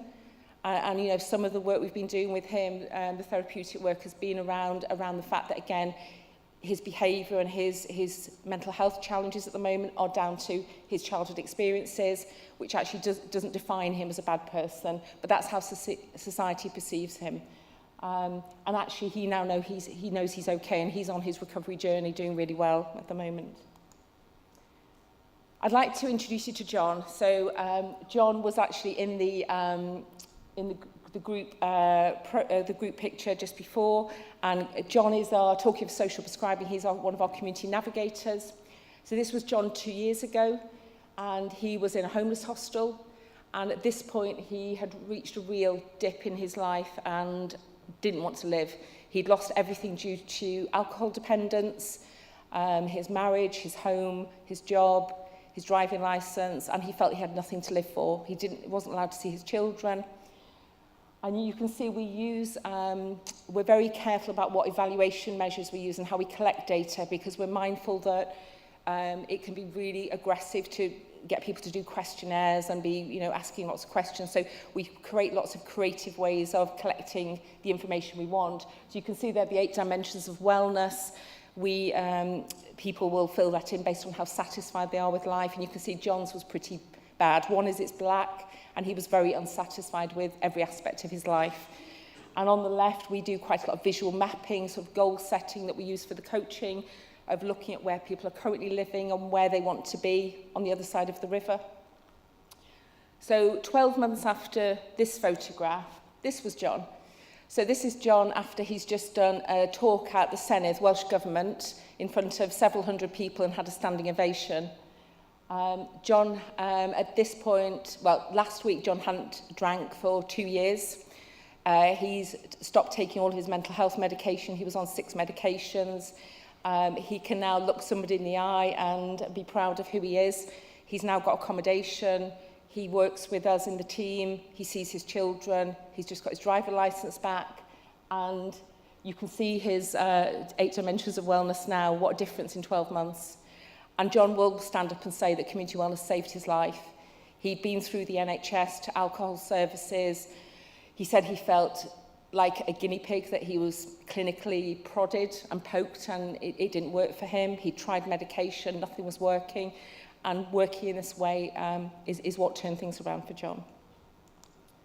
So finally, we've recently won a Health Innovation Award for this work, and so we're hoping that we'll now start getting more traction, that we can do more of this and share our learning so that more people can adopt this way of working and help as many people as possible. So thank you so much for listening.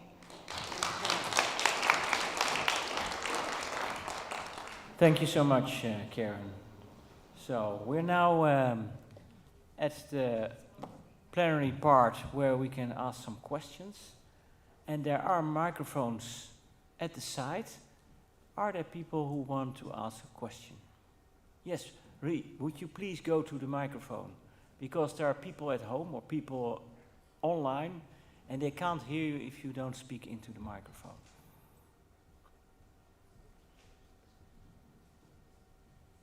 Hello, thank you. Harry, would you please tell tell to who you are going to I'm from Belgium. I'm actually advisor to the Minister of Public Health. I've been a GP before and worked for a long time on in the Health Insurance Administration as CEO. I have two different questions. One on the mental health support. My question would be that because we do have discussions, it is seen as something which is within the clinical process.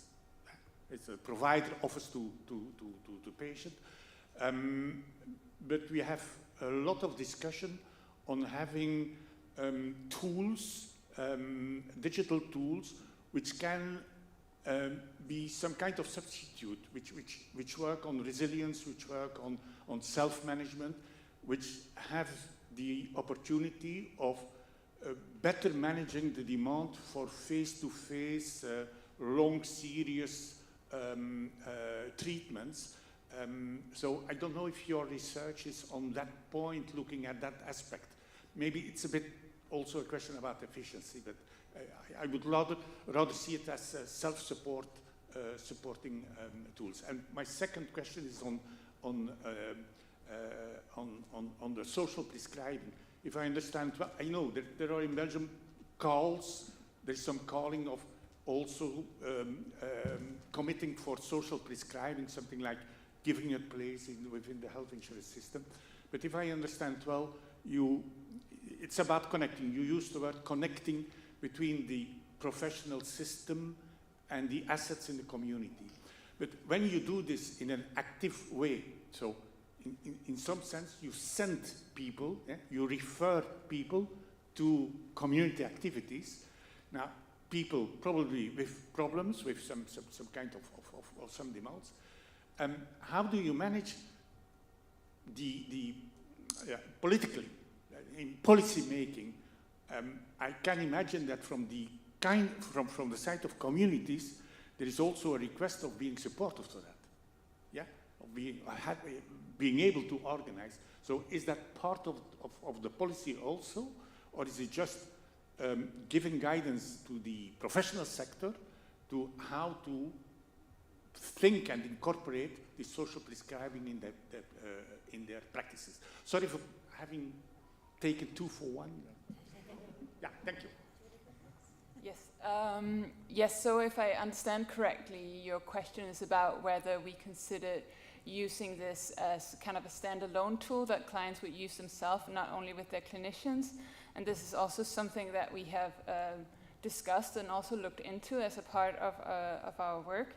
And of course, these tools can be used by clients themselves. It's completely possible for them to monitor their mental health and look at this data themselves.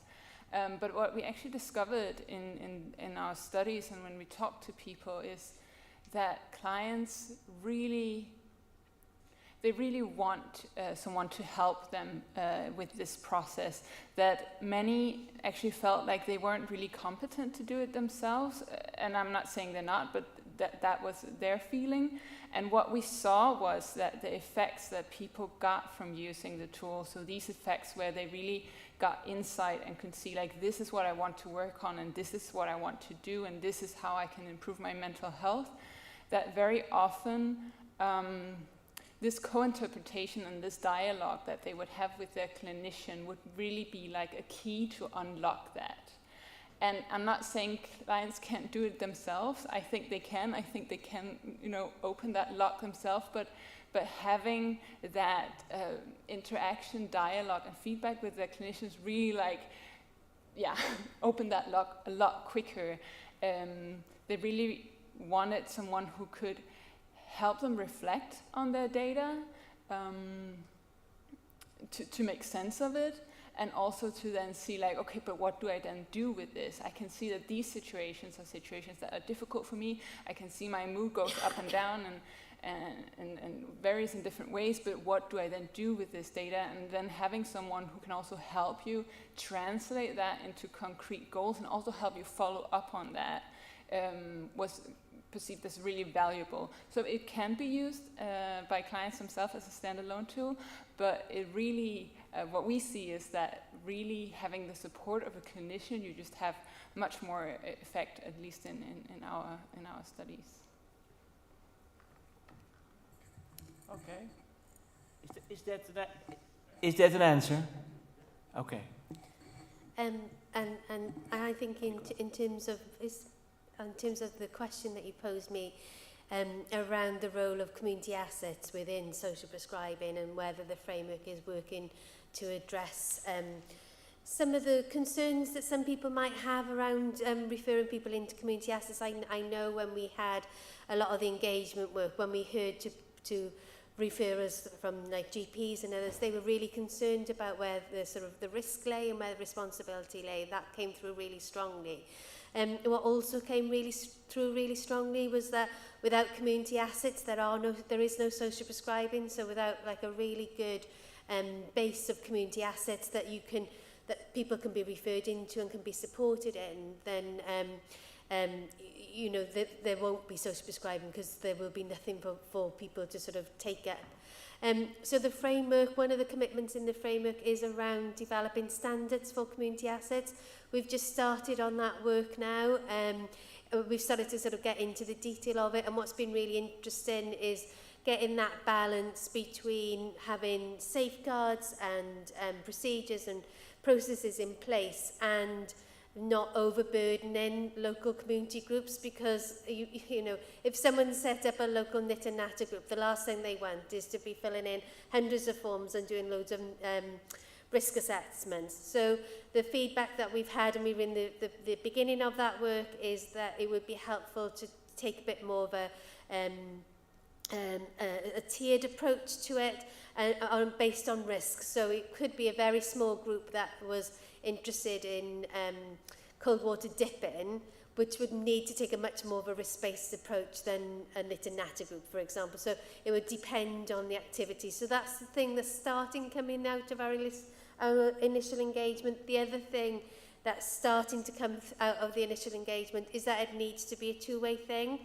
So it can't just be a case of somebody from a social prescribing organisation referring them into a community without giving any thought about whether that works for that individual and just leaving them to it. There has to be that two-way communication between social prescribers and local community assets, so that they can, so that we don't have that inappropriate referrals. Because once that starts to happen, once you start taking advantage of these local groups, then the goodwill goes and the trust goes. So our role in government is to develop the sort of national standards, but then how that is then implemented is for local partnerships to look at. But one of the things we're thinking of maybe doing is developing maybe a code of practice that people sign up to. So those are the type of things that we're looking at the moment. But yes, it certainly is part of the referral, the piece of work that we're looking to do.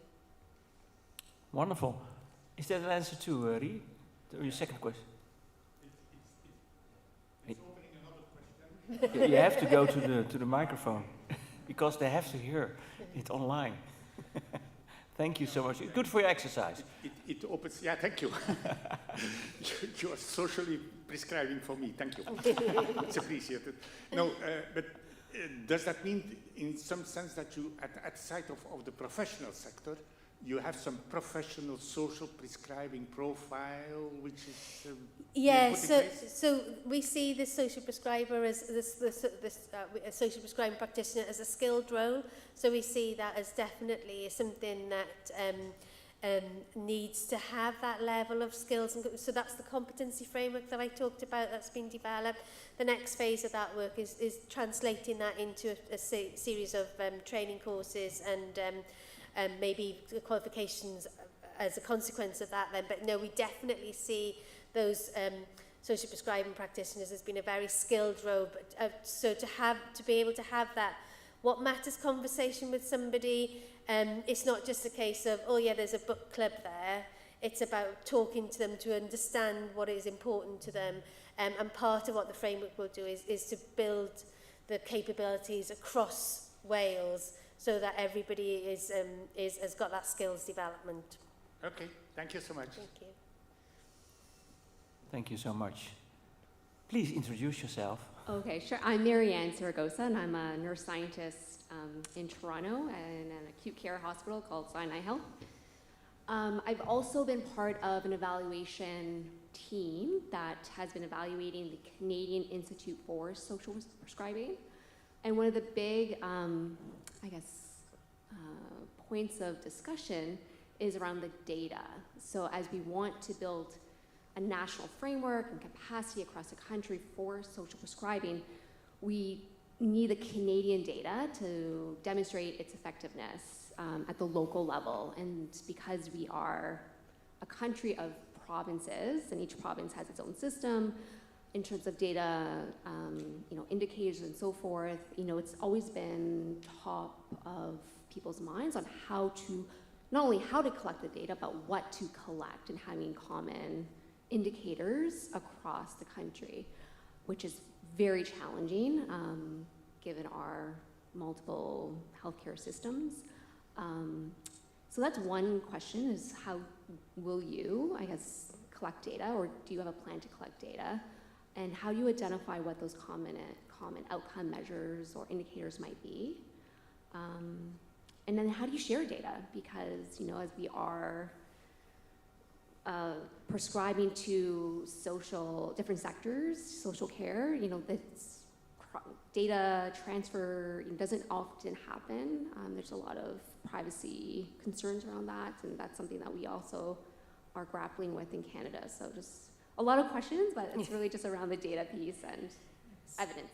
So in terms of the data, we're in a very similar situation to you in that it isn't routinely collected in Wales at the moment. So the data that we've had, and we commissioned the School for Social Prescribing Research to do a baseline back in 2019, which informed the work, and we're currently sort of following that up with another exercise through the regional partnership boards to sort of get a more up-to-date picture about what's happening, but we don't collect it routinely. So part of the commitments in the framework is to start that process of collecting it routinely, and I think it's something that will, which will evolve and develop over time. So I think even if we are routinely collecting demographic data in the first instance, that will begin to tell us something that we don't already know at the moment in terms of who is using the services, where they've been referred into, what the sort of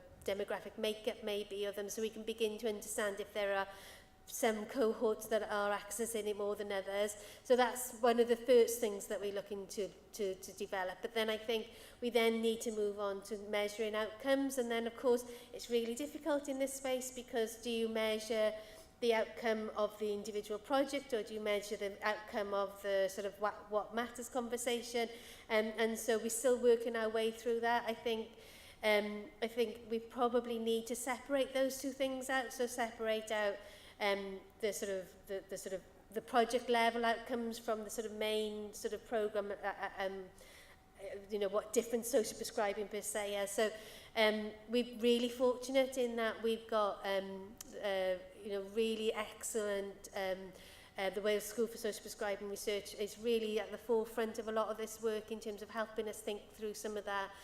We've been working really closely with colleagues in Public Health Wales and others to think through how that might work in practice. So we don't have the answers yet.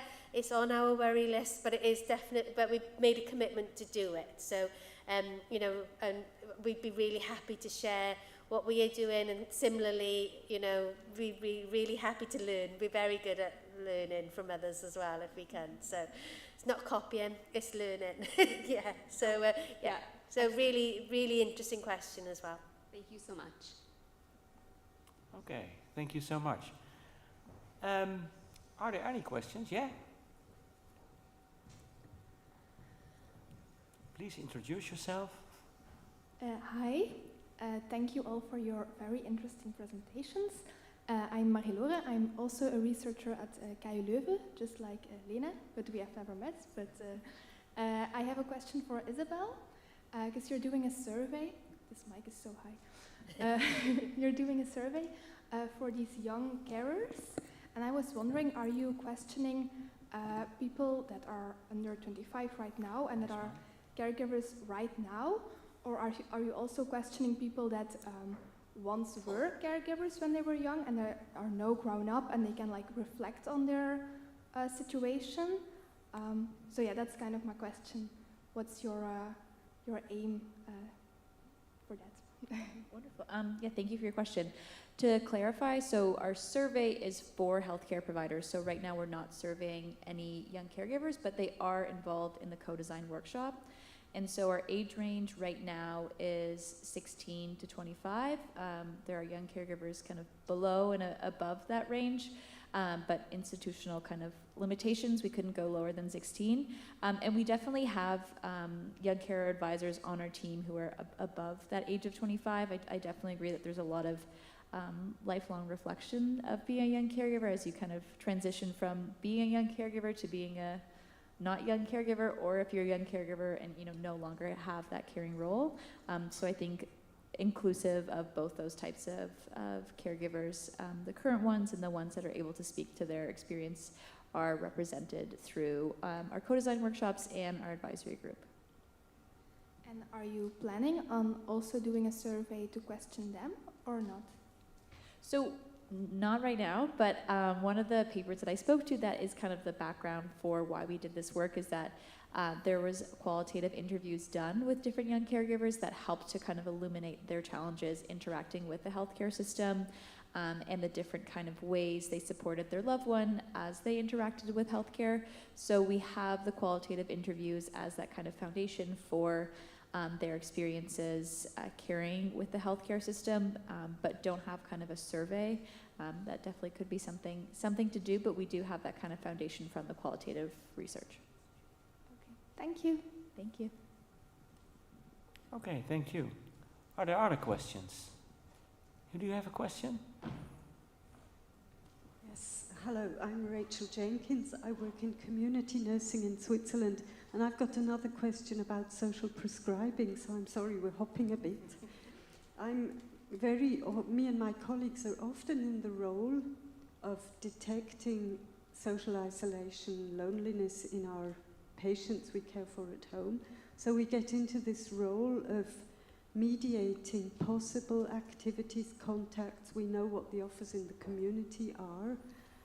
And I find it difficult to sort of envisage somebody, me saying, oh, I'd like Mrs. Miller to meet you. She's from social prescribing. She'll talk about the possibilities for you to get in contact with other people because it's this question of trust, and you have to build trust, and then people slowly open up to the idea, and just mediating somebody into an intermediate role with the aim of facilitating social contacts or activities in the community. I'm just not sure how effective that can be from my experience of socially isolated and lonely people living in the community. So I'd be very interested to hear your... Yeah, and that's a really valid point, and something that, when we looked at the definition of social prescribing, why we decided to come down to it as being as a function rather than as a role. So the function of social prescribing is a function of connecting somebody to the community. So you're doing social prescribing. If you were in Wales, you would be doing social prescribing. So it's not a role as such, it's that function. And so what the framework is trying to do is for people who are doing that function, who are doing that activity, is to put in the support to help them. So it could be that in your instance, it could be that you might draw on some of the support that's there. But for others, they may not have the time, they may not have the capacity, and so it would be appropriate for them then to refer on to somebody who could offer them that time, who could offer them that capacity. So we had lots and lots of debate about the definition of social prescribing. And as I said, in the WHO definition of social prescribing is very much about a person and about that role, whereas we've stripped it right back to that function of connecting people. So that's what you do. And social prescribing has been around for years. Occupational therapists have been doing it for years, nurses have been doing it for years. What they've started to do now is to introduce is a new role for people who just don't have that time to spend with individuals that they might have had in the past. So that's why we've landed on the definition that we did. And the other thing I should have said as well is that we wanted social prescribing not to be a gatekeeper to other things. So it wasn't that you had to go through somebody offering social prescribing to access all of these things. You know, if you could do it yourself, then do it yourself. You know, I often talk about my mum in this situation. My mum joins all of these groups, she's fine, but my uncle couldn't, and so he would need someone to help him. So it's about making sure that social prescribing isn't seen as a gatekeeper to doing things that can help you either. So that was a really important thing I forgot to say earlier. Thank you. And it would be financed over the NHS in Wales? Because I don't know who would finance a role or a We're running a little bit out of time, and you have somebody behind you who wants to ask a question too. Sorry for interrupting. Thank you very much. Thank you so much. I promise my question will be quick. My name is Valentina. I work at the SE Research Center at SE Health in Canada. And my question is for Isabel. I was wondering, you mentioned that you did co-design with young carers as well as healthcare providers. I was wondering if in any of the sessions they were together, and if so, how did you kind of balance the power dynamics between those two groups?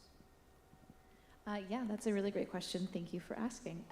They were, I'm just trying to think back. So for sessions 2 and 3, they were all together and in breakout rooms, and those breakout rooms were mixed.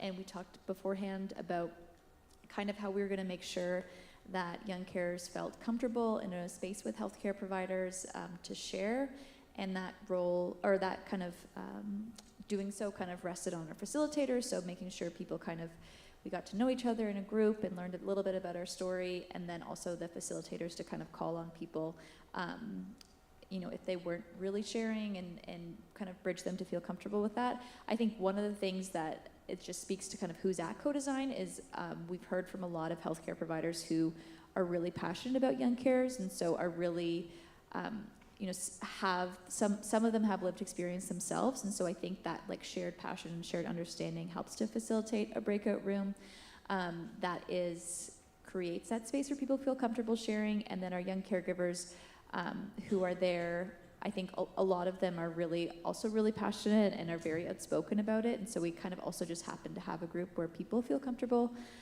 talking, but it's something that we are always mindful in terms of how we facilitate and how we share airtime, and then how we kind of structure our activities, so we give people space to kind of share from their own experiences. But that's really important to point out, so thank you for asking. Okay, thank you so much. I have a very short last question for Karen. And addressing social injustice and health inequalities is that's so important. You do that with the wellness, with this community wellness program. And you had a word cloud, and in that word cloud you had some words like coping, community, health, belonging, etc. How does this interact with different cultures, and how does this interact with lower and social status? Let me think. I would say, I think this is the actual. I think it's all about connection. For me, I think wherever you live, whatever the culture. Interestingly, there was a mental well-being survey that was released last month, which looked at all the countries across the world and scored mental well-being. And the countries that scored really high were Asia and Africa. UK was second to bottom. And a lot of the Western countries were low down on the scoring. And I think when you look at some of the factors, I think it's our disconnection actually in the Western world that we've become very disconnected. We're very, we don't live in communities quite so much as we used to. We're very reliant on tech, and I think there's a real place for tech, but I think it's resulted in people becoming quite disconnected.